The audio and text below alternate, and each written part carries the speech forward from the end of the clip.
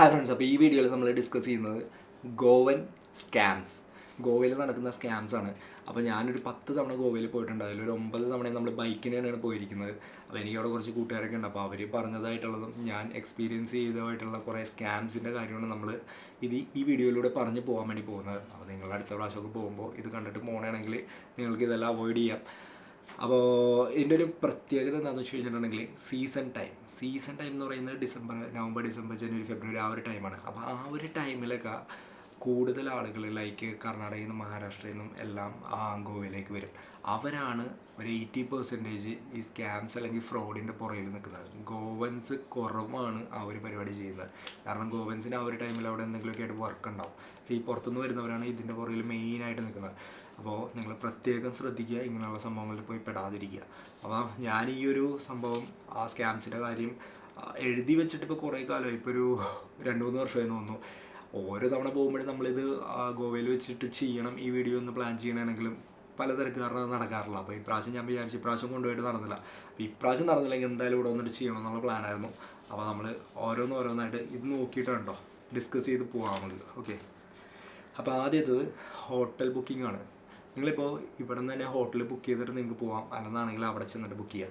ഞാൻ 10 തവണ പോയാൽ 9 തവണയും ഞാൻ അവിടെ ചെന്നിട്ടാണ് ഹോട്ടൽ എടുത്തിരിക്കുന്നത്. അത് ഈവൻ പീക്ക് ടൈമിലാണെങ്കിൽ ഡിസംബർ 24-25 തീയതി പോകണമെങ്കിൽ പോലും ഞാൻ അവിടെ ചെന്നിട്ടാണ് ഹോട്ടൽസ് എടുത്തിരിക്കുന്നത്. കാരണം എന്താണെന്ന് വെച്ച് കഴിഞ്ഞിട്ടുണ്ടെങ്കിൽ എന്തായാലും അവൈലബിൾ ആയിരിക്കും, ഹോട്ടൽ എന്തായാലും അവൈലബിൾ ആയിരിക്കും, ഒരു രീതിയിലും പേടിക്കേണ്ട. കാരണം നമ്മൾ ഇവിടുന്ന് ബുക്ക് ചെയ്തിട്ട് പോകാൻ നേരത്തുള്ള ഒരു പ്രശ്നം എന്താണെന്ന് വെച്ച് കഴിഞ്ഞിട്ടുണ്ടെങ്കിൽ ഇപ്പം നല്ല സൈറ്റുകൾ അഗോഡ, പിന്നെ മേക്ക് മൈ ട്രിപ്പൊക്കെ ആണെങ്കിൽ ഓക്കെ. അല്ലാത്ത പക്ഷം എക്സ്പെൻസീവ് അല്ലെങ്കിൽ പ്രീമിയം ഹോട്ടൽസിൻ്റെ കാര്യമുണ്ട് ഞാൻ പറയുന്നത്. അല്ലാത്ത പക്ഷം ഈ സാധാരണ ഹോട്ടൽസ് നമ്മൾ ഈ booking.com അങ്ങനെയുള്ള സൈറ്റിലൊക്കെ കയറി ബുക്ക് ചെയ്ത് കഴിഞ്ഞിട്ടുണ്ടെങ്കിൽ അവിടെ ചെല്ലുമ്പോൾ അവർ പറയും, ഈ booking.comൻ്റെ ഒരു പ്രത്യേകത എന്ന് പറഞ്ഞാൽ പ്രൈസ് വളരെ കുറവായിരിക്കും അവർ കാണിച്ചിരിക്കുന്നത്. പക്ഷേ നമ്മൾ അവിടെ ചെന്ന് കഴിയുമ്പോൾ എനിക്ക് തോന്നുന്നു 2 തവണ ഇവിടെ പല സ്ഥലങ്ങളിലും പറ്റിയിട്ടുള്ള. അപ്പോൾ നമ്മൾ അവിടെ ചെന്ന് കഴിയാൻ നേരം സംഭവിക്കുന്നത് എന്താണെന്ന് വെച്ച് കഴിഞ്ഞാൽ അവർ പറയും, ആ പ്രൈസിൽ നിങ്ങൾക്ക് റൂം തരാൻ പറ്റില്ല, നിങ്ങൾ കൂടുതൽ പേ ചെയ്യണമെന്ന് പറയും. കൊടുത്ത ഫണ്ട് അവരോട്ട് തിരിച്ചു തരികയില്ല. അപ്പോൾ അങ്ങനത്തെ ഒരു സിറ്റുവേഷൻ വരാൻ നേരത്ത് നമുക്ക് എന്തായാലും കൂടുതൽ എമൗണ്ട് കൊടുത്ത് അവിടെ തന്നെ റൂം എടുക്കേണ്ടി വരും. അപ്പോൾ ബുക്ക് ചെയ്തിട്ട് പോകണമെങ്കിൽ അത് ആലോചിക്കുക. നിങ്ങളുടെ മൈൻഡിൽ ഒരു പ്രത്യേക ഹോട്ടലുണ്ട്, അത് തന്നെ നിങ്ങൾക്ക് വേണം എന്നാണെങ്കിൽ ചിലപ്പോൾ നമ്മൾ അവിടെ ചെല്ലുമ്പോൾ ആ സീസൺ ടൈമിൽ അവൈലബിൾ ആയിരിക്കില്ല. അങ്ങനെയാണെങ്കിലൊക്കെ നിങ്ങൾക്ക് ബുക്ക് ചെയ്തിട്ട് പോകാം. അല്ല ഹോട്ടൽ നിങ്ങൾക്ക് മാറ്റർ ചെയ്യുന്നില്ല എന്നാണെങ്കിൽ ഞാൻ ഏറ്റവും കൂടുതലായിട്ട് അഡ്വൈസ് ചെയ്യുന്നത് അവിടെ ചെന്നിട്ട് സെലക്ട് ചെയ്യുക. കാരണം നമുക്ക് മെയിൻ ഏരിയ ഒക്കെ അറിയാം. അപ്പോൾ മെയിൻ ഏരിയാസിലേക്കൊക്കെ ചെന്ന് കഴിഞ്ഞാൽ എന്തായാലും അവിടെ ഇഷ്ടമായ ഹോട്ടൽസ് ഉണ്ടാവും. ഒന്നെങ്കിൽ നിയർ ബൈ ഹോട്ടൽസ് നെറ്റിൽ സെർച്ച് ചെയ്ത് നോക്കുക, അല്ലെന്നാണെങ്കിൽ നിങ്ങൾക്ക് വണ്ടി ഓടിച്ച് പോകുമ്പോൾ തന്നെ 2 സൈഡിലും ഇഷ്ടമായ ഹോട്ടൽസ് കാണാൻ പറ്റും. ഈസി ആയിട്ട് നിങ്ങൾക്ക് ബുക്ക് ചെയ്യാം. ഹോട്ടൽ റൂം ബുക്ക് ചെയ്യുന്നതിനെ കുറിച്ചിട്ടാണ് ആദ്യത്തെ ഒരു സംഭവം. രണ്ടാമത്തെ എന്താണെന്ന് വെച്ചാൽ ഔട്ട്സൈഡ് ഫുഡ് നോട്ട് അലൗഡ്. ചില സ്ഥലങ്ങളിൽ അങ്ങനത്തെ ഒരു ഇതവർ വെച്ചിട്ടുണ്ടാവും, റൂൾ അവർ വെച്ചിട്ടുണ്ടാവും, പുറത്തുനിന്ന് ഫുഡ് കൊണ്ടുവരാൻ പറ്റില്ലെന്ന്. കാരണം അത് അവിടെ അവർക്ക് ഫുഡ് ഉണ്ടാവും, അല്ലെങ്കിൽ റെസ്റ്റോറൻറ്റ് ഉണ്ടാവും, അവിടെ നിന്ന് തന്നെ നമ്മൾ എടുക്കണം എന്നുള്ളൊരു രീതിക്ക് വേണ്ടിയിട്ട് അവർ വെക്കുന്നതാണ്. അതൊക്കെ നമ്മൾ ചിലപ്പോൾ ബുക്ക് ചെയ്ത് കയറുമ്പോൾ അല്ലെങ്കിൽ ചെല്ലുമ്പോൾ നമുക്ക് അറിയാൻ പറ്റത്തില്ല. കാരണം കഴിഞ്ഞ തവണ ഞാൻ പോയപ്പോൾ അവരോട് ഞാൻ ചോദിച്ചു, പുറത്തുനിന്ന് ഫുഡ് കൊണ്ടുവരുന്ന അലൗഡാണോ, കുഴപ്പമില്ലെന്ന് പറഞ്ഞു. അത് ചോദിച്ച് ഉറപ്പ് വരുത്തിയതിന് ശേഷം നിങ്ങൾ റൂംസ് എടുക്കുക. ഓക്കെ, മൂന്നാമത്തെ ബൈക്കിൻ്റെയും കാറിൻ്റെയും വീഡിയോ എടുക്കുന്നത്. നിങ്ങൾ ഗോവയിൽ ചെല്ലാൻ നേരത്ത് വേറൊരു സ്കാമാണത്. നിങ്ങൾക്ക് ബൈക്ക് അല്ലെങ്കിൽ കാറ് റെൻറ്റിന് അവർ തരും. ഈ ബൈക്കും കാറും റെൻറ്റിന് തന്നിട്ട് നിങ്ങൾ തിരിച്ചു കൊണ്ടുപോയി കൊടുക്കാൻ നേരത്ത് ഇവർ പറയും, ഇവിടെ ഒരു ഡെൻ്റ് ഉണ്ട്, ഇവിടെ ഒരു മിസ്സിങ് ഉണ്ട് എന്ന് പറഞ്ഞിട്ട് നിങ്ങളുടെ കയ്യിൽ നിന്ന് കൂടുതൽ എമൗണ്ട് ചാർജ് ചെയ്യും. അങ്ങനെ അത് ചാർജ് ചെയ്യാതിരിക്കാൻ വേണ്ടി നിങ്ങൾ ഈ ബൈക്കും അല്ലെങ്കിൽ സ്കൂട്ടർ, കാർ ഇതെല്ലാം എടുക്കുമ്പോൾ 360 ഡിഗ്രി ചുറ്റി നടന്ന് ആ ബൈക്കിൻ്റെ അല്ലെങ്കിൽ കാറിൻ്റെ ഒരു വീഡിയോ എടുത്ത് വെക്കുക. എന്നിട്ട് ഇവർ തിരിച്ചു കൊണ്ടുപോയി കൊടുക്കുമ്പോൾ എന്തെങ്കിലും മിസ്സിങ് ഉണ്ടെന്ന് പറയണമെങ്കിൽ ഇത് നോക്കി വെരിഫൈ ചെയ്തിട്ട് മാത്രം നിങ്ങൾ അവരുമായിട്ട് തർക്കിക്കുക. കാരണം അല്ലാതെ നിങ്ങൾ ഇല്ലായിരുന്നു എന്ന് വാക്കുകൊണ്ട് പറഞ്ഞു കഴിഞ്ഞിട്ടുണ്ടെങ്കിൽ അവരൊരിക്കലും സമ്മതിക്കില്ല. അപ്പോൾ നമ്മളുടെ ഈ പ്രൂഫ് വേണം. അപ്പോൾ ബൈക്കും കാറും എടുക്കുമ്പോൾ എന്തായാലും ചുറ്റി നടന്നൊരു 360 ഡിഗ്രി വീഡിയോ ഉറപ്പായിട്ടും എടുക്കുക. Okay, water sport agent, dance club agent. Dance club എന്ന് പറഞ്ഞാൽ അവിടെ DJ കാര്യങ്ങളൊക്കെ നടക്കുന്ന സ്പോട്ടുകളുണ്ട്, അവിടുത്തെ ഏജൻറ്റ്സ് ഉണ്ടാവും. പിന്നെ ഇവരെല്ലാം നിങ്ങളുടെ അടുത്ത് വന്നിട്ട് പറയും, നിങ്ങൾക്ക് എൻട്രി തരാം, ഇത്ര രൂപ തന്നാൽ മതി എന്ന് പറയും. ഏജൻസാണ് ഇവർ. ഓക്കെ, എന്നുള്ള രീതിയിലാണ് വരുന്നത്. ശരിക്കും ഒരു ഏജൻസ് ഒന്നും ആയിരിക്കത്തില്ല. ഇപ്പോൾ അതിൽ നിങ്ങൾ പൈസ കൊടുക്കാനുള്ള ഒരു ടെൻഡൻസി നിങ്ങൾക്ക് ഉണ്ടാവും. കാരണം എന്താണെന്ന് വെച്ച് കഴിഞ്ഞിട്ടുണ്ടെങ്കിൽ ഇപ്പോൾ വാട്ടർ സ്പോർട്ടാണെന്ന് വിചാരിക്കുക, പലരും അവിടെ ചെല്ലുമ്പോൾ വാട്ടർ സ്പോർട്ട് ചെയ്യാറുണ്ട്. അത് നിങ്ങൾ പ്രൈസ് അന്വേഷിക്കുമ്പോൾ പറയുന്നത് 1500, 2500, 3000 ഒക്കെ ആയിരിക്കും ചിലപ്പോൾ പറയുന്നത്. അപ്പോൾ ഇവർ വന്നിട്ട് പറയുന്നത് 800 നിങ്ങൾക്ക് ചെയ്തു തരാം, അല്ലെങ്കിൽ 500 ചെയ്തു തരാമെന്ന് പറയും. അപ്പോൾ നിങ്ങൾ എന്തായാലും വീഴും. കാരണം എന്താണെന്ന് വെച്ച് കഴിഞ്ഞാൽ വളരെ കുറവല്ലേ എന്ന് പറയുമ്പോൾ ഇയാൾ പറയും ക്യാഷ് എടുക്കുക, ക്യാഷേ നമ്മൾ എടുക്കുള്ളൂ, ക്യാഷ് എടുക്കുമെന്ന് പറയും. ഇത് മെയിനായിട്ട് സംഭവിക്കുന്ന ബീച്ച് ഏരിയ അല്ലെങ്കിൽ അങ്ങനത്തെ സ്ഥലങ്ങളിലായിരിക്കും. ഇതേപോലെ സെയിം തന്നെ ഡാൻസ് പാർട്ടിക്ക് അല്ലെങ്കിൽ DJ ക്ലബിലും ഈ ഒരു സംഭവം ഉണ്ട്. അപ്പോൾ ഈ 2 സ്പോട്ടിലാണ് ഈ മെയിനായിട്ട് വരുന്നത്. ഒന്ന് വാട്ടർ സ്പോർട്ടും 2 ഈ ഡാൻസ് ക്ലബിൽ. അപ്പോൾ ഇവർ നിങ്ങളോട് പറയും ഇത്ര റേറ്റ് കുറച്ച് തന്നാൽ മതി എന്ന് പറയും. നിങ്ങൾ ക്യാഷ് കൊടുക്കുമ്പോൾ ഇവരുണ്ടല്ലോ ഒരൊറ്റ ഓട്ടോ. അപ്പോൾ അതൊരു ഭയങ്കര ഒരു സംഭവമാണ്. നമ്മൾ ഒരിക്കലും പ്രതീക്ഷിക്കില്ല അവരെ ക്യാഷ് മേടിച്ചിട്ട് ഓടിക്കളയുന്നത്. അവരും ഈ സംഭവമായിട്ട് ഒരു ബന്ധം ഉണ്ടാവത്തില്ല. അപ്പോൾ ഒരിക്കലും അങ്ങനെയുള്ളവർ വന്ന് ചോദിച്ചു കഴിഞ്ഞിട്ടുണ്ടെങ്കിൽ ക്യാഷ് കൊടുക്കരുത്. നിങ്ങൾക്കൊരു പാർട്ടി അല്ലെങ്കിൽ അങ്ങനെയുള്ള സംഭവത്തിന് എൻ്റർ ചെയ്യണം എന്നാണെങ്കിൽ ഓരോ ഇതുണ്ടാവും അവിടെ. ഇപ്പോൾ ടിറ്റോസ് ലൈനിലേക്ക് ചെന്ന് കഴിഞ്ഞിട്ടുണ്ടെങ്കിൽ അവിടെ ഇഷ്ടംമാതിരി DJ കാര്യങ്ങളൊക്കെയുള്ള സ്ഥലങ്ങളുണ്ട്, ഡാൻസ് ചെയ്യാനുള്ള സ്ഥലങ്ങളുണ്ട്. അപ്പോൾ അവിടെ ചെന്ന് കഴിഞ്ഞാൽ നിങ്ങൾക്ക് നേരെ അവിടെ അവരുടെ കൗണ്ടറിൽ ചെന്ന് എൻട്രി എടുക്കുക. വാട്ടർ സ്പോട്ടാണെങ്കിൽ അവർക്ക് ചെറിയ ഓഫീസ് ഉണ്ടാവും, അവിടെ ചെന്നിട്ട് എൻട്രി എടുക്കുക. ഒരിക്കലും വഴിയിൽ കാണുന്ന ഒരാൾ വന്ന് പറഞ്ഞുകൊണ്ടിട്ട് അവരുടെ ഈ ക്യാഷ് കൊടുത്തിട്ട് നിങ്ങൾ ഒരിക്കലും വാട്ടർ സ്പോട്ട് അല്ലെങ്കിൽ ഇങ്ങനെയുള്ള സംഭവങ്ങൾ ബുക്ക് ചെയ്യാൻ ട്രൈ ചെയ്യരുത്. അവർ ക്യാഷ് എടുത്തിട്ട് ഒറ്റ ഇരിക്കും. പിന്നെ പ്രഷ്യസ് സ്റ്റോൺസ്, റൂബിയാണ്, ഡയമണ്ട് ആണെന്നൊക്കെ പറഞ്ഞ മാതിരി റോഡിൽ കൊണ്ടുവന്നിട്ട്, റോഡിലുള്ള ഈ ബീച്ച് സൈഡിലാണ് മെയിനായിട്ട്, അവിടെയൊക്കെ വെച്ചിട്ട് കല്ലുകൾ വിൽക്കും. നിങ്ങൾ ആലോചിക്കുകയോ ഈ 1000, 2000, 3000, 5000 ഇങ്ങനെയുള്ള കല്ലുകൾ കിട്ടത്തില്ല. ഒരു കാരണവശാലും ആ സംഭവം മേടിക്കാൻ നിൽക്കരുത്. ഓക്കെ. മസാജ് പാർലർ, അതാണ് അടുത്തത്. ഈ മസാജ് പാർലറിൻ്റെ ഒരു പ്രത്യേകത എന്താണെന്ന് വെച്ച് കഴിഞ്ഞിട്ടുണ്ടെങ്കിൽ ഇവർ ഭയങ്കര മോഹന വാഗ്ദാനങ്ങളൊക്കെ തന്നിട്ടായിരിക്കും നിങ്ങളവിടെ നിന്ന് വിളിച്ചിട്ട് പോകുന്നത്. നിങ്ങൾ ഈ മസാജ് പാർലറിൽ ചെന്ന് കഴിയാൻ നേരത്ത് അവിടെ എന്തെങ്കിലുമൊക്കെ ആയിട്ട് ഈ മസാജ് ചെയ്യുന്ന ലേഡീസ് ആയിരിക്കുമല്ലോ, എന്തെങ്കിലുമൊക്കെ ആയിട്ട് ഒരു ഇൻറ്റിമേറ്റ് ആക്ഷൻ ഉണ്ടാവും. എവിടെയെങ്കിലും ഇവർക്കൊരു ക്യാമറയും ഉണ്ടാവും. ഈ മസാജിൻ്റെ ഒരു പോയിന്റിൽ ഈ ലേഡി കിടന്നിട്ട്, അത് നമ്മൾ ഈ മൂവിയിലൊക്കെ കണ്ടിട്ടുണ്ടാവുള്ളൂ, ഡ്രാമ പോലെ ആയിരിക്കും. അപ്പോൾ ഈ ലേഡി അവിടെ ഒച്ചയമ്പകളായിരിക്കും. പെട്ടെന്ന് നമ്മൾ തന്നെ ആലോചിക്കുന്നത് എന്താ സംഭവം എന്നുള്ളത്. ഇവരിങ്ങനെ ഒച്ചയമ്പകൾ എടുക്കുമ്പോൾ അവരുടെ സ്റ്റാഫ് ഓടി വരും, പിന്നെ ബൗൺസേഴ്സ് പോലെ 1-2 പേരുണ്ടാകും. അപ്പോൾ അവർ ഓടി വരുമ്പോൾ ഇവർ പറയുന്നൊരു കാര്യത്തോട് മിസ്ബിഹേവ് ചെയ്തു എന്നുള്ളത്. മിസ്ബിഹേവ് ചെയ്തു എന്ന് പറയാൻ നേരത്ത് വേറൊരു കാര്യമുണ്ട്. നിങ്ങളുടെ സൈഡിൽ ചിലപ്പോൾ തെറ്റൊന്നും ഉണ്ടാകത്തില്ല, അവരായിരിക്കും ആദ്യം ഇനിഷ്യേറ്റീവ് എടുത്തത്. പക്ഷെ അതൊന്നും അവിടെ പറഞ്ഞിട്ട് കാര്യമില്ല. ഈ വരുന്നവർക്ക് കാശ് കൊടുക്കാതെ പിന്നെ നിങ്ങൾക്ക് അവിടെ നിന്ന് പുറത്തേക്ക് ഇറങ്ങി പോകാൻ പറ്റില്ല. കാരണം എന്താണെന്ന് വെച്ച് കഴിഞ്ഞാൽ ഇവരുടെ കയ്യിൽ പ്രൂഫും ഉണ്ടാവും. ഇവരവിടെ ക്യാമറ ഇതെടുത്ത് വെച്ചിട്ടുണ്ടാവും, ക്യാമറ അല്ല വീഡിയോ റെക്കോർഡിങ് ഉണ്ടാവും ചിലപ്പോൾ ഇവരുടെ അടുത്ത്. അത് ഇവർ പുറത്താക്കും എന്നുള്ള കാര്യങ്ങളൊക്കെ പറഞ്ഞ് നിങ്ങളുടെ കയ്യിൽ നിന്ന് കാശ് അടിച്ചെടുക്കാനുള്ള ചാൻസ് വളരെ കൂടുതലാണ്. അത് ഈ ഒരു കേസിൽ നിങ്ങൾ ആലോചിക്കും പോലീസിനെ വിളിക്കാമെന്ന് ആലോചിക്കും. ചില കേസുകളിൽ നിങ്ങൾക്ക് പോലീസിനെ വിളിക്കുന്നതുകൊണ്ടിട്ട് നിങ്ങൾക്ക് അത് ഇതിൽ നിന്ന് ഊരി പോരാൻ സാധിക്കും. പക്ഷെ പല കേസിലും ഈ പോലീസും ഇവരുമായിട്ടൊരു ടൈപ്പ് ഉണ്ടാവും. അങ്ങനെയുള്ള സീനുകളിൽ നിങ്ങൾക്ക് പോലീസിനും ഒരു വലിയൊരു എമൗണ്ട് കൊടുക്കേണ്ടതായിട്ട് വരും. അപ്പോൾ അങ്ങനെയുള്ള സംഭവങ്ങൾ അവിടെ അറ്റംപ്റ്റ് ചെയ്യാതിരിക്കുക മാക്സിമം. ഓക്കെ. Massage parlour. അടുത്തത് നൈറ്റ് ക്ലബ്ബ്, ഡാൻസ് ക്ലബ്ബ്, ഇങ്ങനെയുള്ള സംഭവങ്ങൾ അറിയാമല്ലോ. ടിറ്റോസ് ലൈനിലാണ് ഏറ്റവും കൂടുതൽ അവിടെ ഉള്ളത്. അപ്പോൾ പിന്നെ വേറെ പല സ്ഥലങ്ങളിലുണ്ട്, പക്ഷേ മെയിൻ ഏരിയയാണ് ഞാൻ പറഞ്ഞത് ടിറ്റോസ് ലൈൻ. ടിറ്റോസ് ലൈനിൽ ഇങ്ങനെയുള്ള കുറച്ച് സ്ഥലങ്ങളുണ്ട്, കുറേ എല്ലാം ജെന്യുവിനാണ്. ഓക്കെ. ഈ ലോ ക്ലാസ് സ്ഥലങ്ങളുണ്ട്, വലിയ റേറ്റ് ഒന്നും ഉണ്ടാകത്തൊന്നുമില്ല. അങ്ങനെയുള്ള സ്ഥലങ്ങൾ ടിറ്റോസ് ലൈനിൽ ഒരുവിധവും ജെന്യുവിനാണ് കേട്ടോ.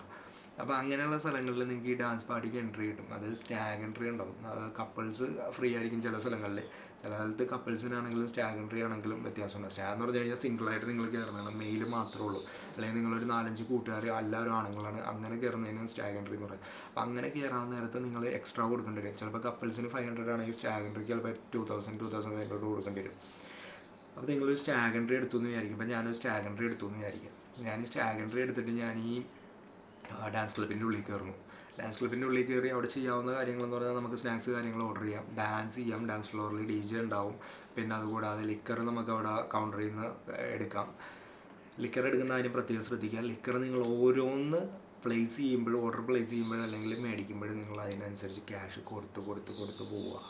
നിങ്ങളിപ്പോൾ കൂടുതലായിട്ട് കുടിക്കുന്ന ഒരാളാണെങ്കിൽ എന്താ സംഭവിക്കുന്നതെന്ന് വെച്ച് കഴിഞ്ഞാൽ നിങ്ങൾ കുടിച്ച് കൂട്ടിയിട്ടുണ്ടാവും. ലാസ്റ്റ് നിങ്ങൾക്ക് ബോധം ഉണ്ടാകത്തില്ല, ഒന്നാമത്തെ കാര്യം. രണ്ടാമത്തെ കാര്യം, ഇവരിതിന് വലിയൊരു ബില്ലടിച്ച് തരും. അപ്പോൾ നമ്മൾ ആ ടൈമിൽ നിന്ന് നമുക്ക് തർക്കിക്കാൻ പറ്റില്ല. ഞാനൊരു ജോണി വാക്കർ ഇതെടുത്തു, ഞാൻ ഇതെടുത്തു എന്ന് പറഞ്ഞിട്ട് തർക്കിക്കാൻ പറ്റത്തില്ല. പിന്നെ ഇവരുടെ പ്രൈസ് എന്ന് പറയുന്നത് എക്സ്പെൻസീവാണ്. നിങ്ങൾ വിചാരിക്കും ഇപ്പോൾ ഒരു എന്താ പറയുക 30 അല്ലെങ്കിൽ 60 ml ഇത്ര പ്രൈസിനാണ് കിട്ടുന്നത്. പക്ഷെ അതൊന്നും ആയിരിക്കത്തില്ല, അതിനേലും നല്ല റേറ്റ് ആയിരിക്കും. ക്ലബിൻ്റെ ഉള്ളിലൊക്കെ കാര്യമാണ് ഞാൻ പറയുന്നത്. അപ്പോൾ നമ്മൾ എക്സ്പെക്ട് ചെയ്യുന്ന ഒരു എമൗണ്ട് ആയിരിക്കില്ല. ഫോർ എക്സാമ്പിൾ ഞാനൊരു ഇതിൽ പറയാം, ലൈക്ക് എൻ്റേതായിട്ടുള്ള രീതിയിൽ നമ്മൾ കൊക്കക്കോള മേടിക്കുന്നു, ഹാഫിൻ്റെ കൊക്കക്കോള നമുക്കറിയാം 40 rupees ഉള്ളൂ. അതിന് നമ്മളൊരു 5 കൊക്കക്കോള ബോട്ടിൽ മേടിച്ച് കുടിച്ചു എന്ന് വിചാരിക്കുക. അപ്പോൾ നമ്മൾ എത്ര 5 × 4 20 200 ആയി. അപ്പോൾ നമ്മളെ എക്സ്പെക്റ്റേഷൻ എത്രയാണ്? 200 രൂപ ആയിട്ടുണ്ടാവും എന്നാണ്. ലിക്കറിൻ്റെ കാര്യമായിട്ട് ഞാൻ ഈ എക്സംപ്ലിഫൈ ചെയ്യുന്നത് 200 രൂപ ആയിട്ടുണ്ടാവും എന്നുള്ളതായിരിക്കും നമ്മളുടെ വിചാരം. നമ്മൾ ഈ 5 കുപ്പിയും കുടിച്ച് കഴിഞ്ഞിട്ട് അവിടെ ചെല്ലുമ്പോൾ ഇവർ പറയും 500 രൂപയെന്ന് പറയും. 500 രൂപ അല്ലെങ്കിൽ പോട്ടെ 500 രൂപ എന്ന് പറയും. ഇതിൽ ഇവർ ചാർജ് ചെയ്യുന്ന പ്രൈസ് എന്ന് പറയുന്നത് 40 അല്ല. ഓക്കെ, ഒരു ബോട്ടിൽ ചിലപ്പോൾ അവർ ഞാൻ കറക്റ്റ് കാൽക്കുലേഷനല്ല, ചിലപ്പോൾ ഒരു 100-150 വെച്ചിട്ടായിരിക്കും കാൽക്കുലേറ്റ് ചെയ്യുന്നത്. കാരണം ഒരിക്കൽ ഞാൻ ബീച്ച് ഷാക്കിൽ അത്യാവശ്യമായിട്ട് ഞാനൊരു ടിൻ മേടിച്ചാണ് 7-Upൻ്റെ. ആ ടിന്നിന് അവർ ചാർജ് ചെയ്തതെന്ന് പറഞ്ഞു കഴിഞ്ഞാൽ 50യുടെ എന്തൊരു ടിന്നായിരുന്നു, അതിന് 160 എന്നാണ് അവർ ചാർജ് ചെയ്തത്. മനസ്സിലായി? അപ്പോൾ ലിക്കർ മേടിക്കാൻ നേരത്ത് ഭയങ്കര ചാർജായിരിക്കും, പ്രത്യേകിച്ച് ഇങ്ങനെയുള്ള സ്ഥലങ്ങളിൽ. അപ്പോൾ നിങ്ങൾക്ക് ലാസ്റ്റ് എല്ലാം കൂടി പേ ചെയ്യാമെന്ന് വിചാരിച്ച് കഴിയുമ്പോൾ നിങ്ങൾക്ക് ബോധം ഉണ്ടാവില്ല. അവരടിച്ചു തരുന്ന ബില്ലെന്ന് പറയുന്നത് ചിലപ്പോൾ 15,000-20,000 ഒരു ബില്ലായിരിക്കും. അപ്പോൾ ഓക്കെ, അപ്പോൾ ലിക്കർ എടുക്കുന്നത് നോക്കുക. ബോധം കെട്ട് വീഴുന്നവരൊക്കെ ആണെങ്കിൽ എടുക്കാതിരിക്കുക മാക്സിമം. ഫ്രണ്ട്സായിട്ടൊക്കെ പോകണമെങ്കിൽ നിങ്ങൾ എടുക്കുന്നതിന് പേ ചെയ്തുകൊണ്ടിരിക്കുക. ഇതിൻ്റെ അടുത്ത സൈഡ് ഒരു നോട്ട്, അതായത് എന്താണെന്ന് വെച്ച് കഴിഞ്ഞിട്ടുണ്ടെങ്കിൽ ഈ ഡാൻസ് ക്ലബ്ബിൽ തന്നെ ലേഡീസ് ഉണ്ടാവും. ഈ ലേഡീസ് എന്ന് പറയുന്നത് നിങ്ങളുടെ അടുത്ത് വന്നിരിക്കും, അവർ നിങ്ങളെ ഇൻറ്റിമേറ്റായിട്ട് അവർ ടച്ച് ചെയ്യും, അങ്ങനെയുള്ള പല കാര്യങ്ങളും അവർ ചെയ്യും. അപ്പം നിങ്ങൾ ഓട്ടോമാറ്റിക്കലി നിങ്ങൾക്ക് അതിനോടൊരു റെസ്പോണ്ട് ചെയ്യാനുള്ളൊരു ടെൻഡൻസി ഉണ്ടാവും. നിങ്ങൾ റെസ്പോണ്ട് ചെയ്യുമ്പോൾ സംഭവിക്കുന്നത് എന്താണെന്ന് വെച്ച് കഴിഞ്ഞിട്ടുണ്ടെങ്കിൽ ഇവർ അറ്റ് എ പർട്ടിക്കുലർ പോയിന്റ്, നേരത്തെ മസാജ് സെൻറ്ററിൽ പറഞ്ഞ പോലെ ഇവർ കുറച്ച് കഴിയാൻ നേരത്തെ ഒച്ചമ്പളവും മിസ്ബിഹേവ് ചെയ്തു എന്നായിരിക്കും മെയിനായിട്ട് പറയുന്നത്. ബൗൺസേഴ്സ് വരും, നിങ്ങളെ പിടിച്ച് പുറത്താക്കിയല്ല ചെയ്യുന്നത്. കാരണം നിങ്ങൾ ചിലപ്പോൾ ഇതിലൊന്നും ചെയ്തിട്ടുണ്ടാവില്ല. നിങ്ങളിപ്പോൾ ഒരു സ്ഥലത്ത് ചെന്നു എന്തെങ്കിലും മിസ്ബിഹേവ് ചെയ്ത് കഴിഞ്ഞിട്ടുണ്ടെങ്കിൽ ഓട്ടോമാറ്റിക്കലി അവർ പിടിച്ച് പുറത്താക്കും. പക്ഷേ ഇതിൽ അവരുടെ സംഭവം എന്ന് പറയുന്നത് അവർ പുറത്താക്കാൻ വേണ്ടിയല്ല നിങ്ങളെ പിടിക്കുന്നത്. ഈ ഒരു സംഭവം കംപ്ലീറ്റ് പ്ലാൻഡ് ആയിരിക്കും. ഇവർ നിങ്ങളുടെ കയ്യിൽ നിന്ന് നല്ലൊരു എമൗണ്ട് ചാർജ് ചെയ്യും. ഒരു വീഡിയോയിൽ ഞാൻ കണ്ടാണ് ഒരിക്കൽ 98,000 രൂപ, എന്ത് കണക്കാണെന്ന് എനിക്കറിയാൻ പാടില്ല. 1,00,000 ചാർജ് ചെയ്തില്ല, 98,000 രൂപ. ഒരു 4 ഫ്രണ്ട്സായിട്ട് അവർ ഇതേപോലത്തെ ഒരു ക്ലബ്ബിൽ കയറി. ഒരു ലേഡി വന്ന് അവരുടെ അടുത്തിരുന്നു. കുറച്ച് കഴിഞ്ഞപ്പോൾ ഇവർ മിസ്ബിഹേവ് ചെയ്തു. ഈവൻ ഇവർ ആദ്യം ഡ്രിങ്ക്സ് ഡിമാൻഡ് ചെയ്യും. ഇതെല്ലാം മേടിച്ച് കൊടുത്തതിന് ശേഷമാണ് ഇങ്ങനത്തെ ഒരു സംഭവം നടക്കുന്നത്. ഓക്കെ, അപ്പോൾ ഒരു കാരണവശാലും അങ്ങനെയുള്ള സ്ഥലങ്ങളിൽ ലേഡീസ് വന്ന് നിങ്ങളുമായിട്ട് കുറച്ച് നല്ല രീതിയിലൊക്കെ പെരുമാറി കഴിഞ്ഞ് കഴിഞ്ഞിട്ടുണ്ടെങ്കിൽ മാക്സിമം അവോയ്ഡ് ചെയ്യാൻ നോക്കുക. വലിയൊരു നഷ്ടമായിരിക്കും നിങ്ങൾക്ക് അതിൽ നിന്ന് ഉണ്ടാകുന്നത്. ചിലപ്പോൾ നിങ്ങൾ വിളിക്കുന്ന പോലീസുകാരും ഇവരുമായിട്ട് ടൈപ്പ് ആയിരിക്കും. ഒരു രീതിയിൽ അവരെയും വിശ്വസിക്കാൻ പറ്റില്ല. അവരതിനേലും വലിയൊരു എമൗണ്ട് ചാർജ് ചെയ്ത് നിങ്ങൾ ഒഴിവാക്കി വിടും. കാരണം അവർ വന്നിട്ട് നിങ്ങളോട് പറയുന്നതായിരിക്കും അവരുടെ അടുത്ത് റെക്കോർഡ്സ് ഉണ്ട്, നിങ്ങൾക്ക് ബുദ്ധിമുട്ടാണ്, നിങ്ങൾക്ക് പോകാൻ പറ്റില്ല എന്നൊക്കെ പറഞ്ഞ് ഈ ഡാൻസ് ക്ലബിലേക്ക് ഒരു എമൗണ്ട് നമ്മൾ കൊടുക്കേണ്ടി വരും, പോലീസിന് ഒരു എമൗണ്ട് കൊടുക്കേണ്ടി വരും. അപ്പോൾ അങ്ങനെയുള്ള സ്ഥലങ്ങളിൽ ഈ ഒരു സംഭവം നിങ്ങൾ എന്തായാലും അവോയ്ഡ് ചെയ്യുക. ബീച്ച് ബെഡ് 100 രൂപയാണ് അവിടുത്തെ ബീച്ച് ബെഡിന്. ബീച്ച് ബെഡ് എന്ന് പറഞ്ഞാൽ അറിയാമല്ലോ, ബീച്ചിൽ ഷാക്ക് ഉണ്ടാവും, ബീച്ച് ഷാക്ക്. ഈ ബീച്ച് ഷാക്ക് മെയിനായിട്ട് ഓപ്പൺ ആവുന്നത് നവംബർ, ഡിസംബർ, ജനുവരി, ഫെബ്രുവരി ആ ഒരു ടൈമിലാണ്. നിങ്ങൾ ജൂണിലൊന്നും പോയി കഴിഞ്ഞ് കഴിഞ്ഞാൽ കടൽ റഫായിരിക്കും ജൂണിൽ. അപ്പോൾ ആ ഒരു ടൈമിലൊന്നും, ഞാനിപ്പോൾ ജൂണിൽ 1-2 തവണ പോയിട്ടുണ്ട്, ഡിസംബറിൽ ഞാൻ പോയിട്ടുണ്ട്. ഇതിൻ്റെ രണ്ടിൻ്റെയും വ്യത്യാസം ഞാൻ പറഞ്ഞുതരാം. ജൂണിലൊന്നും അധികം ഷാക്കൊന്നും ഉണ്ടാകത്തില്ല ബീച്ചിൻ്റെ സൈഡിൽ. ഷാക്ക് എന്ന് പറയുന്നത് ജസ്റ്റ് ഓലപ്പന പോലത്തെ സെറ്റപ്പും കാര്യങ്ങളും. പിന്നെ അവിടെ നിങ്ങൾക്ക് ഡാൻസ് ചെയ്യാം. പിന്നെ അതുകൂടാതെ നിങ്ങൾക്ക് അവിടെ നിന്ന് ഫുഡും കാര്യങ്ങളൊക്കെ ഓർഡർ ചെയ്യാം. ബീച്ചിൽ തന്നെ ആയിരിക്കും അവരുടെ എന്താ പറയുക, ഡൈനിങ് ഏരിയ. അതായത് ബീച്ചിൽ കസേരയും ടേബിളൊക്കെ ഇട്ട് ഒരു കൂടയൊക്കെ വെച്ച് ഡെക്കറേറ്റ് ഒക്കെ ചെയ്തിട്ടായിരിക്കും. ഡിസംബറിലാണ് മെയിനായിട്ട് ഈ ഒരു സംഭവം നടക്കുന്നത്. അപ്പോൾ ബീച്ച് ബെഡ് എന്ന് പറയുന്ന സംഭവമുണ്ട്. നമുക്കവിടെ ഉച്ച ടൈമിലൊക്കെ അവർ ബീച്ച് ബെഡ് ഇട്ടിട്ടുണ്ടാകും. അവിടെ പോയി നമുക്ക് കിടക്കാം. ഇതിന് അവർ 100 രൂപയാണ് ചാർജ് ചെയ്യണമെന്നും പറഞ്ഞ് നിങ്ങളെ വിളിച്ച് അവിടെ കിടക്കും. നിങ്ങളവിടെ കിടന്ന് കുറച്ച് കഴിയാൻ നേരത്ത് നിങ്ങൾക്ക് അവിടെ കിടന്ന് ഉറങ്ങി വല്ലതും പോയി എന്ന് വിചാരിക്കുക. കുറേ കഴിയുമ്പോൾ ബില്ല് വരുന്നത് ചിലപ്പോൾ ഒരു 500 അല്ലെങ്കിൽ ഒരു 600 ഒക്കെ ആയിരിക്കും. അപ്പോൾ എന്താ കാര്യം എന്ന് വെച്ച് കഴിഞ്ഞിട്ടുണ്ടെങ്കിൽ താഴെ ആരോ കോളിംഗ് ബെല്ല് അടിക്കുന്നുണ്ട്, ഞാനിപ്പോൾ വരാം. അപ്പോൾ താഴെ കോളിംഗ് ബെല്ല് അടിച്ചുകൊണ്ടിട്ട് നമ്മൾ താഴേക്ക് പോയതാണ്. അപ്പോൾ നമുക്ക് കണ്ടിന്യൂ ചെയ്യാം. നമ്മൾ പറഞ്ഞു വന്നത് ബീച്ച് ബെഡ്. അപ്പോൾ നിങ്ങൾ 100-ന് നിങ്ങൾക്ക് ബീച്ച് ബെഡ് അവൈലബിൾ ആണ് എന്നിവർ പറയുന്നുണ്ടെങ്കിലും ചിലപ്പോൾ നിങ്ങൾ അവിടെ കിടന്ന് ഉറങ്ങിയൊക്കെ പോകും. ഉച്ചയ്ക്ക് ടൈമൊക്കെ ആയിരിക്കും. ചിലപ്പോൾ അവിടെ കിടന്ന് കുറച്ച് കൂടുതൽ ടൈമൊക്കെ സ്പെൻഡ് ചെയ്ത് ചിലപ്പോൾ 2-3 മണിക്കൂറൊക്കെ കഴിയുമ്പോൾ ഇവർ വലിയൊരു എമൗണ്ട് ചാർജ് ചെയ്യും. വരുന്നതെന്ന് പറഞ്ഞാൽ അത്ര വലുതല്ല, ഒരു 400, 450 അല്ലെങ്കിൽ 500 ഒക്കെ ചാർജ് ചെയ്യും. അപ്പോൾ നിങ്ങൾ ചോദിക്കുന്നത് എന്താണ്? അപ്പോൾ അവർ പറയും 1 മണിക്കൂറിന് ഇത്രയേ ഉള്ളൂ, അത് കഴിഞ്ഞ് കഴിഞ്ഞാൽ ഇത്രയായിട്ട് കൂടിക്കൊണ്ടിരിക്കും എന്നൊക്കെ പറയും. പിന്നെ അവിടെ നിന്ന് നമുക്ക് തർക്കിക്കാനൊന്നും പറ്റിയൊന്നുമില്ല. അപ്പോൾ അങ്ങനെയുള്ള സംഭവങ്ങളൊക്കെ എടുക്കുമ്പോൾ ഒന്ന് സൂക്ഷിക്കുക. ബീച്ച് ബെഡ് ഗ്രൂപ്പായിട്ട് ചെയ്യുന്നൊരു പരിപാടിയുണ്ട് ഇവർ. ഓക്കെ, ഇത് ഗ്രൂപ്പിൽ നിങ്ങൾ ആദ്യം ഗ്രൂപ്പിൽ ആരെയും കാണത്തില്ല. ആദ്യം ഒരാളായിരിക്കും നിങ്ങളെ വന്ന് അപ്രോച്ച് ചെയ്യുന്നത്. ഈ ആൾ വന്നിട്ട് നിങ്ങളുടെ അടുത്ത് പറയുന്ന കുറച്ച് കാര്യങ്ങളുണ്ട്. ഇത് ഇതിലെ ഏറ്റവും വലിയ പോയിൻ്റാണ്, ശ്രദ്ധിക്കുക. ഒന്ന്, നിങ്ങൾക്ക് ഡ്രഗ്സ് തരാമെന്ന് പറയും. ഡ്രഗ്സ് എന്ന് പറയുന്നത് നിങ്ങൾ എന്ത് സാധനം വേണമെങ്കിലും ഡിമാൻഡ് ചെയ്ത് അത് അവർ തരാമെന്ന് പറയും. ഓക്കെ. 2, ലേഡീസ് അവൈലബിൾ ആണെന്ന് പറയും. ഓക്കെ. അത് നിങ്ങൾ ഡിമാൻഡ് ചെയ്തു ആ ഒരു പ്രൈസിൽ അവർ തരാമെന്ന് പറയും. ഓക്കെ. 3, ഈ മൂന്നാമത്തെ സംഭവത്തിൽ ഞാൻ പെട്ടുപോയിട്ടുണ്ട്, അതുകൊണ്ട് ഞാൻ പറയുന്നത്. ഇത് റൂംസ് തരാമെന്ന് പറയും, അതും വളരെ ഡിസ്കൗണ്ടഡ് റേറ്റിൽ. ഓക്കെ. ഈ 3 സംഭവം അറ്റ് എനി കോസ്റ്റ് നിങ്ങൾ അവോയ്ഡ് ചെയ്യുക. കാരണം ആദ്യത്തെ നമ്മൾ പറഞ്ഞെന്താണ്, ഡ്രഗ്സ് തരാമെന്ന് പറഞ്ഞ് നിങ്ങളെ കൊണ്ടുപോകുന്നൊരു സ്പോട്ട് ഉണ്ടാവും. ഈ കൊണ്ടുപോകുന്ന സ്പോട്ട് എന്ന് പറയുന്നത് വളരെ റിമോട്ടായിരിക്കും. അവിടെ ഇവരുടെ കുറേ ആളുകളുണ്ടാവും. ഓക്കെ. നിങ്ങൾക്കിപ്പോൾ എനിക്കെൻ്റെ പ്രൈസൊന്നും കറക്റ്റായിട്ട് അറിയത്തില്ല, ഇതൊക്കെ എനിക്ക് കേട്ടത്. 500 റുപ്പീസിന് നിങ്ങൾക്ക് ഈ സാധനം തരാം, അല്ലെങ്കിൽ 1000-ന് തരാമെന്നും പറഞ്ഞിട്ട് അവിടെ ചെന്ന് കഴിയുമ്പോൾ ഉമ്മാർ ചിലപ്പോൾ 5000, 10000 ഒക്കെ നിങ്ങളുടെ അടുത്ത് നിന്ന് ചോദിക്കും. അത് നിങ്ങൾ പറയണത് എനിക്കിത് തരാൻ പറ്റില്ല എന്ന് പറയണത്. ഓക്കെ. നമ്മുടെ നാടല്ല, അതാദ്യം മനസ്സിലാക്കുക. അപ്പോൾ എനിക്കിത് തരാൻ പറ്റില്ല എന്ന് പറഞ്ഞു കഴിഞ്ഞിട്ടുണ്ടെങ്കിൽ ഇവർ ഗ്രൂപ്പായിരിക്കും. നിങ്ങൾക്ക് അവിടെ നിന്ന് ഊരിപ്പോരാൻ ഒരു രീതിയിലും പറ്റത്തില്ല. ഓക്കെ. നിങ്ങളുടെ കയ്യിൽ നിന്ന് കാശ് എങ്ങനെയാലും പോവും. അതുകൊണ്ടിട്ട് ഡ്രഗ്സ് ഇത്ര രൂപ വരെ ഇത്ര ഇതിൽ തരാമെന്നൊക്കെ പറഞ്ഞു കഴിഞ്ഞിട്ടുണ്ടെങ്കിൽ ഒരു രീതിയിലും പോവാനേ നിൽക്കരുത്. ഓക്കെ. 2, ലേഡീസ്. അവരുടെ ഒരു സർവീസ് തരാമെന്നും പറഞ്ഞ് അത് നമ്മളെ വിളിക്കും. അപ്പോൾ നമ്മൾ കൊള്ളാം, ഇത്ര രൂപ കിട്ടും എന്നൊക്കെ പറഞ്ഞ് ഇവരോട് ബാർഗെയിനൊക്കെ ചെയ്ത് ഇവർ ബാർഗെയിൻ ചെയ്യും. എന്താ കാര്യമെന്നറിയോ, ഇവരെ സംബന്ധിച്ചിടത്തോളം നമ്മളൊരു ഇതാണ്, എന്താ പറയുക, ഒരു പ്രേയാണ് അല്ലെങ്കിൽ ഒരു എരയാണ്. അപ്പോൾ ഇവർക്ക് ഇതിലേക്ക് നമ്മളെങ്ങനെയെങ്കിലും പെടുത്തുക എന്നുള്ള അവരുടെ ഒരു ലക്ഷ്യമാണ്. അപ്പോൾ അവർ എത്ര വേണമെങ്കിലും ഡിസ്കൗണ്ട് ഇട്ട് തന്ന് നമ്മളെ വിളിച്ചുകൊണ്ട് പോകും. ഈ വിളിച്ചുകൊണ്ട് പോകുന്ന സ്ഥലമാണ് ഇതിൻ്റെ പ്രശ്നം, ഏറ്റവും വലിയ പ്രശ്നം എന്ന് പറയുന്നത്. അപ്പോൾ ഈ സ്ഥലത്തേക്ക് നമ്മൾ ഇതും കൊണ്ട് നമ്മൾ ഇവർ പറയും ക്യാഷ് തന്നെ വേണമെന്ന് പറയും. അപ്പോൾ നിങ്ങൾ ക്യാഷൊക്കെ എടുത്ത് ഇവരുടെ കൂടെ ചെല്ലണം. അവിടെ ചെന്ന് കഴിയാൻ നേരത്ത് ഇവർ ഗ്രൂപ്പായിരിക്കും നിങ്ങളെ അറ്റാക്ക് ചെയ്യുക. നിങ്ങളുടെ കയ്യിലുള്ള പൈസ മൊത്തം എടുക്കും. നിങ്ങളുടെ കയ്യിൽ മൊബൈലുണ്ടെങ്കിൽ അത് ഇവർ പിടിച്ച് പറിച്ച് മേടിച്ചെടുക്കും. ഇതെല്ലാ സംഭവവും നടക്കും. പോലീസിൻ്റെ അടുത്ത് പോയി കഴിഞ്ഞ് കഴിഞ്ഞാൽ നിങ്ങൾക്ക് വലിയൊരു സപ്പോർട്ട് കിട്ടത്തില്ല. കാരണം ഇവരെല്ലാം ഓപ്പറേറ്റ് ചെയ്യുന്നത് അവരുമായിട്ടുള്ളൊരു കണക്ഷൻ വെച്ചിട്ട് തന്നെയായിരിക്കും. അതുകൊണ്ടിട്ട് നിങ്ങൾക്ക് അവിടെ നിന്ന് ഊരി പോരുക എന്നുള്ളത് വളരെ ബുദ്ധിമുട്ടായിരിക്കും. നിങ്ങൾ ക്യാഷ് പേ ചെയ്ത് പോരേണ്ടി വരും. ഓക്കെ. ഇനി എനിക്ക് കിട്ടിയൊരു സംഭവം ഞാൻ പറഞ്ഞുതരാം. ഞാൻ ഒരിക്കലും എൻ്റെ ലൈഫിൽ ഒരിക്കലും എക്സ്പെക്റ്റ് ചെയ്യാത്തൊരു സംഭവമായിരുന്നു അത്. അങ്ങനെ ഒരു സംഭവം. കാരണം എന്താണെന്ന് വെച്ച് കഴിഞ്ഞാൽ ഞാൻ ഓൾറെഡി അങ്ങനെ എടുത്തിട്ടുണ്ട്. അതുകൊണ്ടിട്ട് മാത്രമാണ് ഞാനതിൽ പെട്ടുപോയത്. അതെന്താണെന്ന് വെച്ച് കഴിഞ്ഞിട്ടുണ്ടെങ്കിൽ ഞാൻ അവിടെ ചെല്ലാൻ നേരത്ത് റൂംസ് എടുക്കും. ഈ റൂംസ് എടുക്കുന്നതെന്ന് പറഞ്ഞു കഴിഞ്ഞാൽ ചീപ്പ് റൂംസാണ് ഞാൻ എടുക്കുന്നത്. കാരണം ചിലപ്പോൾ ഞാനവിടെ സ്റ്റേ ചെയ്യുന്നത് 2 ആഴ്ച, അങ്ങനെയൊക്കെ ഞാൻ ഒരു പ്രാവശ്യം 1.5 മാസമൊക്കെ സ്റ്റേ ചെയ്തിട്ടുണ്ട്. അപ്പം അങ്ങനെ സ്റ്റേ ചെയ്യുമ്പോൾ നമുക്ക് അഫോർഡബിൾ ആയിട്ടുള്ള റേറ്റ് കുറച്ച് അല്ലെങ്കിൽ ക്യാഷ് കുറച്ചുള്ള സ്ഥലങ്ങളായിരിക്കും നമ്മൾ ചൂസ് ചെയ്യുക. കാരണം ഇത്രയും ദിവസം നമുക്ക് നിൽക്കണമല്ലോ. അപ്പോൾ അങ്ങനെ ചെല്ലുമ്പോൾ പലരും എൻ്റെ അടുത്ത് അപ്രോച്ച് ചെയ്തിട്ടുണ്ട്. നല്ല ആളുകൾ. ഫോർ എക്സാമ്പിൾ എനിക്കൊരു ഫ്രണ്ട് ഉണ്ടായിരുന്നു അവിടെ, ദിവാകർ എന്ന് പറഞ്ഞിട്ട്. ഈ ദിവാകർ ഒരു ഹോസ്റ്റൽ നടത്തിയിരുന്നു വെച്ചു. ഈ ഹോസ്റ്റലിൽ എന്താണെന്ന് വെച്ച് കഴിഞ്ഞിട്ടുണ്ടെങ്കിൽ ഞാൻ അയക്ക് വേണ്ടി ഒരു 1-2 വീഡിയോ ഒക്കെ ചെയ്ത് കൊടുത്തിട്ടുണ്ടായിരുന്നു, പുള്ളിക്ക് ഇൻസ്റ്റാഗ്രാമിൽ അപ്ലോഡ് ചെയ്യാൻ വേണ്ടിയിട്ട്.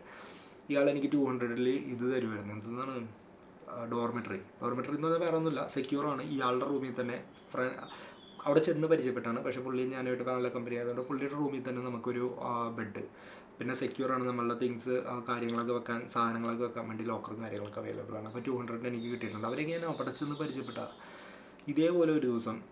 അപ്പോൾ എന്താണെന്ന് വെച്ച് കഴിഞ്ഞിട്ടുണ്ടെങ്കിൽ നമുക്ക് അങ്ങനെ കിട്ടിയിട്ടുള്ളത് കൊണ്ടിട്ട് നമ്മൾ വേറൊരാൾ പറഞ്ഞു കഴിഞ്ഞിട്ടുണ്ടെങ്കിലും നമ്മൾ ചിലപ്പോൾ അതിൽ വീണ് പോകും. അതാണ് പ്രശ്നം. അപ്പോൾ ഇങ്ങനെ ഞാൻ 1-2 തവണ റൂംസ് എടുത്തിട്ടുണ്ട്. അപ്പോൾ ഒരിക്കൽ ഒരുത്തം വന്നിട്ട് എൻ്റെ അടുത്ത് പറഞ്ഞു ഇത് തരാം, ഡ്രഗ്സ് തരാമെന്ന് പറയും. ഇവരുടെ മെയിൻ ഇതാണ്, ഡ്രഗ്സ് തരാമെന്ന് വേണ്ട, നമുക്ക് ലേഡീസ് അവൈലബിൾ ആണ്, അതൊന്നും നമ്മൾ വേണ്ടെന്ന് പറഞ്ഞു. മൂന്നാമത്തെ ഒരു സംഭവം എന്ന് പറഞ്ഞു കഴിഞ്ഞാൽ ഇവർ പറഞ്ഞു റൂം തരാമെന്ന് പറഞ്ഞു. റൂം എന്ന് പറയുന്നത് എത്രയാണ്, 600 800 സംതിങ് എന്താ പറയുക, 800 പറഞ്ഞെന്ന് തോന്നുന്നു. സീസൺ ടൈമാണ്, ഞാനൊന്നും ആലോചിച്ച് പോലുമില്ല. സീസൺ ടൈമായിരുന്നു അത്. 800 പറഞ്ഞെന്ന് തോന്നുന്നു. ഞാൻ പറഞ്ഞു എടുക്കാമെന്ന് പറഞ്ഞു. ഇവൻ പറഞ്ഞു പൂളുണ്ട്, വില്ലയാണ്, അതിലൊരു ചെറിയ റൂമാണ്, അപ്പോൾ നമുക്ക് വലിയ എക്സ്പെൻസ് ഒന്നും ഇല്ല, കാര്യങ്ങളാണ്, അതാണൊക്കെ പറഞ്ഞ് ഞാൻ പോയി റൂം എടുക്കാൻ ചെന്ന് കഴിഞ്ഞപ്പോൾ അപ്പോൾ എൻ്റെ ഒരു വിശ്വാസം എന്താണെന്ന് പറയും, ഇയാൾ ഒരാളല്ലേ ഉള്ളൂ, എന്നെ പറ്റിക്കേണ്ട ഒരു കാര്യമായിട്ടില്ല എന്നുള്ളൊരു രീതിയിലാണ് ഞാൻ പോകുന്നത്. അപ്പോൾ അങ്ങനെ നമ്മൾ അവിടെ ചെന്ന് കഴിയാൻ നേരത്ത് കാണുന്നത് എന്താണെന്ന് വെച്ച് കഴിഞ്ഞിട്ടുണ്ടെങ്കിൽ ഈ പൂളൊന്നും പറയാൻ പറ്റത്തില്ല. നമ്മുടെ നാട്ടിലൊക്കെ മറ്റേ മീനൊക്കെ വളർത്തുന്ന ചെറിയ ടാങ്ക് ഉണ്ടല്ലോ, അതേപോലത്തെ ഒരു ടാങ്ക് ഉണ്ട്. ഒരു പഴയ ബിൽഡിങ്ങും ഉണ്ട്, അവിടെയൊന്നും ആൾ താമസം പോലും ഇല്ലെന്ന് തോന്നുന്നു, അതേപോലത്തെ ഒരു സ്ഥലം. അപ്പോൾ ഞാനിതെടുക്ക് പോകാനുള്ള കാര്യം എന്താണെന്ന് വെച്ച് കഴിഞ്ഞാൽ ഞാൻ എടുത്തിരിക്കുന്ന പ്രോപ്പർട്ടി ഒന്നാമത്തെ കുറച്ച് എക്സ്പെൻസീവ് ആയിരുന്നു. ആ ഒരു ടൈമിൽ എനിക്ക് കുറച്ച് ലോങ് ടൈമിലേക്ക് വേണമായിരുന്നു. അപ്പോൾ ഞാനത് ഷിഫ്റ്റ് ചെയ്യാമെന്നുള്ള പ്ലാനിലാണ് ഈ സ്ഥലം ഞാൻ നോക്കാൻ വേണ്ടി പോയത്. അപ്പോൾ അവിടെ ചെന്ന് കഴിഞ്ഞപ്പോൾ ഇത് പിന്നെ പറഞ്ഞൊരു കാര്യം എന്ന് പറഞ്ഞാൽ ബീച്ചിൽ നിന്ന് അടുത്താണ്, ബീച്ചിലേക്ക് ആക്സസ് ചെയ്യാൻ എളുപ്പമാണ്, പിന്നെ റേറ്റ് കുറവാണ്, പിന്നെ പൂളൊന്നും നമുക്ക് വലിയ കൺസിഡറേഷൻ ആയിരുന്നില്ല. പക്ഷെ എന്നിട്ട് ഈ ബീച്ചിലേക്കുള്ള ആക്സസ് ഈസിയാണ്, പിന്നെ അതുകൂടാതെ എക്സ്പെൻസും കുറവാണ്, അല്ലെങ്കിൽ റെൻറ്റ് കുറവാണെന്നുള്ളതുകൊണ്ടിട്ടാണ് ഞാൻ മെയിനായിട്ട് അതിൽ പോയത്. അവിടെ ചെന്ന് കഴിഞ്ഞാൽ പുള്ളി പറഞ്ഞു ഇതൊരു ആർക്കും വേണ്ടാതെ ഇട്ടിരിക്കുന്ന ഒരു പ്രോപ്പർട്ടിയാണ്, ഇത് ഇയാളുടെ അണ്ടറിലാണെന്ന് പോലും നമുക്ക് ഉറപ്പില്ല. ഞാൻ പറഞ്ഞു എനിക്കിത് വേണ്ട, ശരിയാവില്ലെന്ന് പറഞ്ഞു. അപ്പോൾ പുള്ളി എന്ന് പറഞ്ഞു കഴിഞ്ഞിട്ടുണ്ടെങ്കിൽ പുള്ളി പറയണത് എന്താണെന്ന് വെച്ച് കഴിഞ്ഞിട്ടുണ്ടെങ്കിൽ ഞാൻ ഇവിടം വരെ കൊണ്ടുവന്നു, എൻ്റെ ഇത്രയും ടൈം വേസ്റ്റാണ്, നിങ്ങൾ എന്തായാലും ഒരു പേയ്മെൻറ്റ് നടത്തിയിട്ടേ പോകാൻ പറ്റുള്ളൂ എന്ന് പറഞ്ഞു. 1000 രൂപ പുള്ളിക്ക് പേയ്മെൻറ്റ് കൊടുക്കണം, എന്നാൽ മാത്രമേ നമുക്ക് ആ ഒരു സ്പോട്ടിൽ നിന്ന് പോകാൻ പറ്റുള്ളൂ. ഞാൻ ആലോചിച്ചെന്താണെന്നറിയോ, ഇയാൾ ഒറ്റക്കുള്ളൂ, ഇയാൾ കുറച്ച് വെള്ളമാണ്, ഇയാളെ തട്ടി താഴെയിട്ടിട്ട് നമുക്ക് വിട്ട് പോരാലോ എന്നുള്ള രീതിയിൽ, അല്ലെങ്കിൽ ഓടിക്കളയാന്നുള്ള പ്ലാനായിരുന്നു എനിക്ക്. അടുത്ത സംഭവിക്കുന്നത് എന്താണെന്ന് വെച്ച് കഴിഞ്ഞാൽ ഞാൻ പറഞ്ഞു ഞാൻ തരില്ലെന്ന് പറഞ്ഞു, 2 പ്രാവശ്യം തരില്ലെന്ന് പറഞ്ഞു. തരില്ലെന്ന് പറഞ്ഞു കഴിഞ്ഞപ്പോൾ സംഭവിച്ചെന്താണെന്ന് വെച്ച് കഴിഞ്ഞിട്ടുണ്ടെങ്കിൽ ഇയാൾ പോക്കറ്റിൽ നിന്നൊരു സിറിഞ്ച് എടുത്തു. ഈ സിറിഞ്ചിൽ ബ്ലഡ് ഉണ്ടായിരുന്നു. എന്നിട്ട് ഇയാൾ പറഞ്ഞെന്താണെന്ന് വെച്ച് കഴിഞ്ഞിട്ടുണ്ടെങ്കിൽ കാശ് തന്നില്ലെങ്കിൽ ഞാൻ എന്തായാലും കുത്തിയിരിക്കും എന്ന് ഉറപ്പിച്ച് പറഞ്ഞേക്കണേ. ഈ സാധനം പിടിച്ചുകൊണ്ട് ഇങ്ങനെ നിൽക്കണേ പുള്ളി, കയ്യിൽ ഈ സിറിഞ്ച് ഇങ്ങനെ പിടിച്ചേക്കണേ, സിറിഞ്ച് പിടിച്ചുകൊണ്ട് ഇങ്ങനെ നിൽക്കണേ, തന്നില്ലെങ്കിൽ ഞാൻ എന്തായാലും കുത്തും എന്നുള്ള രീതിയിൽ. പോക്കറ്റിൽ നിന്ന് എടുത്തേക്കണേണ്, റെഡ് കളർ ലിക്വിഡും ഉണ്ടായിട്ടുള്ളൂ, ബ്ലഡാണ്. ഇയാൾ പറയുന്നത് എയ്ഡ്സ് ഉള്ള ബ്ലഡാണെന്നാണ് പറയുന്നത്. നമുക്കറിയില്ല ഇത് ബ്ലഡാണോ ഉറപ്പ് ഒന്നുമില്ല, നമ്മൾ റിസ്ക് എടുക്കണേണ്. ആ ടൈമിൽ ഇയാൾ ഒറ്റക്കാണ്, ഇയാളുടെ ഗ്രൂപ്പും കാര്യങ്ങളൊന്നുമില്ല, ഇയാൾ ഒറ്റക്ക് ഓപ്പറേറ്റ് ചെയ്യുന്ന ഒരാളാണ്. കാല് വെച്ചിട്ടൊരു തട്ട് കൊടുത്തു ഈ സിറിഞ്ച് വെള്ളടത്തേക്കും പോകുന്ന ടൈമിൽ, ഇയാൾ ഡൈവേർട്ട് ആവുന്ന ടൈമിൽ ഞാൻ അവിടെ നിന്ന് ഓടിക്കളഞ്ഞു. അതെനിക്ക് ചെയ്യാൻ പറ്റത്തുള്ളൂ, ഞാൻ അവിടെ നിന്ന് ഓടിക്കളഞ്ഞു. എൻ്റെ ഏറ്റവും വലിയ കോമഡി എന്താണെന്നറിയോ, കഴിഞ്ഞ ഡിസംബറിലല്ല, കഴിഞ്ഞതിൻ്റെ മുന്നത്തെ ഡിസംബർ, ഈ ഡിസംബറിലല്ല, ഇതിന് മുന്നത്തെ ഡിസംബർ 2023 ഡിസംബറിൽ ഞാൻ അവിടെ ചെന്ന് നിൽക്കുമ്പോൾ സെയിം പേര് സെയിം ആൾ, ഡ്രഗ്സ് വേണോ, മറ്റേ ലേഡീസ് വേണോ, റൂം വേണോ, ഇതാണെന്നും പറഞ്ഞ് സെയിം ആൾ എന്നെ അപ്രോച്ച് ചെയ്തു. ഒരു ബോധമില്ല അയാൾക്ക്. ഞാൻ അന്ന്, അതായത് ഈ സംഭവം നടക്കുന്നത് 2021-ലാണ്, 22-ൽ ഞാൻ പോയില്ല, 23-ലാണ് പിന്നെ ഞാൻ ചെല്ലുന്നത്. ആൾക്കൊരു ബോധമില്ല. ഞാനന്ന് ആളുടെ കയ്യിൽ നിന്ന് ഈ സാധനം തട്ടിക്കളഞ്ഞതും ഇതൊന്നും ഓർമ്മയില്ല. ഇയാൾ ഈ സെയിം ഡയലോഗായിട്ട് എന്നെ വീണ്ടും അപ്രോച്ച് ചെയ്തു. ഞാൻ എൻ്റെ പേര് മാറ്റി പറഞ്ഞു. ആദ്യം തന്നെ പേര് ഒന്ന് ചോദിച്ചിട്ട് ആദ്യത്തെ ഒരു ഡയലോഗുണ്ട്, വി ക്രിസ്ത്യൻസ്, നമ്മൾ ക്രിസ്ത്യൻസ് മറ്റേ പഴയൊരു ജയറാമിൻ്റെ സിനിമയിൽ പറയത്തില്ലേ, ക്രിസ്ത്യാനികൾ ഒരുമിച്ച് നിൽക്കേണ്ട കാലം അതിക്രമിച്ച് കഴിഞ്ഞു എന്നൊക്കെ പറയുന്ന അതേപോലത്തെ കുറച്ച് ഡയലോഗൊക്കെ ഉണ്ട് പുള്ളിക്ക്. അപ്പോൾ ഞാൻ നൈസായിട്ട് ഞാൻ പറഞ്ഞു എനിക്ക് താല്പര്യമില്ല, അത്യാവശ്യമായിട്ട് എനിക്കൊന്ന് പോകണമെന്ന് പറഞ്ഞ് ഞാൻ അവിടെ നിന്ന് സ്ഥലം വിട്ടു. അപ്പോൾ എന്താണെന്ന് വെച്ച് കഴിഞ്ഞിട്ടുണ്ടെങ്കിൽ അങ്ങനത്തെ ഒരു സംഭവം അവിടെ നടക്കുന്നുണ്ട്. പക്ഷേ അതിനെക്കുറിച്ച് എനിക്ക് അവെയർ ആയിരുന്നില്ല, ആരും എൻ്റെ അടുത്ത് പറഞ്ഞു തന്നിട്ടില്ല. ഇവർ ഈ സിറിഞ്ചിൽ ബ്ലഡ് ഉണ്ടാവും. അപ്പോൾ ഇതിപ്പോൾ ഒരാളായതുകൊണ്ടിട്ട് ഞാൻ ഊരിപ്പോന്നു. ഈ ആൾക്കാർ കൂടുതലുണ്ടെങ്കിൽ ഒരു 3-4 പേരുണ്ട് കയ്യിൽ ഇതേപോലത്തെ ഒരു സാധനം എടുത്ത് പിടിച്ചു കഴിഞ്ഞാൽ നമുക്ക് ഒരു രീതിയിൽ ഊരിപ്പോരാൻ പറ്റില്ല. ഈവൻ നമ്മുടെ മൊബൈൽ കയ്യിലിരിക്കുന്ന സാധനങ്ങളെല്ലാം നമ്മുടെ കയ്യിൽ നിന്ന് പോകും.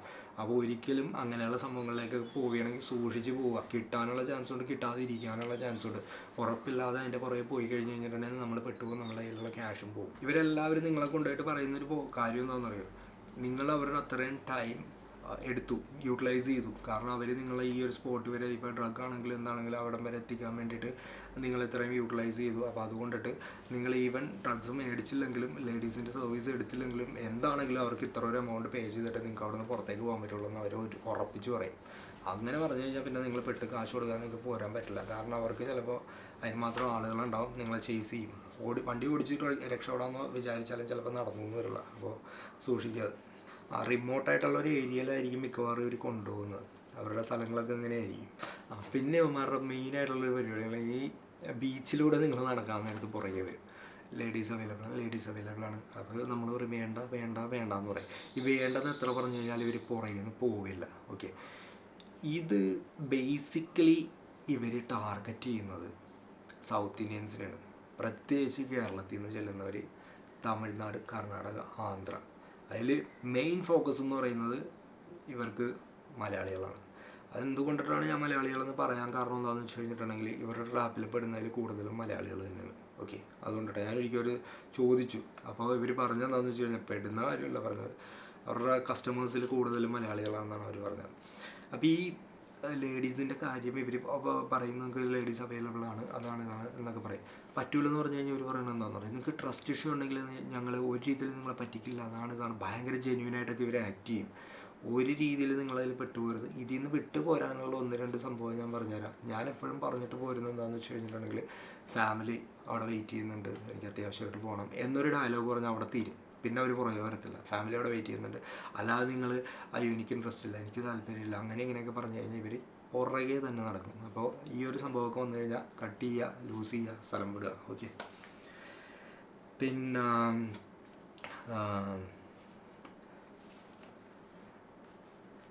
പിന്നെ ഭയങ്കര ഒരു പറ്റിക്കൽ പരിപാടിയാണ്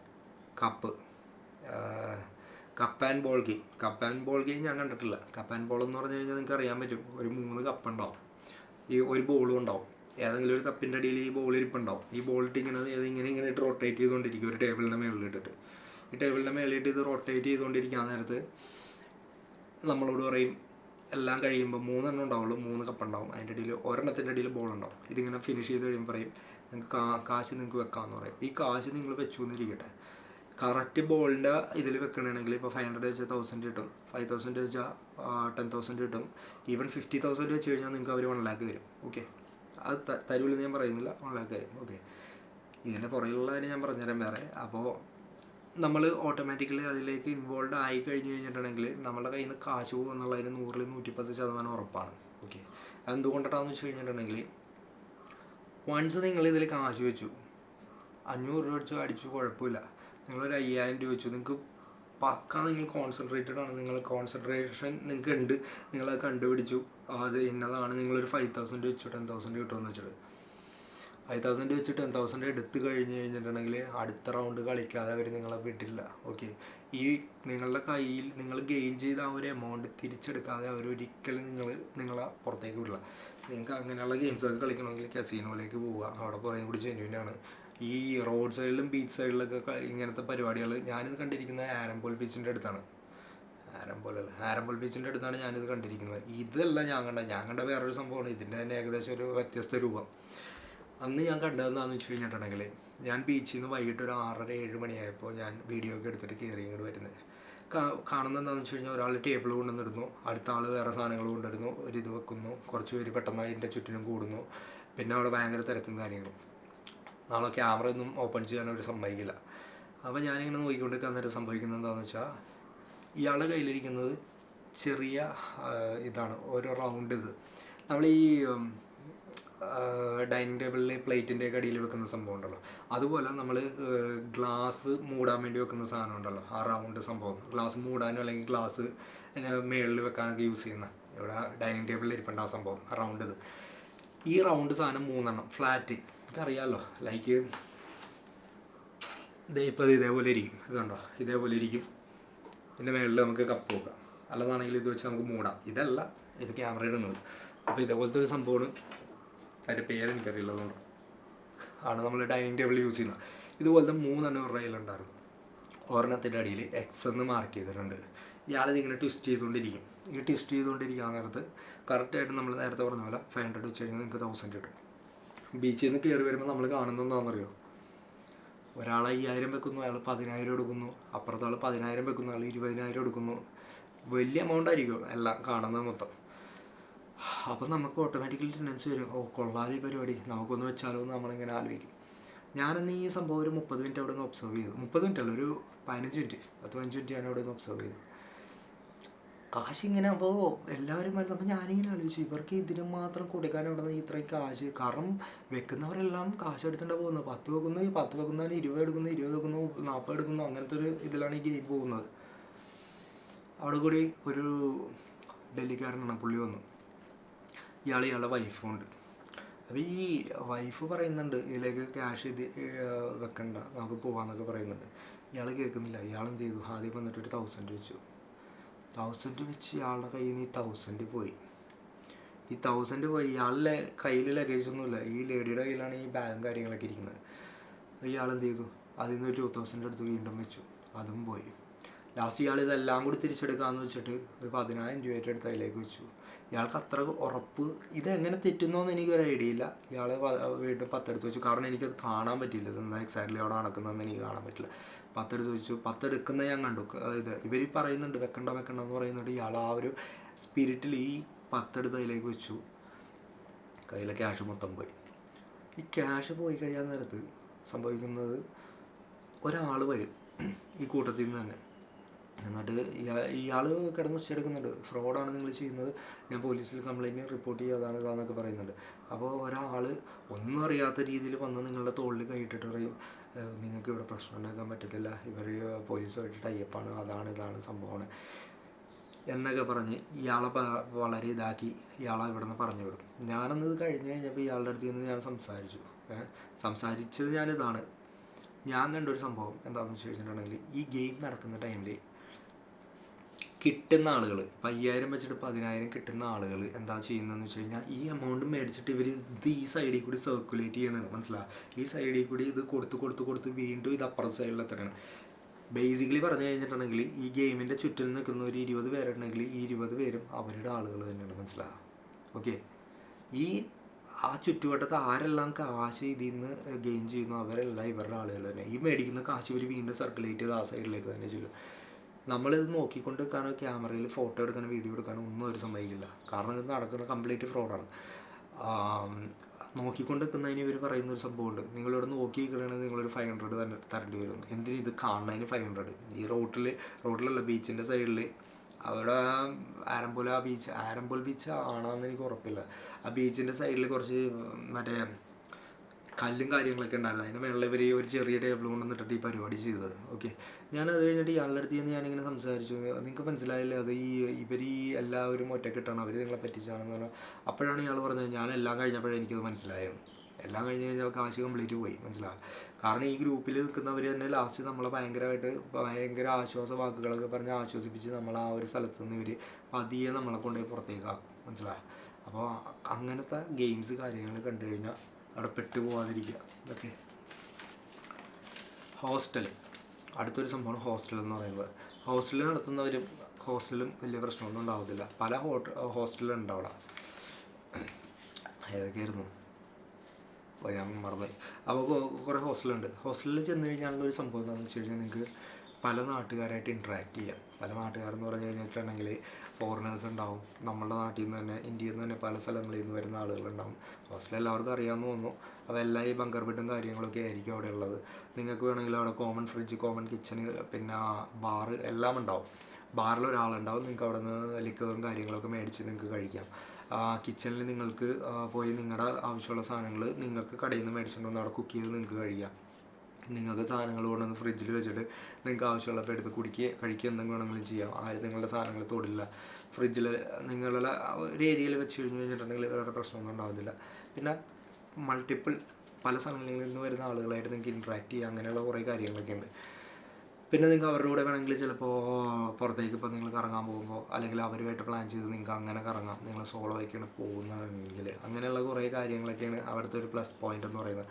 ഇനി രാത്രിയൊക്കെ ആവാൻ നേരത്ത് ഇവർ കുറേ ആൾക്കാർ വർക്ക് ചെയ്യുന്നവരുണ്ടാവും. ചിലർ അവിടെയൊക്കെ മാറിയിരുന്ന് വർക്ക് ചെയ്യും, ഏരിയ ഉണ്ടാവും.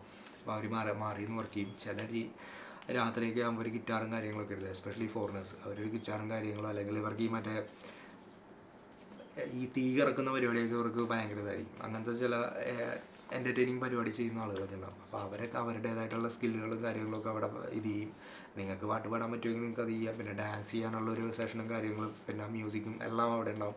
അങ്ങനെ വളരെ എൻ്റർടൈനിങ് ആയിട്ടുള്ളൊരു സ്പേസാണ് ഈ ഹോസ്റ്റൽ എന്ന് പറയുന്നത്, എസ്പെഷ്യലി ഗോവയിൽ. ബാക്കിയുള്ള ഹോസ്റ്റലൊന്നുമല്ല ഞാൻ പറയുന്നത്, ഗോവയിൽ ഈവനിങ് അല്ലെങ്കിൽ നൈറ്റൊക്കെ വളരെ എൻ്റർടൈനിങ് ആയിരിക്കും അവിടെ.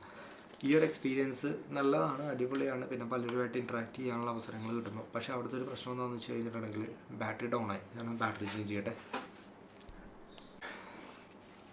നമ്മളിപ്പോൾ ഹോസ്റ്റലിലെ പോസിറ്റീവ് സൈഡാണ് ഇപ്പോൾ പറഞ്ഞുകൊണ്ടിരുന്നത്. ഞാനിപ്പോൾ ബാറ്ററി മാറ്റിയുള്ളൂ. അപ്പോൾ ഇതൊക്കെയാണ് അതിൻ്റെ പോസിറ്റീവ് സൈഡ് എന്ന് പറയുന്നത്. നെഗറ്റീവ് സൈഡ് എന്ന് പറഞ്ഞു കഴിഞ്ഞിട്ടുണ്ടെങ്കിൽ വലിയ നെഗറ്റീവ് സൈഡൊന്നുമില്ല. ഈ കൂട്ടത്തിൽ കള്ളന്മാരുണ്ടാവും. ഓക്കെ. ഈ ഹോസ്റ്റൽ എടുക്കാൻ വലിയ കാശൊന്നും ആകത്തില്ല. സീസൺ ടൈമല്ല. ഇപ്പോൾ ജൂണിലൊക്കെ പോവുകയാണെങ്കിൽ നിങ്ങൾക്ക് 200 രൂപ 300 രൂപ കിട്ടും, ചിലപ്പോൾ 400 രൂപ കിട്ടും. സീസൺ ടൈമിലാണെങ്കിൽ ചിലപ്പോൾ 800,000 ആ ഒരു റേഞ്ചൊക്കെ അവർ മേടിക്കും. ചില സ്ഥലങ്ങളിൽ 2,000 2,500 മേടിക്കുന്ന സ്ഥലങ്ങളുണ്ട്. പാപ്പിച്ചൂലോ എന്നൊക്കെ പറഞ്ഞുള്ള സ്ഥലങ്ങൾ, അതൊക്കെ കുറച്ച് എക്സ്പെൻസീവാണ്. അങ്ങനെ കുറച്ച് സ്ഥലങ്ങളുണ്ട്, ഡ്രീം ക്യാച്ചർ ഉണ്ടെന്ന് തോന്നുന്നു, അതൊക്കെ കുറച്ച് എക്സ്പെൻസീവാണ്. അപ്പോൾ അവിടെയൊക്കെ അവർ നന്നായിട്ട് കാശ് മേടിക്കും. അപ്പോൾ ഈ കൂടുതൽ കള്ളന്മാരുണ്ടാവും.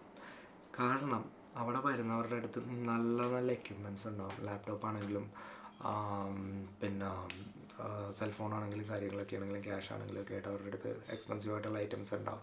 ഫോറിനേഴ്സ് ഒരിക്കലും എക്സ്പെൻസീവ് ആയിട്ടുള്ള ഐറ്റംസ് കൊണ്ടൊന്നും അവിടെ വയ്ക്കില്ല. ഓക്കെ, അങ്ങനത്തെ കാര്യങ്ങൾ അവർ ട്രാവൽ ചെയ്യുന്നവരാണ്, അവരൊരിക്കലും അങ്ങനത്തെ സംഭവങ്ങൾ ചെയ്യില്ല. ഇങ്ങനത്തെ സംഭവങ്ങളും കൊണ്ട് ചെല്ലുന്ന ആളുകൾ നമ്മൾ തന്നെ. ഓക്കെ, ഇവിടെയുള്ള ആളുകളെയാണ് മെയിനായിട്ട് അവർ പറ്റിക്കുന്നത്. അപ്പോൾ എന്താണെന്ന് വെച്ച് കഴിഞ്ഞിട്ടുണ്ടെങ്കിൽ ഈ സംഭവം ചില സ്ഥലങ്ങളിൽ ലോക്കർ ഉണ്ടാവില്ല. ലോക്കറുള്ള സ്ഥലം നിങ്ങൾ ഹോസ്റ്റലിൽ എടുക്കുമ്പോൾ നോക്കിയെടുക്കുക. ഇല്ലാത്ത പക്ഷം നിങ്ങളുടെ ബെഡിൻ്റെ സൈഡിൽ, ബങ്കർ ബെഡായിരിക്കും ചില സ്ഥലങ്ങളിൽ. ഒരു റൂമിൽ 8 ബെഡൊക്കെ ഉണ്ടാവും. 8 ബെഡിൽ ചിലപ്പോൾ 7 ബെഡിലും സ്ട്രേഞ്ചേഴ്സ് ആയിരിക്കും. ഇവർ ആരാണെന്താണെന്നൊന്നും നമുക്കറിയില്ല. അപ്പോൾ എന്താണെന്ന് വെച്ച് കഴിഞ്ഞിട്ടുണ്ടെങ്കിൽ ഇവർ ഈ സാധനം എടുത്തുകൊണ്ട് പോകും.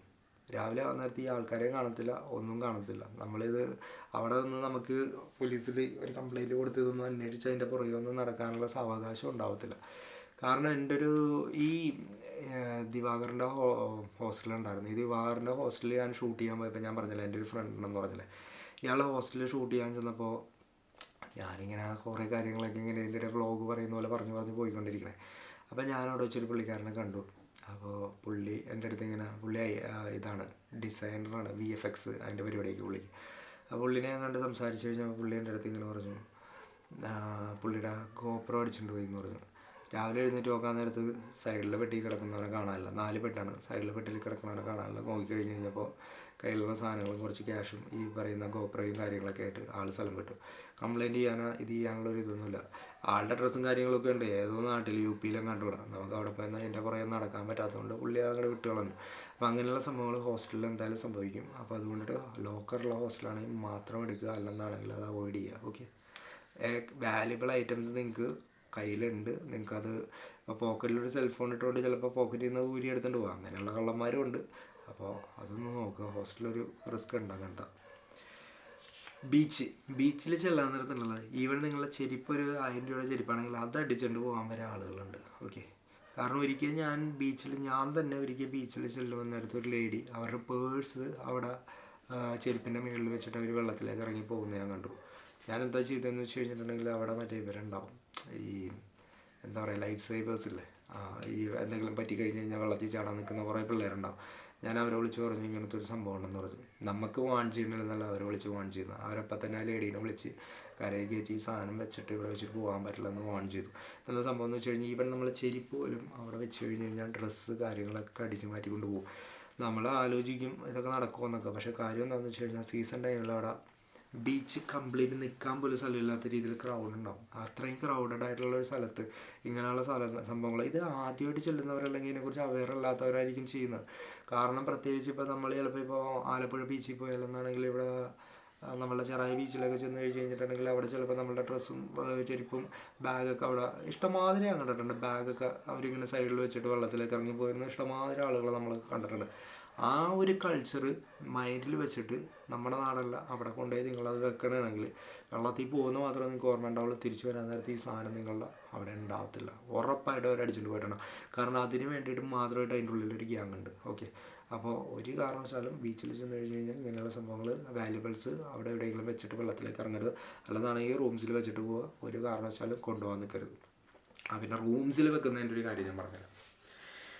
ഗോവയിൽ പല ഹോട്ടൽസിലും നിങ്ങൾ റൂംസിൽ സാധനം വെച്ച് എക്സ്പെൻസീവായിട്ടുള്ള ഐറ്റംസൊക്കെ വെച്ച് പോകണമെങ്കിൽ പോലും ഇവർ ക്ലീൻ ചെയ്യാൻ വേണ്ടി കയറും ചില ടൈമിൽ. ഓക്കെ, ക്ലീൻ ചെയ്യാൻ വേണ്ടി കയറും. ഇല്ല ഇനി നിങ്ങളിപ്പോൾ ഇത് നിങ്ങളുടെ വാല്യുബിൾസ് ഇതിൻ്റെ ഉള്ളിലുണ്ട് എന്ന് വിചാരിച്ച് നിങ്ങൾ കീ കൊടുക്കാതെ നിങ്ങളുടെ കയ്യിൽ തന്നെ, നിങ്ങൾക്ക് 2 ഓപ്ഷൻ ഉണ്ട്. ഒന്നെങ്കിൽ റിസപ്ഷനിൽ കീ കൊടുക്കാം, അല്ലെന്നാണെങ്കിൽ നിങ്ങളുടെ കയ്യിൽ വെക്കാം. കീ നിങ്ങളുടെ കയ്യിൽ വെച്ചിട്ട് പോയി കഴിഞ്ഞ് കഴിഞ്ഞാൽ അവരുടെ സ്പെയർ കീ ഉണ്ട്, അവർ തുറന്ന് എന്തായാലും ഉള്ളിൽ കയറും. ഓക്കെ, കാരണം അതിൻ്റെ ഉള്ളിൽ സ്റ്റാഫ് ഉണ്ടാവും, അവർ എന്തായാലും ഉള്ളിൽ കയറും. അപ്പോൾ ഈ ഉള്ളിൽ കയറുന്ന ടൈമിൽ ഇവർ ചിലപ്പോൾ വാല്യുബിൾസ് എടുത്തിട്ട് പോകാനുള്ളൊരു ചാൻസും കാര്യങ്ങളൊക്കെ ഉണ്ട് അവിടെ. ഓക്കെ, ഏറ്റവും എനിക്ക് തോന്നിയൊരു സംഭവമാണ്, ആരും പറഞ്ഞതെന്നല്ല, എനിക്ക് അവിടെ പോകുമ്പോൾ തോന്നിയൊരു സംഭവം എന്താണെന്ന് വെച്ച് കഴിഞ്ഞിട്ടുണ്ടെങ്കിൽ നമ്മളെ കീ ആ റിസപ്ഷനിൽ ഏൽപ്പിച്ചിട്ട് പോവുകയാണെങ്കിലുണ്ടല്ലോ ഇങ്ങനത്തെ ഒരു സംഭവം നമുക്ക് അവോയ്ഡ് ചെയ്യാം. ആരും കയറി നമ്മളുടെ റൂമിൽ നിന്ന് ഒരു സാധനം എടുത്തുകൊണ്ട് പോവില്ല. പോയി കഴിഞ്ഞ് കഴിഞ്ഞിട്ടുണ്ടെങ്കിൽ നമുക്ക് ക്ലെയിം ചെയ്യാം എങ്ങനെ നമ്മൾ കീ അവിടെ ഏൽപ്പിച്ചിട്ടാണ് പോയത് എന്നുള്ള രീതിയിൽ നമുക്ക് പറഞ്ഞ് ഇത് ചെയ്യാമെന്നുള്ള ഇതുണ്ട്. പിന്നെ പല സ്ഥലത്തും ഇപ്പോൾ സർവൈലൻസ് ക്യാമറ ഉള്ളത് കൊണ്ടിട്ട് കുറവാണ് ഇങ്ങനെയുള്ള സംഭവങ്ങളൊക്കെ. നല്ല ഹോട്ടൽസിൻ്റെ കാര്യമുണ്ട് ഞാൻ പറയുന്നത്. ഒരുവിധം വലിയ കുഴപ്പമില്ലാത്ത സ്ഥലങ്ങളിലത്, എല്ലാ സ്ഥലങ്ങളിലും ഈ CCTV ഒന്നും ഉണ്ടാവത്തില്ല. അപ്പോൾ അത് ആലോചിക്കുക. അടുത്ത പോയിന്റ്. അപ്പോൾ ഏകദേശം ഒരുവിധം നമ്മൾ കവർ ചെയ്തു. ഇനി നമ്മൾ കുറച്ച് ജനറലായിട്ടുള്ള കാര്യങ്ങൾ പറഞ്ഞു പോവാം. വേറൊരു സംഭവം പറഞ്ഞു പോവാം. അതൊരു ഫ്രോഡാണ് അത്. ഓക്കെ, ഇപ്രാവശ്യം കിട്ടിയതാണത്. കണ്ടോ, ഇത് വാട്ടർ സ്പോട്ടിൻ്റെ ആണത്. ഓക്കെ, ഇതുണ്ടോ വാട്ടർ സ്പോട്ട്, കാണുന്നില്ലല്ലേ? ആണോ വാട്ടർ സ്പോട്ട്. ഇത്ര ഐറ്റംസ് അവൈലബിൾ ആണെന്നാണ് പറഞ്ഞിരിക്കുന്നത്. ഓക്കെ, അപ്പോൾ ഈ വാട്ടർ സ്പോട്ടിൻ്റെ പ്രത്യേകത എന്താണെന്ന് വെച്ച് കഴിഞ്ഞാൽ, ഇയാൾ എനിക്ക് ഈ കാർഡ് കൊണ്ടുവന്നു തന്നു. ഇത് ഞാൻ റെക്കമെൻഡ് ചെയ്യണമെന്നില്ല, ഞാൻ പറഞ്ഞു പോകണേണ്. അപ്പോൾ ഈ കാർഡ് കൊണ്ടു തന്നിട്ട് പറഞ്ഞാൽ എന്താണെന്ന് വെച്ച് കഴിഞ്ഞിട്ടുണ്ടെങ്കിൽ 5 ഐറ്റംസ് സ്ക്യൂബ ഡൈവിങ്, അതിൽ അവർ തന്നെ വീഡിയോ എടുത്ത് നമുക്ക് തരും. ജെറ്റ് സ്കീ ഉണ്ട്, പാരാസൈലിംഗ് ഉണ്ട്, ബനാന റൈഡ് ഉണ്ട്, ബമ്പർ റൈഡ് ഉണ്ട്. 1 2 3 4 5 6 ഐറ്റംസ്, 6 ഐറ്റംസ്. ഏതൊരെണ്ണം കൂടിയുണ്ട്, സ്പീഡ് ബോട്ട് റൈഡാണെന്ന് തോന്നുന്നു. ഈ 6 കൂടി കൂട്ടി ചാർജ് ചെയ്യുന്നത് 1500 ആണ് പെർ പേഴ്സൺ. ഇവർ തന്നെ രാവിലെ നിങ്ങളെ വന്ന് പിക്ക് ചെയ്യും ഹോട്ടലിൽ നിന്ന്. 8 മണിക്ക് നിങ്ങൾ ചെല്ലണം. അത് കഴിഞ്ഞിട്ട് നിങ്ങൾ വൈകിട്ട് ഒരു 6 മണിയാകുമ്പോൾ ഇവർ തിരിച്ച് സ്ഥലത്തെത്തിക്കുകയും ചെയ്യും. മൺട്രോ ഐലൻഡിലേക്കാണ് ഇവർ കൊണ്ടുപോകുന്നത്. ഓക്കെ, നിങ്ങളുടെ ഉച്ചക്കത്തെ ബുഫേ, രാവിലത്തെ ബ്രേക്ക്ഫാസ്റ്റ് എല്ലാം അവിടെ അവൈലബിൾ ആണ്. ഫുഡ് കാര്യങ്ങൾ അൺലിമിറ്റഡ് ആണ്, നിങ്ങൾക്ക് ആവശ്യത്തിന് കഴിക്കാം. അങ്ങനെയുള്ള സംഭവങ്ങളും കാര്യങ്ങളൊക്കെ ഉണ്ട്. അപ്പോൾ ഞാനിതുവരെ പോയിട്ടില്ല, അതുകൊണ്ടിട്ട് ഞാനിത് റെക്കമെൻഡ് ചെയ്യുന്നില്ല. കാരണം ഞാൻ പലപ്പോഴും പോകുമ്പോൾ ഒറ്റയ്ക്കായിരിക്കും പോകുന്നത്. അതുകൊണ്ടിട്ട് തന്നെ ഞാൻ വാട്ടർ സ്പോട്ട് ഇതുവരെ അറ്റംപ്റ്റ് ചെയ്തിട്ടില്ല. അപ്പോൾ അത് ജെന്യുവിൻ ആയിരിക്കണം. കാരണം ഇയാൾ ഓഫീസിൽ ചെന്നാൽ മതി എന്നാണ് പറഞ്ഞത്. അവരുടെ ഓഫീസിൽ ചെന്ന് 1500 പേ ചെയ്യുക. രാവിലെ അവർ നിങ്ങളെ വന്ന് പിക്ക് ചെയ്ത് കഴിഞ്ഞിട്ട് പേ ചെയ്താൽ മതി എന്ന് പറഞ്ഞത്. ഇന്നിപ്പോൾ നിങ്ങൾ ബുക്ക് ചെയ്യണമെങ്കിൽ നിങ്ങൾ ഫോൺ നമ്പർ കൊടുത്ത് പോയാൽ നാളെ അവർ വന്ന് നിങ്ങളെ വന്ന് പിക്ക് ചെയ്തോളും. ഓക്കെ, അതിൽ വേറെ കുറച്ച് കാര്യങ്ങളും കൂടി പറയുന്നുണ്ട് കേട്ടോ. എന്തൊക്കെയാണെന്ന് പറയാം: scuba diving, jet ski, parasailing, banana ride, speed boat ride, bumper ride അറിയാമല്ലോ, ഒരു റൗണ്ട് സാധനത്തിൽ കൊണ്ട് അങ്ങോട്ടും കൊണ്ട് ഇടിപ്പിച്ച് വെള്ളത്തിൽ കൂടി അങ്ങോട്ട് കൊണ്ടുപോകും. ചിലപ്പോൾ തെറിച്ച് വെള്ളത്തിലേക്ക് പോകും. ലൈഫ് ജാക്കറ്റ് ഉണ്ടെങ്കിൽ കുഴപ്പമൊന്നുമില്ല. പിന്നെ ബഞ്ചി ജമ്പിങ് ഇപ്പോൾ അവിടെ അവൈലബിൾ അല്ല. ഓക്കെ, അതൊക്കെ ഇപ്പോൾ നിർത്തി. പിന്നെ ഉള്ളത് പാർട്ടി ബോട്ടിൽ കയറി കുറച്ച് നേരം അവർ ഇതിൽ കൂടി മണ്ടോവി റിവറിലായിരിക്കും മിക്കവാറും. അവിടെ കൂടി ഒന്ന് സെയിൽ ചെയ്തിട്ടൊക്കെ തിരിച്ചു കൊണ്ടുവരും. ദൂദ്സാഗർ വാട്ടർഫോൾസ്, ദൂദ്സാഗർ 500 ആണ് ജീപ്പ് റെൻറ്റിന് എടുക്കുന്നത്. അവിടെ ചെന്നിട്ട് ഷെയറിങ് ജീപ്പായിരിക്കും, ഒരാൾക്ക് 500. ഇപ്പോൾ കൂട്ടിയാണെന്ന് എനിക്കറിയത്തില്ല. അപ്പോൾ ദൂദ്സാഗർ വാട്ടർഫോൾസ് നല്ലൊരു എക്സ്പീരിയൻസ് ആണത്. പക്ഷേ അതിനൊരു ഞാൻ ഒറ്റത്തവണ പോയിട്ടുള്ളൂ. കാരണം എന്താണെന്ന് വെച്ച് കഴിഞ്ഞാൽ ഒരു ദിവസം നിങ്ങൾ അതിന് വേണ്ടി ഇൻവെസ്റ്റ് ചെയ്യേണ്ടി വരും. കാരണം ഈ ദൂദ്സാഗറിലേക്ക് അത്യാവശ്യം മെയിൻ സ്പോട്ട് കലാംകുട്ടിയിൽ നിന്ന് ഒരു അത്യാവശ്യം 1-1.5 മണിക്കൂർ റൈഡ് ഉണ്ട്. അപ്പോൾ അങ്ങോട്ടും ഇങ്ങോട്ടും പോകുമ്പോൾ തന്നെ ഒരു 3 hours മാറി. പിന്നെ അത് കഴിഞ്ഞിട്ട് ജീപ്പിന് ഈ കാടിൻ്റെ ഉള്ളിൽ ഈ വാട്ടർഫോളിൻ്റെ അടുത്തേക്ക് കൊണ്ടുപോകാൻ കുറച്ച് ടൈം എടുക്കും. പിന്നെ അത് കഴിഞ്ഞിട്ട് അവിടെ നിങ്ങൾ കുറച്ച് ടൈമൊക്കെ എൻജോയ് ചെയ്ത് വരുമ്പോൾ ഒരു ദിവസം നിങ്ങൾ മാറും എന്തായാലും. അതുകൊണ്ടിട്ട് ഞാൻ ദൂദ്സാഗർ പലപ്പോഴും അവോയ്ഡ് ചെയ്യാറുണ്ട്. ഇപ്പോൾ ഞാൻ അങ്ങനെ പോകാറില്ല. പിന്നെ ഡോൾഫിൻ റൈഡ് മെയിനായിട്ട് ഈ മണ്ടോവി റിവറിലാണ് നടക്കുന്നത്. ഇത് നിങ്ങൾക്ക് ആ റീസ് മാഗസ് ഫോർട്ടിൽ പോയി നിന്ന് കഴിഞ്ഞാൽ ഡിസംബർ ടൈമിൽ നിങ്ങൾക്ക് താഴെ ഡോൾഫിൻ ചാടുന്നത് കാണാൻ പറ്റും. പിന്നെ ഒരു സ്പോട്ട് എന്ന് പറയുന്നത് ദൂരെ നിന്നുണ്ടോ, അടുത്തല്ല ഞാൻ പറയുന്നത്. പിന്നെ ഒരു സ്പോട്ട് എന്ന് പറയുന്നത് പെബിൾസ് ബീച്ച്, ക്യാബോ ഡി റാമ ഫോർട്ടിൻ്റെ പെബിൾസ് ബീച്ചിൽ നിന്ന് ചെന്ന് കഴിഞ്ഞിട്ടുണ്ടെങ്കിൽ വെള്ളത്തിൽ ഡോൾഫിൻ ചാടുന്നത് കാണാൻ പറ്റും. സീസൺ നവംബർ ഡിസംബർ ജാനുവരി ആ ഒരു ടൈമിലേ കാണാൻ പറ്റുള്ളൂ. ഇങ്ങനെ ചാടിപ്പോവും ദൂരെ നിന്ന് കാണാൻ പറ്റുള്ളൂ. ഇത് അവർ മറ്റേ ബോട്ടിൽ കൊണ്ടുപോയിട്ട് അടുത്ത് കൊണ്ടുപോയി കാണിക്കും. അതായത് നമ്മൾ പോകുമ്പോൾ നമ്മളുടെ അടുത്ത് ഈ സാധനം ഇങ്ങനെ ചാടുന്ന കാണിക്കും. അതിനാണ് ഈ ഡോൾഫിൻ റൈഡ് എന്ന് പറയുന്നത്. സ്നോ പാർക്ക് ഞാൻ ഇതുവരെ പോയിട്ടില്ല. ഓക്കെ, ഡിന്നർ ക്രൂസിൽ ഒരു ഇതും മണ്ടോവി റിവറിലാണ്. നിങ്ങൾ അറിയായിരിക്കും, ഈ കസിനോയ്ക്കുള്ള ഒരു സ്പോട്ടുണ്ട്. ഓക്കെ, ഓൾഡ് ഗോവയുടെ അവിടെ. ഓൾഡ് ഗോവയിൽ നിങ്ങൾ പോവുകയാണെങ്കിൽ ഓൾഡ് ഗോവയിൽ ഞാൻ റെക്കമെൻഡ് ചെയ്യുന്ന ഒരു 1-2 സ്ഥലങ്ങൾ. ഒന്ന് ഈ church of Bom Jesus, church of our lady of the mount, അങ്ങനെ ഒരു കുറച്ച് ചർച്ചുകളുണ്ട്. പിന്നെ സേ കാത്തഡ്രൽ, അങ്ങനെ കുറച്ച് ചർച്ചുകളുണ്ട് ആ ഏരിയയിൽ. അത് കഴിഞ്ഞ് നിങ്ങൾ ഈ കഫറ്റീരിയ 31st ഡി ജനേറിയോ എന്ന് പറഞ്ഞൊരു കഫേ ഉണ്ട്. ആ കഫേയിലേക്ക് വരിക. അത് ആ മണ്ടോവി ബ്രിഡ്ജിൻ്റെ അടുത്ത് തന്നെയാണ്. അവിടെ നിന്ന് അതിൻ്റെ അടുത്ത് തന്നെ ഒരു ചർച്ച് ഉണ്ട്. അതിൻ്റെ അടുത്ത് തന്നെ ലാറ്റിൻ സ്ക്വയർ ഉണ്ട്. പിന്നെ അതിൻ്റെ അടുത്ത് തന്നെ നിങ്ങൾക്ക് ഒന്ന് വണ്ടി ഓടിച്ചു കഴിഞ്ഞാൽ നിങ്ങൾക്ക് ഈ കസീനോസ് എല്ലാം കാണാം. വാട്ടർ കസീനോസ്, ഈ വെള്ളത്തിൽ കിടക്കുന്ന മറ്റേ എയറോപ്ലെയിൻ്റെയും പിന്നെ ആ ഒരു രീതിയിലൊക്കെയുള്ള കുറേ കസീനോസ് ഉണ്ട് വെള്ളത്തിൽ കിടക്കുന്നതെല്ലാം. അവിടെ തന്നെ മണ്ടോവി റിവറിൽ ഇവർ മറ്റേ ക്രൂസ് പാർട്ടി ഉണ്ടാവും. ഈ ക്രൂസ് പാർട്ടി എന്ന് പറഞ്ഞാൽ മറ്റൊന്നുമില്ല, വേറൊരു നിങ്ങൾ 500 ആയിരുന്നു ലാസ്റ്റ് ടൈം അവർ ബില്ല് ചെയ്ത് പെർ പേഴ്സൺ. ഞാൻ ചെന്നപ്പോൾ നിങ്ങൾ കയറി കഴിഞ്ഞ് കഴിഞ്ഞിട്ടുണ്ടെങ്കിൽ നിങ്ങൾക്ക് ഡ്രിങ്ക്സും ഫുഡും എല്ലാം പേയ്മെൻറ്റ് കൊടുത്തു വേണം എടുക്കാൻ. ഒരു 3-4 കൾച്ചറൽ ഡാൻസ് ഉണ്ടാകും, ഗോവൻ കൾച്ചറൽ ഡാൻസുകൾ. പിന്നെ ഈ മണ്ടോവി റിവറിൽ കൂടി ഇവരിങ്ങനെ ചുറ്റിച്ചുകൊണ്ടിരിക്കും ഈ ഇത്. അപ്പോൾ 3-4 കൾച്ചറൽ ഡാൻസ് ഉണ്ടാവും. പിന്നെ കപ്പിൾസിൻ്റെ ഒരു ഡാൻസ് ഉണ്ടാവും. പിന്നെ ആണുങ്ങളുടെ മാത്രം ഡാൻസ് ഉണ്ടാവും, പെണ്ണുങ്ങളുടെ മാത്രം ഡാൻസ് ഉണ്ടാവും, പിന്നെ കുട്ടികളുടെ ഡാൻസ് ഉണ്ടാവും. അപ്പോൾ ഇത്ര ഐറ്റംസ് എല്ലാം കഴിഞ്ഞ് ഇവരത് വൈൻഡപ്പ് ചെയ്യും. അപ്പോൾ ഈ ഒരു പരിപാടി കൾച്ചറൽ പ്രോഗ്രാം കാര്യങ്ങളൊക്കെ ആയിട്ട് ഇപ്പോൾ 500 റുപ്പീസാണ് അവർ ചാർജ് ചെയ്യുന്നത്. അപ്പോൾ ഈ ഇത്രയും ഒരു സംഭവം നിങ്ങൾക്ക് ഒരൊറ്റ ദിവസം കൊണ്ട് കവർ ചെയ്യാവുന്നുള്ളൂ. ഇതെല്ലാം അടുത്തടുത്താണ്. അപ്പോൾ നമ്മൾ ആ ഒരു പോയിന്റ് എന്തിലാണ് നമ്മൾ പറഞ്ഞു പോയിക്കൊണ്ടിരുന്നത് വെച്ചാൽ, അപ്പോൾ ഇതിൻ്റെ കാര്യമാണ് നമ്മൾ പറഞ്ഞു പോയിക്കൊണ്ടിരുന്നത് വെച്ചാൽ ഈ വാട്ടർ സ്പോർട്ടിൻ്റെ കാര്യം. അതിൽ നിന്നാണ് ട്വിസ്റ്റ് ചെയ്ത് ഇതിലേക്ക് പോയത്. ആ ഒരു ഏരിയ ഞാനങ്ങോട്ട് പറഞ്ഞു പോയെന്നുള്ളൂ. പിന്നെ എനിക്ക് കിട്ടിയൊരു സംഭവമാണ് ഇത്. ലോക പറ്റിക്കൽ പരിപാടിയാണ് ഇത്. ഞാൻ എൻ്റെ മൊബൈലിൽ തന്നെ എൻ്റെ ഒരു ക്ലിപ്പുണ്ട്, അത് ഞാനിവിടെ സൈഡിൽ പ്ലേ ചെയ്യാം, നിങ്ങളൊന്ന് കണ്ടു നോക്കുക. ഇതിലെന്താ സംഭവം എന്ന് പറഞ്ഞുതരാം. ഈ സംഭവം ഇപ്പോൾ എൻ്റെ കയ്യിൽ നിന്ന് ഡാമേജ് ആയിപ്പോയത്, ഇപ്പോൾ തുറക്കാൻ പറ്റുന്നില്ല, അതുകൊണ്ട് എനിക്ക് വായിക്കാൻ കറക്റ്റായിട്ട് പറ്റുന്നില്ല. മൊബൈലിലുണ്ടായി എന്നുള്ളതാണ് എൻ്റെ ഒരു വിശ്വാസം. എന്താണെന്ന് ഞാൻ പറഞ്ഞുതരാം. എൻ്റെ ഒരു ഓർമ്മ വെച്ചിട്ട് ഞാൻ പറയുന്നുണ്ടോ. ഒരാൾ വന്ന് നമ്മളെ അപ്രോച്ച് ചെയ്യും. ഈ വന്ന് നമ്മളുടെ അടുത്ത് പറയുന്നത് എന്താണെന്ന് വെച്ച് കഴിഞ്ഞിട്ടുണ്ടെങ്കിൽ, നിങ്ങൾക്ക് സ്ക്രാച്ച് കാർഡ് തന്നെയാണ്. 2 സ്ക്രാച്ച് കാർഡ് തരും, ചിലപ്പോൾ 3 തരും, അല്ലെങ്കിൽ ചിലപ്പോൾ 2 തരും. എന്നിട്ട് നിങ്ങളോട് പറയും നിങ്ങൾ സ്ക്രാച്ച് ചെയ്യാൻ പറയും. നിങ്ങൾ ആദ്യം തന്നെ ആലോചിക്കുക, നിങ്ങളുടെ ആദ്യത്തെ സ്ക്രാച്ച് കാർഡ് വർക്ക് ചെയ്യില്ല. ഓക്കെ, അത് നിങ്ങൾക്ക് ഒന്നും തരത്തില്ല അതിൽ നിന്ന്. രണ്ടാമത്തെ സ്ക്രാച്ച് കാർഡിൽ നിങ്ങൾ ഒരു എന്തെങ്കിലും ഒരു സമ്മാനം നിങ്ങൾക്ക് അടിച്ചിട്ടുണ്ടാവും. അപ്പോൾ ഈ സമ്മാനം എന്ന് പറയുന്നത് വളരെ എക്സ്പെൻസീവ് ആയിട്ടുള്ളൊരു സമ്മാനമായിരിക്കും. ഒരു 15,000 രൂപയുടെ ഒരു വാച്ച്, അല്ലെന്നാണെങ്കിൽ അന്ന് എനിക്ക് ഓഫർ ചെയ്തത് അതൊക്കെയാണ്. ചിലവർക്ക് TV ഓഫർ ചെയ്യും, TV.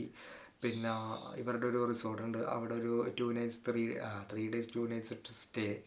പിന്നെ 15,000 20,000 ഒരു വൗച്ചർ. അത് നിങ്ങൾക്ക് അവിടുത്തെ കസിനോസിൽ ഗെയിംസ് കളിക്കാൻ പോയി കഴിഞ്ഞാൽ നിങ്ങൾക്ക് റെഡീം ചെയ്യാം. അല്ല എന്നാണെങ്കിൽ അത് വേണ്ടെങ്കിൽ നിങ്ങൾക്ക് ക്യാഷ് മതി എന്ന് പറഞ്ഞാൽ അവർ ക്യാഷായിട്ട് തരും. നിങ്ങൾ ആലോചിക്കുക, വെറുതെ ഒരാൾ വന്നിട്ട് നിങ്ങളോട് പറയുകയാണ് നിങ്ങൾക്കൊരു 15,000 രൂപയുടെ വാച്ച് തരാം, നിങ്ങൾക്ക് ഇത്ര രൂപയുടെ സ്റ്റേ തരാം, നിങ്ങൾക്ക് ഇത് തരാം അത് തരാം എന്നൊക്കെ പറയുമ്പോൾ അതിലൊരിക്കലും വീണ് പോരുത്. ഭയങ്കര പറ്റിക്കലാണത്. ഇവർ ഈ പറ്റിക്കുന്ന രീതി എങ്ങനെയാണെന്ന് എനിക്കിതുവരെ എക്സ്പ്ലോർ ചെയ്യാൻ പറ്റിയിട്ടില്ല. ഞാൻ അതിൻ്റെ പുറകെ പോയിട്ടില്ല. ഓക്കെ, കാരണം അതിൻ്റെയൊക്കെ പുറകെ പോയി കഴിഞ്ഞാൽ നമ്മളവിടെ പെട്ടുപോകും, ഒരാവശ്യമില്ല. അപ്പോൾ ഇതെന്താണെന്ന് വെച്ച് കഴിഞ്ഞിട്ടുണ്ടെങ്കിൽ, ഇപ്രാവശ്യം പറഞ്ഞതിൽ എനിക്ക് ഡൗട്ട് അടിച്ചാണ് കേട്ടോ, അല്ലാതെ ഇതല്ല. എൻ്റെ അടുത്ത് വന്ന് പറഞ്ഞെന്താണെന്ന് വെച്ച് കഴിഞ്ഞിട്ടുണ്ടെങ്കിൽ, ഈ സമ്മാനങ്ങളൊക്കെ നിങ്ങൾക്ക് അടിക്കും, ഇതൊക്കെ നിങ്ങൾക്ക് അവർ തരും, ഇതിലേതെങ്കിലും ഒരെണ്ണം നിങ്ങൾക്ക് തരും. നിങ്ങൾ ആകെ ചെയ്യേണ്ട പരിപാടി എന്താണെന്ന് അറിയാം. ഇവരുടെ ആ റിസോർട്ടിൽ ചെല്ലുക. ഇവരുടെ റിസോർട്ടിൽ ചെല്ലുന്നിട്ട് നിങ്ങൾ അവിടെ ഒന്ന് നടന്ന് അവിടെ ഒന്ന് കണ്ട് എൻജോയ് ചെയ്ത് നിങ്ങൾ ഇതെല്ലാം കഴിഞ്ഞിട്ട് നിങ്ങൾ ഗൂഗിളിൽ വെറുതെ ഒരു റിവ്യൂ ഇട്ടാൽ മതി. ഈ വെറുതെ ഗൂഗിളിൽ ഒരു റിവ്യൂ ഇടുന്നതിനാണ് ഇവർ ഈ പറയുന്ന 15,000 രൂപയുടെ വാച്ചും 15,000 രൂപയുടെ കസീനോൻ്റെ വൗച്ചറും, പിന്നെ അല്ലെങ്കിൽ നിങ്ങൾക്ക് ക്യാഷായിട്ട് 15,000 എടുക്കാം, അല്ലെന്നാണെങ്കിൽ ചിലതിലൊക്കെ TV ഒക്കെ ഇവർ കൊടുക്കുന്നുണ്ട്. അപ്പോൾ അങ്ങനെ എന്തെങ്കിലുമൊക്കെ നിങ്ങൾക്ക് എടുക്കാം എന്നൊക്കെ പറയുന്നത്. ഇതിൽ പറഞ്ഞൊരു പോയിൻ്റ് എന്താണെന്ന് അറിയാം. നിങ്ങൾ അവിടെ ഹോട്ടലിൽ ചെല്ലുമ്പോൾ അല്ലെങ്കിൽ റിസോർട്ടിൽ ചെല്ലുമ്പോൾ അവിടെ ഒരു ലേഡീസ് സ്റ്റാഫുണ്ട്, അവർ നിങ്ങളെ അവിടെ എല്ലാം കൊണ്ടുപോയി കറക്കും എന്നാണ് പറയുന്നത്. മനസ്സിലായി? അത് നിങ്ങൾ സൂക്ഷിക്കുക, എന്തെങ്കിലും ഒരു തട്ടിപ്പുണ്ടാവും ഇതിൽ. ഞാനിതുവരെ അങ്ങനെ പോയിട്ട് ഇതെന്താ സംഭവം എന്ന് ചോദിച്ചിട്ടില്ല. ഞാൻ ചോദിച്ചവർക്കൊട്ട് ഇതിനെക്കുറിച്ച് വലിയ ഇതൊന്നുമില്ല. പലരും പറഞ്ഞതെന്താണെന്ന് വെച്ച് കഴിഞ്ഞാൽ പെട്ടുപോകും എന്നുള്ളത് കൊണ്ടിട്ട് എല്ലാവരും അവോയ്ഡ് ചെയ്തു എന്നാണ് ഞാൻ അറിഞ്ഞത്. അപ്പോൾ അതുകൊണ്ടിട്ട് ആ ഒരു പരിപാടി gift card, gift voucher, scratch card എന്നൊക്കെ പറഞ്ഞ് കൊണ്ടുവന്ന് തന്നു കഴിഞ്ഞിട്ടുണ്ടെങ്കിലുണ്ടല്ലോ, ഒരു കാരണവശാലും നിങ്ങൾ ഇതിൻ്റെ പുറകെ പോയത്. പിന്നെ വേറൊരു സ്ക്രാച്ച് കാർഡുണ്ട്. സ്ക്രാച്ച് കാർഡിൽ അതിലെന്താണെന്ന് വെച്ച് കഴിഞ്ഞിട്ടുണ്ടെങ്കിൽ കാശും മേടിക്കും ഇവർ. നിങ്ങൾക്ക് സ്ക്രാച്ച് ചെയ്യാം, ഇവർ തന്നെ സ്ക്രാച്ച് ചെയ്യുക. അതാണ് ഇതിൻ്റെ വേറൊരു പ്രത്യേകത. ഇവർ നമ്മുടെ കൈ കൊണ്ടുവന്ന് തന്നിട്ട് നമ്മൾ സ്ക്രാച്ച് ചെയ്യുന്നതിന് മുന്നേ അവർ തന്നെ പോക്കറ്റിൽ നിന്ന് ഒരു കോയിൻ എടുത്തിട്ട് സ്ക്രാച്ച് ചെയ്യും. എന്നിട്ട് പറയുന്നത് ഇത് നിങ്ങൾക്ക് അടിച്ചു, ഇത് ഞാൻ സ്ക്രാച്ച് ചെയ്തു പോയി, നിങ്ങൾക്ക് വേണ്ടി ഞാൻ ചെയ്തു, നിങ്ങൾ എന്തായാലും 500 വരാൻ നിങ്ങൾക്ക് പോകാൻ പറ്റില്ല. പ്രൈസ് അടിച്ചിട്ടുണ്ടാവും. ചിലപ്പോൾ ഏതെങ്കിലും ഒരു ഹോട്ടലിൽ ചിലപ്പോൾ 2 nights 3 days സ്റ്റേ ഒക്കെ ആയിരിക്കും പറഞ്ഞ് തരുന്നത്. അവിടെ ഹോട്ടലിൽ ചെല്ലാൻ നേരത്ത് അവിടെ അങ്ങനെ ഒരു ഹോട്ടലും ഉണ്ടാവില്ല, ഇങ്ങനെ ഒരു സംഭവം ഉണ്ടാവില്ല.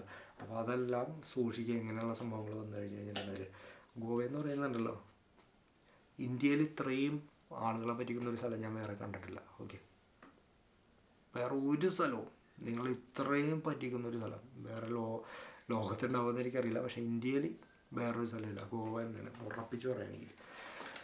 പിന്നെ വേറെ കുറച്ച് ചെറിയ ചെറിയ കാര്യങ്ങൾ. ഓക്കെ, പോലീസ്, പല സ്ഥലങ്ങളിലും പോലീസ് ചെക്കിങ് ഉണ്ടാവും. പോലീസ് ചെക്കിങ് എന്ന് പറഞ്ഞാൽ ഇപ്രാവശ്യം ഞാൻ വന്നപ്പോൾ തന്നെ ഞാൻ നിങ്ങളുടെ അടുത്ത് പറഞ്ഞു, ഗോവ ഈ ലാസ്റ്റ് വീഡിയോയിൽ വണ്ടി എടുത്ത് നമ്മൾ ഗോവ ഇത് കട്ട് ചെയ്തു, എവിടെ ബോർഡർ കട്ട് ചെയ്ത് ഉള്ളിലേക്ക് കയറി ഒരു ഇത്തിരി വരാൻ നേരത്ത് നിങ്ങൾ ശ്രദ്ധിക്കുക, ബൈക്കിന് പോകാൻ നേരത്തുണ്ടല്ലോ, ഇവിടെ നിന്ന് ഇപ്പോൾ നമ്മളുടെ റോഡൊക്കെ വളരെ നന്നായിട്ടുണ്ട്. കേരളത്തിൽ നിന്ന്, കേരളമല്ല, എറണാകുളത്ത് നിന്ന് നമ്മൾ ഈ മംഗലാപുരം എത്തുന്ന വരെ ഇപ്പോൾ റോഡ് നല്ല രീതിയിലായിക്കൊണ്ടിരിക്കുന്നുണ്ട്. നേരത്തേക്ക് പോകുമ്പോൾ കുറച്ച് ബുദ്ധിമുട്ടായിരുന്നു, പക്ഷെ ഇപ്പോൾ അടിപൊളിയായിക്കൊണ്ടിരിക്കുന്നുണ്ട്.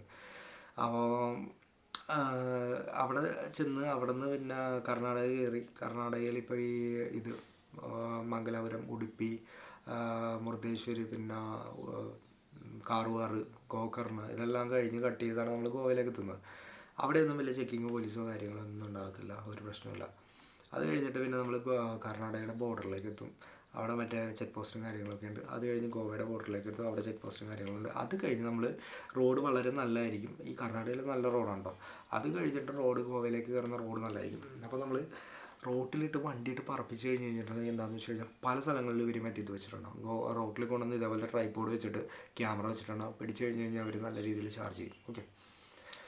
പിന്നെ റൗണ്ട് അബൌട്ട് ഉണ്ടാവും. ഈ റൗണ്ട് അബൌട്ട് മെയിനായിട്ട് എനിക്കിട്ട് കിട്ടിയിരിക്കുന്നത് എവിടെയെന്ന് വെച്ച് കഴിഞ്ഞിട്ടുണ്ടെങ്കിൽ ഈ ചേർച്ച് ഉണ്ടല്ലോ, സൈക്കാട്രിയിലെ ചേർച്ച് ഓഫ് ബോം ജീസസ്, അതിൻ്റെ സൈഡിലൊരു റൗണ്ട് അബൌട്ട് ഉണ്ട്. ഒന്നത്.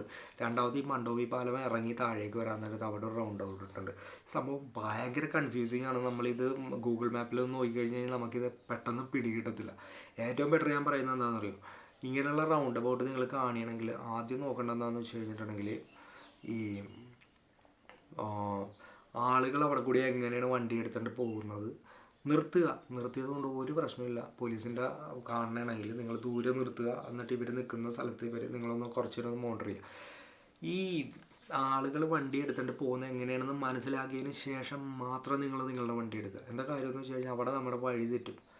അവിടെ ചെല്ലുന്നവരെയും ഇവർ മൈൻഡ് ചെയ്യാതെ ഇങ്ങനെ നിൽക്കും. അടുത്തേക്ക് ചെല്ലുമ്പോൾ നിന്നോട്ടാ പിടിച്ചോ, എന്താ സംഭവം എന്ന് അറിയാം. ഇതൊരു പില്ലറായിരിക്കും. ഈ പില്ലറിൻ്റെ ഇപ്പുറത്തുകൂടി ആയിരിക്കും നമുക്ക് പോകേണ്ടത്.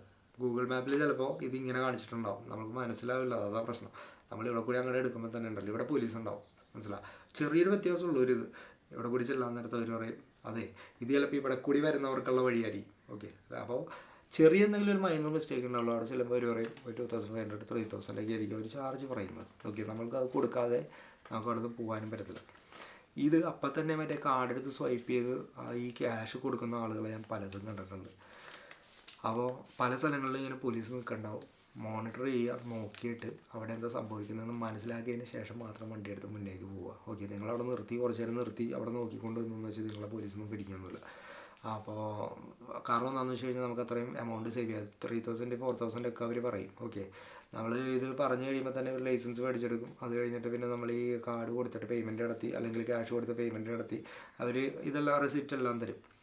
ഇനി ഇതിൻ്റെ സൈഡിൽ വേറെ ഒന്നുണ്ട്, നിങ്ങൾക്ക് ബാർഗെയിൻ ചെയ്യാൻ പറ്റുമെന്നാണെങ്കിൽ നിങ്ങൾക്ക് ഒരു 500 300 മാക്സിമം കുറച്ച് ബാർഗെയിൻ ചെയ്ത് അവിടെ നിന്ന് നിങ്ങൾക്ക് രക്ഷപ്പെടാം. ഓക്കെ. അവർ അതും വില്ലിങ് ആയിരിക്കും. കാരണം അവരെപ്പോഴും പ്രിഫർ ചെയ്യുന്ന ക്യാഷാണ്. അവർക്കൊരു 10-300 രൂപ കിട്ടും എന്നുള്ളൊരു കാര്യമുണ്ടെങ്കിൽ അവരൊരിക്കലും 4000 രൂപ ചലാൻ അടിക്കില്ല. നിങ്ങൾ 99.99% ഉറപ്പിച്ചോ, നിങ്ങൾ അവർക്കൊരു 200 രൂപ കൊടുക്കാമെന്ന് പറഞ്ഞാൽ പോലും ഇല്ലാത്ത കേസിൽ കേട്ടോ, ഇല്ലാത്ത കേസിലെന്ന് പറഞ്ഞാൽ നിങ്ങളുടെ പേഴ്സിൽ 200 ഉള്ളൂ, അല്ലെങ്കിൽ നിങ്ങളുടെ 500 ആണെങ്കിൽ അവർ 500 മേടിക്കും. അപ്പോൾ ആ ഒരു കേസിൽ നിങ്ങൾക്ക് പറഞ്ഞ് നിൽക്കാൻ പറ്റുമെന്നാണെങ്കിൽ അവർ കുറച്ച് മേടിക്കുള്ളൂ. അല്ലാതെ അവരൊരിക്കലും ക്യാഷ് ഇത്ര വേണമെന്ന് പറയുമ്പോൾ തന്നെ നിങ്ങൾ കാർഡ് കൊടുത്ത് സ്വൈപ്പ് ചെയ്യാൻ നിൽക്കരുത്. അതെന്തെങ്കിലും പറഞ്ഞ് അഡ്ജസ്റ്റ് ചെയ്ത് കുറച്ച് ആ ഒരു എമൗണ്ട് ഇതാക്കി ഡിഡക്റ്റ് ചെയ്ത് അവിടെ നിന്ന് സ്ഥലം വിടാൻ നോക്കുക. പിന്നെ ഈ പറഞ്ഞ പോലെ ഞങ്ങൾ ഈ കഴിഞ്ഞ പ്രാവശ്യം എല്ലാവരും കൂടി പോയപ്പോൾ ഞങ്ങൾ പിടിച്ചിട്ടുണ്ടായിരുന്നു. ഒരു വണ്ടിക്ക് റോങ് സൈഡ് കയറിയതിന് ഒരു വണ്ടിക്ക് 500 രൂപ, 4 വണ്ടിക്ക് 2000 3000 ഒക്കെ അവർ ചോദിച്ചു അത്രേ. ലാസ്റ്റ് 500 നമ്മൾ സംസാരിച്ച് 500 കൊടുത്ത് നമ്മൾ അവിടെ നിന്ന് 10 സ്ഥലം വിട്ട് ചോദിച്ചു. അയാൾ ലാസ്റ്റ് 500 രൂപ പോക്കറ്റിട്ടപ്പോൾ പുള്ളി 500 രൂപ എന്നൊക്കെ പറഞ്ഞ് പുള്ളി ഒച്ച ഉണ്ടാക്കുന്നുണ്ടായിരുന്നു. എന്നാലും പുള്ളി ഓക്കെ എന്ന് പറഞ്ഞ സ്ഥലം പോയിക്കോന്ന് പറഞ്ഞു. അങ്ങനെ നമ്മൾ അവിടെ നിന്ന് ഇത് ചെയ്ത് പോന്നു. അപ്പോൾ ആ ഒരു സംഭവമുണ്ട്. ഇതിൽ ഞാൻ വിട്ടുപോയൊരു കാര്യം ഉണ്ടായിരുന്നു. അത് എവിടെ എഴുതി വെച്ചതെന്ന് ഞാൻ ഓർക്കുന്നുണ്ട് എന്താ സംഭവം എന്നുള്ളത്. വണ്ടിയുടെ കാര്യമാണ്, ബൈക്കിൻ്റെ കാര്യം. എവിടെ എഴുതി വെച്ചെന്ന് കാണുന്നില്ല. ഒരു സെക്കൻഡ് കേട്ടോ. പേഴ്സൺ നമ്പർ പ്ലേറ്റിൻ്റെ കാര്യം അത് എവിടെയെങ്കിലും എഴുതി വെച്ചിട്ടുണ്ടോ? ഇത് കുറച്ച് പോയിൻ്റ് ഉണ്ടായിരുന്നു, ഞാൻ എല്ലാം ഓർക്കില്ല. അതുകൊണ്ടാണ് ഞാൻ ആ പോയിൻ്റ് നോക്കിയെടുത്തത്. റെൻറ്റിന് ബൈക്ക് എടുക്കുമ്പോൾ ഇതിൽ പെട്രോൾ ഉണ്ടാവില്ല, അതാണ് വേറൊരു പ്രത്യേകത. നമ്മൾ റെൻറ്റിന് എടുത്ത വണ്ടി തിരിച്ചുകൊണ്ട് കൊടുക്കുമ്പോൾ ഇവർ പെട്രോൾ കംപ്ലീറ്റ് ഊറ്റിയെടുക്കും. എന്നിട്ട് അത് അവിടെ മാറ്റി വെച്ചിട്ട് കുപ്പിയിൽ ലിറ്റർ കണക്കിന് അവരത് വിൽക്കും. അത് വേറൊരു സൈഡാണ് ഇതിൻ്റെ. അപ്പോൾ ഇവർ ഇത് പെട്രോൾ വിൽക്കാൻ വേണ്ടി മാറ്റുന്ന കൊണ്ടിട്ട് ഇതിലധികം പെട്രോൾ ഉണ്ടാവില്ല വണ്ടി എടുക്കുമ്പോൾ. അപ്പോൾ ആദ്യം തന്നെ പമ്പിൽ കൊണ്ടുപോയിട്ട് അല്ലെങ്കിൽ അടുത്ത എവിടെന്നെങ്കിലും കുപ്പിയിൽ പെട്രോൾ കിട്ടണമെങ്കിൽ മേടിച്ച് അടിച്ചിട്ട് മാത്രം വണ്ടി എടുക്കുക. അല്ലാതാണെങ്കിൽ വഴിയിൽ വെച്ച് വണ്ടി പോകും. ഒന്നാമത്തെ കാര്യം. രണ്ടാമത്തെ കാര്യം, നിങ്ങൾ സ്കൂട്ടർ അല്ലെങ്കിൽ മറ്റേ കാർ റെൻറ്റിന് എടുക്കുമ്പോൾ യെല്ലോ നമ്പർ പ്ലേറ്റ് മാക്സിമം നോക്കിയെടുക്കുക. യെല്ലോ അല്ലെന്നാണെങ്കിൽ ചിലവർ പറയും വൈറ്റ് തരാം നിങ്ങളത് കൊണ്ടുപോക്കുമെന്ന് പറഞ്ഞ് നിങ്ങളുടെ കയ്യിൽ തന്നുവിടും. പിടിച്ചു കഴിഞ്ഞാൽ 10,000 രൂപ ഒരു ഫൈൻ അടപ്പിക്കും. ഓക്കെ, അപ്പോൾ അതുകൊണ്ടിട്ട് വൈറ്റ് നമ്പർ പ്ലേറ്റ് എന്ത് കാരണവശാലും തരാമെന്ന് പറഞ്ഞു കഴിഞ്ഞാൽ മേടിക്കാൻ നിൽക്കരുത്. ഓക്കെ, ബൈക്കാണെങ്കിലും കാറാണെങ്കിലും. പിന്നെ വണ്ടി എവിടെയെങ്കിലും വെച്ച് നിന്ന് പോയി കഴിഞ്ഞ് കഴിഞ്ഞാൽ, നിങ്ങളുടെ വണ്ടി റെൻറ്റിനെടുത്ത വണ്ടി എവിടെയെങ്കിലും വെച്ച് നിന്ന് പോയി കഴിഞ്ഞാൽ, എനിക്ക് അങ്ങനത്തെ ഒരു എക്സ്പീരിയൻസ് ഇല്ല. കാരണം എന്താണെന്ന് വെച്ച് കഴിഞ്ഞാൽ ഞാൻ എപ്പോഴും ഇവിടെ നിന്ന് പോകുന്നത് എൻ്റെ ബുള്ളറ്റിനാണ്. ഞാനത് ഓടിച്ചിട്ട് നടന്നിട്ടാണ് ഇങ്ങനെ തിരിച്ചു പോരുന്നത്. ഞാൻ അങ്ങനത്തെ വണ്ടികൾ അവിടെ നിന്ന് എടുക്കാറില്ല. പിന്നെ അന്ന് കൂട്ടുകാരായിട്ട് പോയപ്പോൾ മാത്രമാണ് നമ്മൾ റെൻറ്റിന് ബൈക്ക് അവിടെ നിന്ന് എടുത്തത്. ഓക്കെ, അപ്പോൾ വണ്ടി എവിടെ വെച്ച് സ്റ്റോപ്പ് ചെയ്താലും ഒരു കാരണവശാലും നിങ്ങൾ റിപ്പയർ ചെയ്യരുത്. ഓക്കെ, നേരെ അവരെ വിളിച്ച് പറയുക. അവർ വന്ന് വണ്ടി എടുത്തുകൊണ്ട് പോയിട്ട് പുതിയ വണ്ടി നിങ്ങൾക്ക് തരും. അല്ലെന്നാണെങ്കിലും എന്താ പ്രശ്നം എന്ന് വെച്ച് കഴിഞ്ഞാൽ, നിങ്ങൾ റിപ്പയർ ചെയ്തു, അത് അവർക്ക് മറ്റേ എന്താ പറയുക ക്ലെയിമുള്ള വണ്ടിയാണ്, അത് നിങ്ങൾ തൊട്ടതുകൊണ്ട് അവരുടെ ക്ലെയിം നശിച്ചു പോയി എന്നൊക്കെ പറഞ്ഞ് 10,000 25,000 ഒക്കെ അതിന് ചാർജ് ചെയ്യും. ഓക്കെ, അപ്പോൾ ഈ വണ്ടിയുടെ കാര്യം ഞാൻ പറഞ്ഞത് ആ ഒരു സംഭവമാണ്. അപ്പോൾ ഒരു കാരണവശാലും വണ്ടി ചെയ്യരുത്. പിന്നെ ഈ മുക്കിലും മൂലയിലും പോലീസ് ഉണ്ടാവും. ഈ വൈറ്റ്, അതായത് ട്രാഫിക് പോലീസ്, വൈറ്റ് ഡ്രസ് ഇട്ട പോലീസ്. നമ്മളുടെ ഇവിടെയൊക്കെ വൈറ്റ് ഡ്രസ് ഇട്ട പോലീസ് റൂട്ടിലുണ്ടെങ്കിലും അവർ നമ്മളങ്ങനെ പിടിക്കാറോ, എന്നെ അങ്ങനെ പിടിക്കാറില്ല. അതുകൊണ്ട് ഞാൻ പറഞ്ഞത് അങ്ങനെ ചാർജ് ചെയ്യുക അങ്ങനെയുള്ള സംഭവങ്ങളൊന്നുമില്ല. പക്ഷേ ഇവിടെ എല്ലാ സ്ഥലങ്ങളിലും വൈറ്റ് ഡ്രസ് ഇട്ട പോലീസ് ഉണ്ടാവും. അവരെപ്പോഴും യെല്ലോ നമ്പർ പ്ലേറ്റ് ആണെങ്കിൽ എന്തെങ്കിലും കാര്യങ്ങളൊക്കെ ആയിട്ട് അവർ പിടിക്കും. അപ്പോൾ പിടിക്കാൻ നേരം നമ്മൾ കാണുന്നത് ചിലപ്പോൾ ചില കാര്യങ്ങളൊക്കെ ഉണ്ട്. അവിടെ ബാക്കിൽ ഹെൽമെറ്റ് ഒന്നും വേണ്ട കേട്ടോ, അതിൻ്റെ ഒന്നും ആവശ്യമില്ല. പക്ഷേ പിടിക്കുമ്പോൾ നമ്മൾ കാണുന്ന കാര്യം എന്താണെന്ന് വെച്ച് കഴിഞ്ഞാൽ, ഗോവക്കാർ ചിലപ്പോൾ ഒരു ഹെൽമെറ്റും ഇല്ലാതെ അവർ ഓടിച്ചുകൊണ്ട് പോകണതാണ്. അവരെ പിടിക്കില്ല. പുറത്തുനിന്ന് ചെല്ലുന്നവരെ മാത്രമേ അവർ പിടിക്കത്തുള്ളൂ. കാരണം ഈ ഫോറിനേഴ്സിനും കുറവായിരിക്കും. ബാക്കിയുള്ള നമ്മളുടെ ഡൊമസ്റ്റിക് ഇന്ത്യയിൽ നിന്ന് വേറെ സ്ഥലങ്ങളിൽ നിന്നൊക്കെ വരുന്ന ആളുകളുണ്ടല്ലോ, അവരെ പിടിച്ച് ചാർജ് ചെയ്യും. ഒരു ദിവസം ഞാനിങ്ങനെ നിൽക്കാൻ നേരത്തെ എൻ്റെ ലൈസൻസൊക്കെയാണ് അവർ ചെക്ക് ചെയ്തുകൊണ്ടിരിക്കുന്നത്. അപ്പോൾ ഒരാൾ ഹെൽമെറ്റിന് വേണ്ടി ഇല്ലാഞ്ഞിട്ട് പിടിച്ചേക്കുന്നത്. അപ്പോൾ അയാളോടെ കിടന്ന് വെച്ചെടുക്കുന്നുണ്ട്. ഒരാൾ മറ്റേ ഇതും കൊണ്ട് ഹെൽമെറ്റ് ഇല്ലാതെ പോകുന്നു എന്നൊക്കെ പറഞ്ഞിട്ട് നിങ്ങൾ പിടിക്കുന്നില്ല. അപ്പോൾ ഒരാളല്ല, ഒരു 5-6 പേര് പോയിക്കൊണ്ടിരിക്കണം അവിടെ. അവർ പിടിക്കില്ല, ലോക്കൽസിനെ അവർ പിടിക്കത്തില്ല. ഓക്കെ, അങ്ങനെയുള്ളൊരു സംഭവമുണ്ട്. പല സ്ഥലങ്ങളിലും ട്രാഫിക് പോലീസ് ഉണ്ടാവും. അപ്പോൾ സൂക്ഷിച്ച് വണ്ടി ഓടിക്കുക. സൂക്ഷിച്ചെന്ന് പറഞ്ഞാൽ ഡോക്യുമെൻറ്റ്സ് എല്ലാം കയ്യിൽ വെക്കുക, ഹെൽമെറ്റ് ഇത് ചെയ്യുക. അങ്ങനെയൊക്കെ ആണെങ്കിൽ അവർ പിടിക്കത്തില്ല. ലൈസൻസൊക്കെ അവർ ചെക്ക് ചെയ്യും പലതവണ. പല സ്ഥലങ്ങളിലും ഇവരുണ്ടാവും. എസ്പെഷ്യലി ആ കലാങ്കുട്ടി ഏരിയയിൽ നിന്ന് നമ്മളുടെ ആരംബോളിലേക്കൊക്കെ പോകുന്ന സ്ഥലങ്ങളിൽ എല്ലായിടത്തും ഒക്കെ പോലീസ് ഉണ്ടാവും. അതുപോലെ മിക്ക സ്ഥലങ്ങളിലും മുക്കിലും മൂലയിലൊക്കെ കയറി നിൽക്കുന്നുണ്ടാവും. എല്ലായിടത്തും ഉണ്ടാവും. ഇത് അവരുടെ ഒരു ബേസിക് വരുമാന മാർഗ്ഗമാണ്. കാരണം അവർ പിടിച്ചു കഴിഞ്ഞ് കഴിഞ്ഞിട്ടുണ്ടെങ്കിൽ അവർക്ക് 10-200 രൂപയെങ്കിലും തടയും. അതുകൊണ്ട് അവരെന്തായാലും പിടിക്കും. ഓക്കെ, അപ്പോൾ ആ ഒരു കാര്യം. ഇനിയിപ്പോൾ കുറച്ച് ചെറിയ പോയിന്റുകളുണ്ട്, അതും കൂടി നമുക്ക് പറഞ്ഞ് വീഡിയോ അവസാനിപ്പിക്കും. ഇപ്പോൾ തന്നെ വീഡിയോ 23 മിനിറ്റാണ്. എല്ലാം കൂടി ഏകദേശം 1 മണിക്കൂറിന് മേളിൽ പോയിട്ടുണ്ട്. ഓക്കെ, 1 മണിക്കൂർ മേളിൽ എന്തായാലും പോയിട്ടുണ്ട്. പോലീസിൻ്റെ കാര്യം ഞാൻ പറഞ്ഞു. റൗണ്ട് അബൌട്ടിലോ അവിടെ ഇവിടെയൊക്കെ ഉണ്ടാവും, അതൊന്ന് സൂക്ഷിക്കാം. റൂം എടുക്കുമ്പോൾ കഴിഞ്ഞ പ്രാവശ്യം ഞാൻ ഈ ഓരോ പ്രാവശ്യവും പോകുമ്പോൾ ഞാൻ ഈ ലിസ്റ്റ് അപ്ഡേറ്റ് ചെയ്യും. ഇതിപ്പോൾ 3-4 വർഷം കൊണ്ട് ഞാൻ അപ്ഡേറ്റ് ചെയ്ത ലിസ്റ്റാണ്. ആ വീഡിയോ എടുക്കുന്ന ഒരു പ്ലാൻ മനസ്സിൽ വെച്ചിരുന്നു വെച്ചുകൊണ്ടിട്ട്. അപ്പോൾ ഈ ഓരോ പ്രാവശ്യം പോകുമ്പോഴും നമുക്ക് പുതിയ എന്തെങ്കിലും കിട്ടും. ഈ പ്രാവശ്യം പോയപ്പോഴുള്ള കാര്യം പറയാം. ഒന്ന് റൂമിൽ നമ്മൾ ടെമ്പററി ടാറ്റു എന്ന് പറഞ്ഞ് നിങ്ങൾ ആൾക്കാരെ അപ്രോച്ച് ചെയ്യും. നിങ്ങൾ ബീച്ചിലേക്ക് ചെന്ന് കഴിഞ്ഞാൽ ടാറ്റു സാർ എന്ന് പറഞ്ഞ് കുറേ ആൾക്കാർ വരും. ഇവർ ടെമ്പററി ടാറ്റു അടിക്കും. ഈ ടെമ്പററി ടാറ്റുവിൻ്റെ പ്രത്യേകത എന്താണെന്ന് വെച്ച് കഴിഞ്ഞിട്ടുണ്ടെങ്കിൽ, ഈ സാധനം കുറച്ച് കഴിയുമ്പോൾ ഫെയ്ഡാവും നമ്മുടെ കയ്യിൽ നിന്ന്. നമ്മൾ ഈ എടുക്കുന്ന റൂംസിൽ ഇവർ വൈറ്റ് ഷീറ്റ് ആയിരിക്കും. പ്രീമിയം റൂംസിൻ്റെ കാര്യമുണ്ട് പറയുന്നത്. അവിടെ വൈറ്റ് ബെഡ്ഷീറ്റും കാര്യങ്ങളൊക്കെ ആയിരിക്കും. ഈ സാധനം ഇതിൽ നിന്ന് നേരെ അതിലേക്ക് പിടിക്കും. അതിലേക്ക് പിടിച്ചു കഴിഞ്ഞിട്ടുണ്ടെങ്കിൽ ഈ സാധനം പോവില്ല. ഇതിൽ നിന്ന് പോകത്തില്ല, ക്ലോത്തിൽ നിന്ന് പോകത്തില്ല. അപ്പോൾ ഇത് പോകാതെ കൊണ്ടിട്ട് എന്ത് വരും, അവരവിടെ നിന്ന് നിങ്ങൾക്ക് ഒരു ബെഡ്ഷീറ്റിന് ചിലപ്പോൾ 1000 രൂപ ചാർജ് ചെയ്ത് തരും. ഓക്കെ, അത് എന്തായാലും നോക്കുക. ചില സ്ഥലങ്ങളിൽ പറയും അവർ കയറുന്നതിന് മുന്നേ, ചില സ്ഥലങ്ങളിൽ പറയത്തില്ല. അപ്പോൾ വഴി കൂടി പോകുമ്പോൾ 20 രൂപയൊക്കെ ടാറ്റു അടിച്ച് തരാമെന്ന് പറഞ്ഞു കഴിഞ്ഞാൽ നേരെ പോയി അടിച്ചിട്ട് അവിടെ പോയി റൂമിൽ ചെല്ലാൻ നേരത്ത് ഇതാവും. ഈ സ്ട്രെയിൻ ആയി കഴിഞ്ഞ് കഴിഞ്ഞാൽ അവർ നിങ്ങളുടെ കയ്യിൽ നിന്ന് ചാർജ് ചെയ്യും. ആ കാര്യം ആലോചിക്കുക. പിന്നെ ടെമ്പററി ടാറ്റുവിൻ്റെ കാര്യം പറയുമ്പോൾ ആലോചിക്കുക. 30-40 രൂപയ്ക്ക് ടാറ്റു അടിച്ച് തരാമെന്ന് പറയും. ഈ ടാറ്റു എന്ന് പറയുന്നത് ചിലപ്പോൾ ഒരു മറ്റേ എന്താ പറയുക, വളരെ മൈന്യൂട്ടായിരിക്കും ഈ ടാറ്റു, മനസ്സിലാകുക. അപ്പോൾ അങ്ങനെയുള്ള കുറച്ച് പറ്റികളൊക്കെ ഉണ്ട്. അപ്പോൾ അതിലൊന്നും പോയി വീഴാതിരിക്കുക. ഈ ടെമ്പററി ടാറ്റു മാക്സിമം ഒഴിവാക്കുക. പിന്നെ നല്ല ടാറ്റു അടിച്ച് തരാം, അല്ലെങ്കിൽ നമ്മൾ ഒരു നോർമൽ ടാറ്റു അടിച്ച് തരാം എന്നൊക്കെ പറയണമെങ്കിൽ നല്ല ടാറ്റു സെൻറ്റേഴ്സ് ഉണ്ട് അവിടെ, ഇല്ലെന്ന് ഞാൻ പറയുന്നില്ല. പക്ഷേ വില കുറച്ച് അടിച്ച് തരാം എന്ന് പറയുമ്പോൾ നിങ്ങളുടെ ക്വാളിറ്റിയിലും അതുകൂടാതെ അതിൻ്റെ ലെങ്ത്തിലും വെഡ്ത്തിലും എല്ലാം, കാരണം ചിലപ്പോൾ പിക്ചറിൽ കാണുന്ന ലെങ്ത്തും വെഡ്ത്തും ഒന്നും നിങ്ങളുടെ കയ്യിലേക്ക് വരുമ്പോൾ അത് ഉണ്ടാവത്തില്ല. അപ്പോൾ അങ്ങനെയുള്ള കാര്യങ്ങളൊക്കെ അഷ്യൂർ ചെയ്തിട്ട് മാത്രം ഈ ടാറ്റുവിൻ്റെ പരിപാടിയിലേക്ക് ഇറങ്ങുക. ആ ഒരു സംഭവം ഒരിക്കലും പെട്ടെന്ന് ചെന്നിട്ട് വില കുറവിൽ കിട്ടി എന്നും പറഞ്ഞിട്ട് അതിൽ നിങ്ങൾ പെട്ടുപോരുത്. ഓക്കെ, പിന്നെ ടീഷർട്ട് കാര്യങ്ങൾ അല്ലെങ്കിൽ അങ്ങനെയുള്ള സംഭവങ്ങളൊക്കെ നിങ്ങൾ മേടിക്കുമ്പോൾ നിങ്ങൾ ഒരു 3-4 ദിവസത്തെ ഒരു ട്രിപ്പിനാണ് പോയിരിക്കുന്നുണ്ടെങ്കിൽ എല്ലാ സ്ഥലത്തും പ്രൈസ് ചെക്ക് ചെയ്തുകൊണ്ടിരിക്കുക.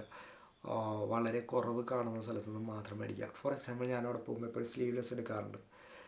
പണ്ടും ഇപ്പോഴും അവർ 100 രൂപയ്ക്ക് വിൽക്കുന്നവരുണ്ട്, 150 രൂപയ്ക്ക് വിൽക്കുന്നവരുണ്ട്. ഓക്കെ, അപ്പോൾ നമ്മളെന്താ പ്രത്യേകത എന്ന് വെച്ച് കഴിഞ്ഞാൽ നമ്മളിതൊരു സാധനം ബൾക്കായിട്ട് എടുത്തു. 150ക്ക് ഒരു 4 എടുത്തു. നമ്മളിപ്പോൾ 300-600 നമ്മളെടുത്തു. കുറച്ച് കഴിയുമ്പോഴായിരിക്കും നിങ്ങളൊരു കട കാണുന്നത് എത്രയാണ്, 4 ചിലപ്പോൾ അവിടെ 400 ഉണ്ടാവുള്ളൂ. അതിനാണ് നമ്മൾ 600 കൊടുത്ത് മേടിച്ചത്. അപ്പോൾ എപ്പോഴും ഒരു കുറച്ച് സ്ഥലങ്ങളിൽ കറങ്ങിയിട്ട് പ്രൈസ് എല്ലാം ചോദിച്ചു കഴിഞ്ഞിട്ട് മാത്രം നിങ്ങൾ ഈ സംഭവം മേടിക്കുക. ഓക്കെ, കാരണം നിങ്ങൾ വീട്ടിലേക്ക് കൊണ്ടുപോകാനാണെങ്കിൽ നമ്മൾ കൂടുതൽ മേടിക്കും. അപ്പോൾ അങ്ങനെയൊക്കെ മേടിക്കാൻ നേരത്ത് ഷർട്ടുകളാണെങ്കിലും അതൊക്കെയാണെങ്കിലും പ്രൈസ് കുറഞ്ഞ സ്ഥലത്ത്, ഷർട്ടാണെങ്കിൽ നോർമൽ അവിടെ ഇട്ടുകൊണ്ട് നടക്കുന്ന പോലത്തെ ഷർട്ടുകളുണ്ട്, 250 കിട്ടും. ചിലർ അവിടെ 300 സ്റ്റാർട്ട് ചെയ്യും. കാരണം കഴിഞ്ഞ പ്രാവശ്യം ഞങ്ങൾ പോയപ്പോൾ ടോണി ഒരു ഷർട്ട് ചോദിച്ചു, അതിന് 800 പറഞ്ഞു. ഞങ്ങൾ മേടിച്ചില്ല. വളരെ ഇഷ്ടപ്പെട്ട് നമ്മൾ വണ്ടി ഓടിച്ചുകൊണ്ട് പോകുമ്പോൾ ഒരു സ്ഥലത്ത് നിന്ന് നിർത്തി അതിന് വേണ്ടിയിട്ടായിട്ട് മാത്രം മഴയൊക്കെ സഹിച്ച് നമ്മൾ അതിൻ്റെ ഉള്ളിൽ കടയിൽ ചെന്നിട്ട് പ്രൈസ് ചോദിച്ചു കഴിഞ്ഞാൽ പറയണത് അവർക്ക് മനസ്സിലായി നമ്മളിത് കണ്ടിട്ടാണ് വണ്ടി നിർത്തിയത്. നമ്മൾ നേരെ ചോദിക്കുന്നതിൻ്റെ പ്രൈസ് എത്രയെന്ന് ചോദിച്ചു. അപ്പോൾ തന്നെ പറഞ്ഞു 800 ആണെന്ന് പറഞ്ഞു. എടുത്തില്ല, നമ്മൾ പോയി. നമ്മൾ നേരെ ചെന്ന് മറ്റേ ഷാപ്ര ഫോർട്ടിലാണ്. ഷാപ്ര ഫോർട്ടിൽ ചെന്ന് കഴിഞ്ഞ് കഴിഞ്ഞപ്പോൾ അവിടെ ഒരു പയ്യനെ സെയിം ഷർട്ട് ഇട്ടുകൊണ്ട് വന്നിരിക്കുന്നു. പ്രൈസ് എത്രയെന്ന് ചോദിച്ചപ്പോൾ 250 ഉള്ളൂ. മനസ്സിലാവും. അപ്പോൾ അങ്ങനെയുള്ള ചില സംഭവങ്ങളൊക്കെ ഉണ്ട്. അപ്പോൾ ഡ്രസ്സ് കാര്യങ്ങൾ ഐറ്റംസ് മേടിക്കുമ്പോൾ സൂക്ഷിക്കുക. പിന്നെ സ്നാക്സ് എന്ന് പറഞ്ഞാൽ ബെബിൻക. ഈ ബെബിൻക എന്ന് പറയുന്ന സാധനം ഞാൻ എൻ്റെ കഴിഞ്ഞൊരു വീഡിയോയിൽ കാണിക്കുന്നുണ്ട്. ഈ ബെബിൻകൊക്കെ ഇവർ മറ്റേ പാക്കറ്റിലാക്കി ഷെൽഫ് ലൈഫ് കൂട്ടി ഇതായിട്ട് വിൽക്കുന്നുണ്ട്, ഡ്രൈ ആയിട്ട്. ഒരു കാശിനും കൊള്ളാത്ത സാധനമാണ് അത്. നിങ്ങൾ നേരത്തെ ഞാൻ പറഞ്ഞ കഫേ 31 ജനുവരിയിൽ മാക്സിമം പോവുക. അവിടെ ചെന്ന് കഴിഞ്ഞാൽ dates and walnut cake, cheese cake, ഈ ബെബിൻക, ഇങ്ങനെയുള്ള കുറേ ഐറ്റംസ് നിങ്ങൾക്ക് കിട്ടും. കുറച്ച് എക്സ്പെൻസീവാണ്, പക്ഷേ ഏറ്റവും ടോപ്പ് ക്വാളിറ്റി സാധനമായിരിക്കും നിങ്ങൾക്ക് കിട്ടുന്നത്. ഈ കടയിൽ നിന്ന് മേടിക്കുന്ന സാധനം മേടിച്ചിട്ട് ഈ ബെബിൻക മറ്റേ ഷെൽഫ് ലൈഫുള്ള സാധനം മേടിച്ചിട്ട് നിങ്ങൾ ഒരിക്കലും നാട്ടിലേക്ക് കൊണ്ടുവന്ന് നാട്ടിലുള്ളവർക്ക് കൊടുക്കരുത്.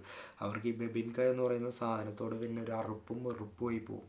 അങ്ങനത്തെ ഒരു സാധനം മേടിക്കരുത്. കാരണം ഞങ്ങൾ കഴിഞ്ഞ പ്രാവശ്യം മേടിച്ചിട്ട് വന്നതാണ്. കാരണം ഈ എനിക്ക് അങ്ങനത്തെ ഒരു എക്സ്പീരിയൻസ് ഉണ്ടാവില്ല. കാരണം ഈ നമ്മൾ പറഞ്ഞ ഈ റെസ്റ്റോറൻറ്റ് അന്നത്തെ ദിവസം സൺഡേ അവധിയായതുകൊണ്ടിട്ട് എല്ലാവർക്കും വീട്ടിലേക്ക് മേടിക്കണം എന്നുള്ളത് ഉറപ്പായതുകൊണ്ടിട്ടും എല്ലാവരും പുറത്തുനിന്ന് മേടിച്ചു. വളരെ മോശം സാധനം വരുന്നത്. അതുകൊണ്ടിട്ട് ഞാൻ പറയുന്നത് അങ്ങനെയുള്ള സംഭവങ്ങൾ ഇതേപോലെ ജെന്യൂൻ ആയിട്ടുള്ള സ്ഥലങ്ങളിൽ നിന്ന് മാത്രം മേടിക്കുക. ഷെൽഫ് ലൈഫുള്ള സാധനം മേടിച്ച് വീട്ടിലേക്ക് കൊണ്ടുവരാതിരിക്കുക. പിന്നെ ഈ പല്ലി, പിന്നെ ഈ കാഷ്യൂൻ്റെ മിഠായിയൊക്കെ ഉണ്ട്.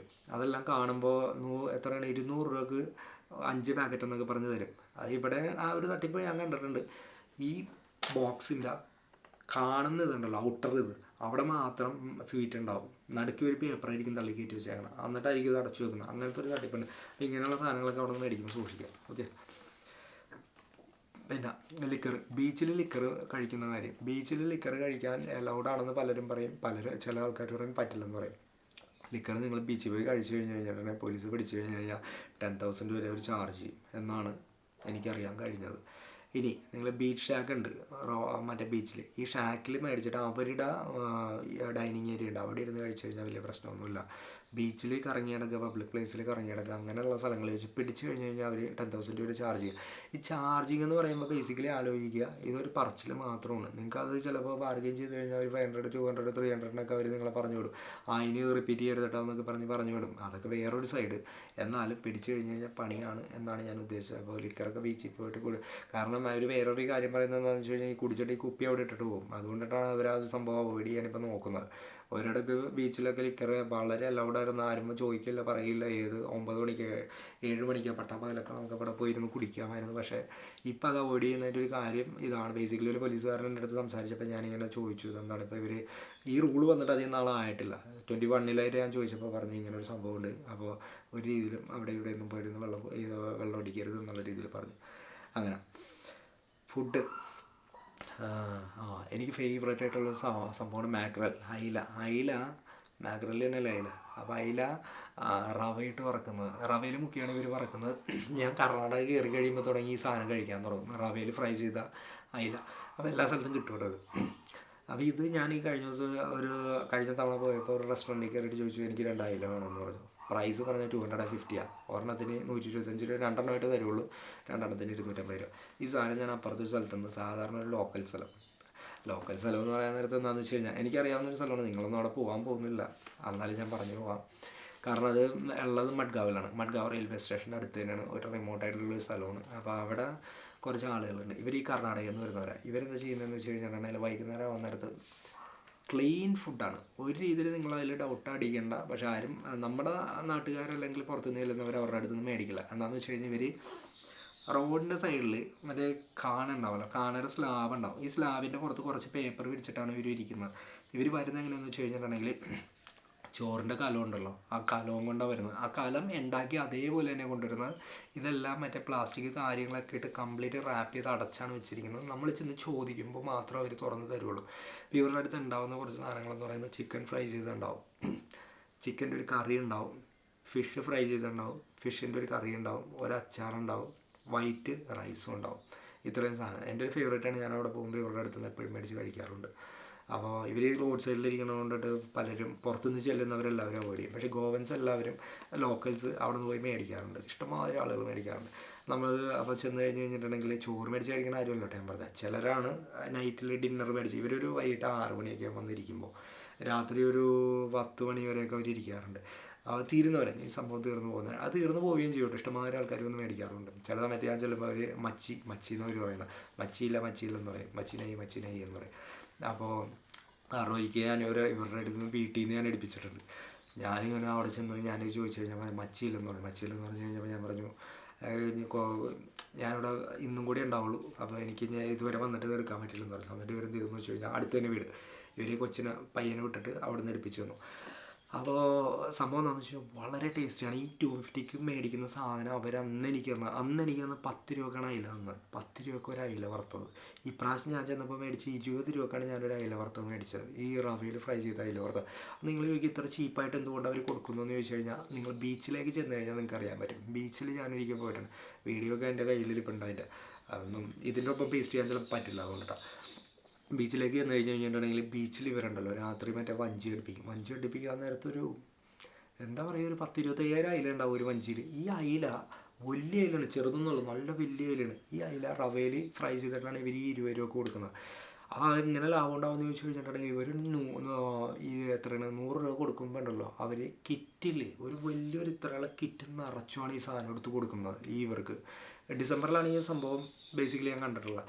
അതുകൊണ്ടിട്ടാണ് അവർക്കത് 20 രൂപക്ക് കൊടുക്കാൻ പറ്റുന്നത്. പക്ഷേ കുറച്ചൊരു പ്രീമിയം, അത്ര പ്രീമിയം ഒന്നുമല്ല, എന്നാലും നല്ലൊരു ഏരിയയിലുള്ള റെസ്റ്റോറൻറ്റിൽ കയറി കഴിഞ്ഞാൽ ഈ സെയിം സാധനത്തിന് ഇവർ ഒരു 200-250 രൂപയൊക്കെ ചാർജ് ചെയ്യും. മിനിമം 70 രൂപയെങ്കിലും അവർ ചാർജ് ചെയ്യും. അപ്പോൾ അതുകൊണ്ടിട്ട് അങ്ങനത്തെ ഫുഡുകൾ നിങ്ങൾ എടുക്കണമെങ്കിൽ കുറച്ചും കൂടി ചീപ്പ് ഓപ്ഷൻ നോക്കുക, അല്ലെന്നാണെങ്കിൽ അവർ നിങ്ങളെ പറ്റിക്കണം ആ ഒരു സംഭവം. ഓക്കെ, ഫുഡിൻ്റെ കാര്യം. പിന്നെ എന്താണ്, ബിരിയാണി 80 രൂപയിൽ 100 രൂപ 120 രൂപയിൽ ബിരിയാണി കിട്ടും. ഓക്കെ, നിങ്ങളൊരു എക്സ്പെൻസീവ് ഹോട്ടലിലാണ് ചെല്ലണമെങ്കിൽ അവന്മാർ 250 രൂപ ചാർജ് ചെയ്യും. അപ്പോൾ അത് നോക്കുക ഫുഡിൻ്റെ കാര്യത്തിൽ. വാട്ടർ സ്പോർട്ട് ഡ്യൂറേഷൻ, നിങ്ങളൊരു വാട്ടർ സ്പോർട്ടിന് പോകാൻ നേരത്തെ എപ്പോഴും അവരോട് ചോദിക്കുക എത്ര ഡ്യൂറേഷൻ ഉണ്ടാവും എന്നുള്ളത്. കാരണം എന്താണെന്ന് വെച്ച് കഴിഞ്ഞാൽ ഇപ്പോൾ സ്പീഡ് ബോട്ട് റൈഡെന്നും പറഞ്ഞ് ബോട്ടിലേക്ക് കയറി അവിടെ ഇട്ടൊന്ന് കറക്കി 30 സെക്കൻഡിനുള്ളിൽ തിരിച്ചെത്തിക്കും. പറ്റിക്കണ പരിപാടി കുറേ ഉണ്ട്. അതിന് 300-500 ഒക്കെ ചാർജ് ചെയ്യുകയും ചെയ്യും. അപ്പോൾ എന്തായാലും ചോദിക്കുക എത്ര ഡ്യൂറേഷൻ ഇതുണ്ടാവും എന്നുള്ളത്. പിന്നെ ലിക്കർ ഷോപ്പിൽ നിങ്ങൾ പോയിട്ട് ലിക്കർ മേടിക്കാൻ നേരത്തെ എന്തായാലും MRP ചോദിക്കുക. MRP പ്രൈസ് തന്നെയാണ് ചാർജ് ചെയ്യുന്നതെന്ന് ചോദിക്കുക. കാരണം ഇപ്പോൾ 20 രൂപയുടെ കോള മേടിച്ച് കഴിഞ്ഞാൽ 30 രൂപ ചാർജ് ചെയ്യും. 170 രൂപയുടെ ഓൾഡ് ബഗ് മേടിച്ച് കഴിഞ്ഞാൽ അതിന് 200 രൂപ ചാർജ്. അങ്ങനെയുള്ള കടകളുണ്ട്. അത് മേടിച്ച് ബില്ലടിച്ച് കഴിഞ്ഞിട്ട് അവന്മാർ ഇനി തിരിച്ചെടുക്കാൻ പറ്റില്ല എന്നുള്ള രീതിയിലുള്ളൊരു ഡയലോഗ് പറയും. അപ്പോൾ എന്ത് കാരണവശാലും കാശ് ആദ്യം ചോദിക്കുക. MRP ആണ് ചാർജ് ചെയ്യുന്നതെന്ന് ചോദിക്കുക, ഉറപ്പിച്ചിട്ട് മാത്രം മേടിക്കുക ലിക്കർ. ഓക്കെ, പിന്നെ ഇപ്പോൾ പറഞ്ഞ പോലെ കോളയും ഇതൊക്കെ ആണെങ്കിലും സെയിം അതേപോലെ തന്നെ ആപ്ലിക്കബിളാണ്. 20 രൂപയാണെങ്കിൽ 30 രൂപ ചാർജ് ചെയ്യും. അപ്പോൾ ചോദിച്ചിട്ട് മാത്രം മേടിക്കുക. പിന്നെ ഈ കഴിഞ്ഞ പ്രാവശ്യം ഞാൻ ഗോവ പോയപ്പോൾ കുറച്ച് മലയാളി പിള്ളേരുണ്ടായിരുന്നു. ഓരോ കാര്യം പറയുമ്പോഴാണ് ഓരോ കാര്യം ഓർത്ത് വരുന്നത് കേട്ടോ. അപ്പോൾ ഇടയ്ക്ക് ഇങ്ങനെ മിക്സ് ചെയ്യുന്നുണ്ടിട്ട് നിങ്ങളൊന്നും വിചാരിക്കരുത്.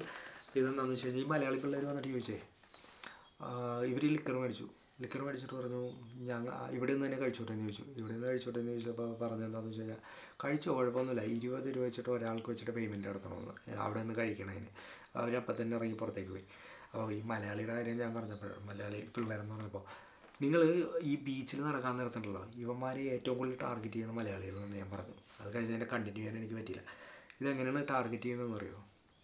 ഇവർക്കൊന്നാമത് നമ്മളെ കണ്ടു കഴിഞ്ഞാൽ അറിയാൻ പറ്റും. എന്ത് പ്രത്യേകത എനിക്കറിയാൻ പറ്റില്ല, ഒരുവിധം എല്ലാവർക്കും അറിയാൻ പറ്റും. മലയാളി ചേട്ടാ എന്നൊക്കെ പറഞ്ഞാണ് ഇവന്മാർ പുറകെ വരുന്നത്. അതിൽ പെട്ടുപോയി കഴിഞ്ഞ് കഴിഞ്ഞാൽ പ്രശ്നം എന്താണെന്ന് വെച്ച് കഴിഞ്ഞിട്ടുണ്ടെങ്കിൽ നമ്മളെ വിളിച്ചിട്ട് പോകാനുള്ള 99% പരിപാടി അവർ നോക്കും. അതാണ് ഞാൻ പറഞ്ഞത്, ലേഡീസ് ഉണ്ടെന്നൊക്കെ പറഞ്ഞ് വിളിക്കുമ്പോൾ എനിക്ക് അവിടെ ഫാമിലി അവിടെ വെയിറ്റ് ചെയ്യുന്നുണ്ട്, പറ്റില്ലെന്ന് പറഞ്ഞു കഴിഞ്ഞാൽ ഉമ്മാർ പൊക്കോളും. അല്ലാത്ത പക്ഷം നിങ്ങൾ ഒറ്റക്കാണ്, നിങ്ങളൊരു ഗ്രൂപ്പ് ഓഫ് ഫ്രണ്ട്സാണ്, എല്ലാ ആണുങ്ങളാണെന്ന് കണ്ടു കഴിഞ്ഞാൽ വിളിച്ചിട്ട് പോകാനുള്ള മാക്സിമം പരിപാടി അവർ നോക്കും. അപ്പോൾ ഇതിൻ്റെ പ്രത്യേകത എന്താണെന്ന് വെച്ച് കഴിഞ്ഞിട്ടുണ്ടെങ്കിൽ ഇതെങ്ങനെ മനസ്സിലാക്കുന്നതെന്ന് വെച്ച് കഴിഞ്ഞാൽ, ഒന്ന് ഇവന്മാർ പുറകിൽ വന്നിട്ടുണ്ടല്ലോ ചേട്ടാന്ന് വിളിക്കും. ചേട്ടാന്ന് വിളിക്കുമ്പോൾ പെട്ടെന്ന് നമ്മൾ മലയാളത്തിലല്ലേ കേട്ടെ എന്ന് പറഞ്ഞാൽ തിരിഞ്ഞു പോകും. ഓക്കെ, ഞാനവിടെ ഒറ്റയ്ക്ക് പോകുമ്പോൾ മാക്സിമം ഹിന്ദിയാണ് യൂസ് ചെയ്യുന്നത്. ഹിന്ദി ഒരു നല്ല രീതിയിൽ ഹിന്ദി റെസ്പോണ്ട് ചെയ്യുക എല്ലാവരും, അതുകൊണ്ടിട്ട് തന്നെ മാക്സിമം ഹിന്ദി യൂസ് ചെയ്യുന്നല്ല ഞാൻ പറയുന്നത്. ഈ ചേട്ടാന്ന് പറഞ്ഞ് കുറേ ഉമാർ വന്നു കഴിഞ്ഞ് കഴിഞ്ഞാൽ മാക്സിമം അവോയ്ഡ് ചെയ്ത് വിടുക. മലയാളി എന്നുള്ളൊരു കാര്യം പറഞ്ഞപ്പോൾ ഞാൻ പറഞ്ഞാണ്, ഉമാർക്ക് ഈ സൗത്തിൽ നിന്ന് വരുന്ന ആളുകളെ പ്രത്യേകം പിടിക്കാനുള്ളൊരു കഴിവുണ്ട് ഉമാർക്ക്. എപ്പോൾ ചെന്ന് കഴിഞ്ഞാലും എന്നെ ബീച്ചിൽ വെച്ചിട്ട് ഉമാർ പിടിച്ചു നിർത്തും. ചേട്ടാന്ന് പറഞ്ഞ് പുറകെ വരും. എന്തെങ്കിലും പറഞ്ഞാൽ നമ്മൾ എത്ര ഹിന്ദി പറഞ്ഞാലും അവന്മാർ പുറകെ വരും ഒരു. അപ്പോൾ ആ ഒരു സംഭവമാണ് ഞാൻ പറഞ്ഞത്. പിന്നെ അടുത്തതിലേക്ക് പോകാൻ നമുക്ക്. ബീച്ച് ഷാക്ക് എക്സ്പെൻസീവാണ്, വളരെ എക്സ്പെൻസീവാണ് ബീച്ച് ഷാക്ക്. പക്ഷേ ഇത് ഒരു വൺ ടൈം എക്സ്പീരിയൻസ് ആണ്. അല്ലെങ്കിൽ നിങ്ങൾക്ക് അവിടെ ചെല്ലുമ്പോൾ ഫാമിലി ആയിട്ടൊക്കെ ചെല്ലാൻ നേരത്തെ എന്തായാലും നിങ്ങൾ ആ എക്സ്പീരിയൻസ് മിസ് ചെയ്യരുത്. ബീച്ചിൽ ഷാക്കിൽ ചെന്ന് അവിടെ നിന്ന് ഫുഡും ഡ്രിങ്ക്സും ഒക്കെ ഓർഡർ ചെയ്ത് ആ ഒരു ബീച്ചിൽ ആ ഒരു വൈബിൽ കളർഫുള്ളായിട്ടുള്ളൊരു ഇതിൽ, ഡിസംബറിലെ ടൈമാണ് ഞാൻ പറയുന്നത്, അവിടെ നിങ്ങൾ ആ ഒരു സ്പേസിലിരുന്ന് ക്യാൻഡിൽ ലൈറ്റ് ഡിന്നർ കഴിക്കുന്ന പോലെ ആ ഒരു എക്സ്പീരിയൻസ് വളരെ ഇതാണ്, എക്സ്പെൻസീവാണ്. പക്ഷേ അതൊരിക്കലെങ്കിലും നിങ്ങൾ ട്രൈ ചെയ്യണം. ഓക്കെ, ആ ബീച്ചിൽ ആ ഒരു വേവും ആ ഒരു കാറ്റും പിന്നെ ആ ഒരു അറ്റ്മോസ്ഫിയറും ആളുകളും പിന്നെ വൈബ്രൻ്റ് ആയിട്ടുള്ളൊരിതാണ്, മിസ് ചെയ്യരുത് ഒരിക്കലും. ഗോവ ഇൻ ഡിസംബർ എന്ന് പറയുന്നൊരു വല്ലാത്തൊരു അമേസിങ് എക്സ്പീരിയൻസ് ആണ്. അത് ഞാൻ ലാസ്റ്റ് ഡിസ്കസ് ചെയ്യാം.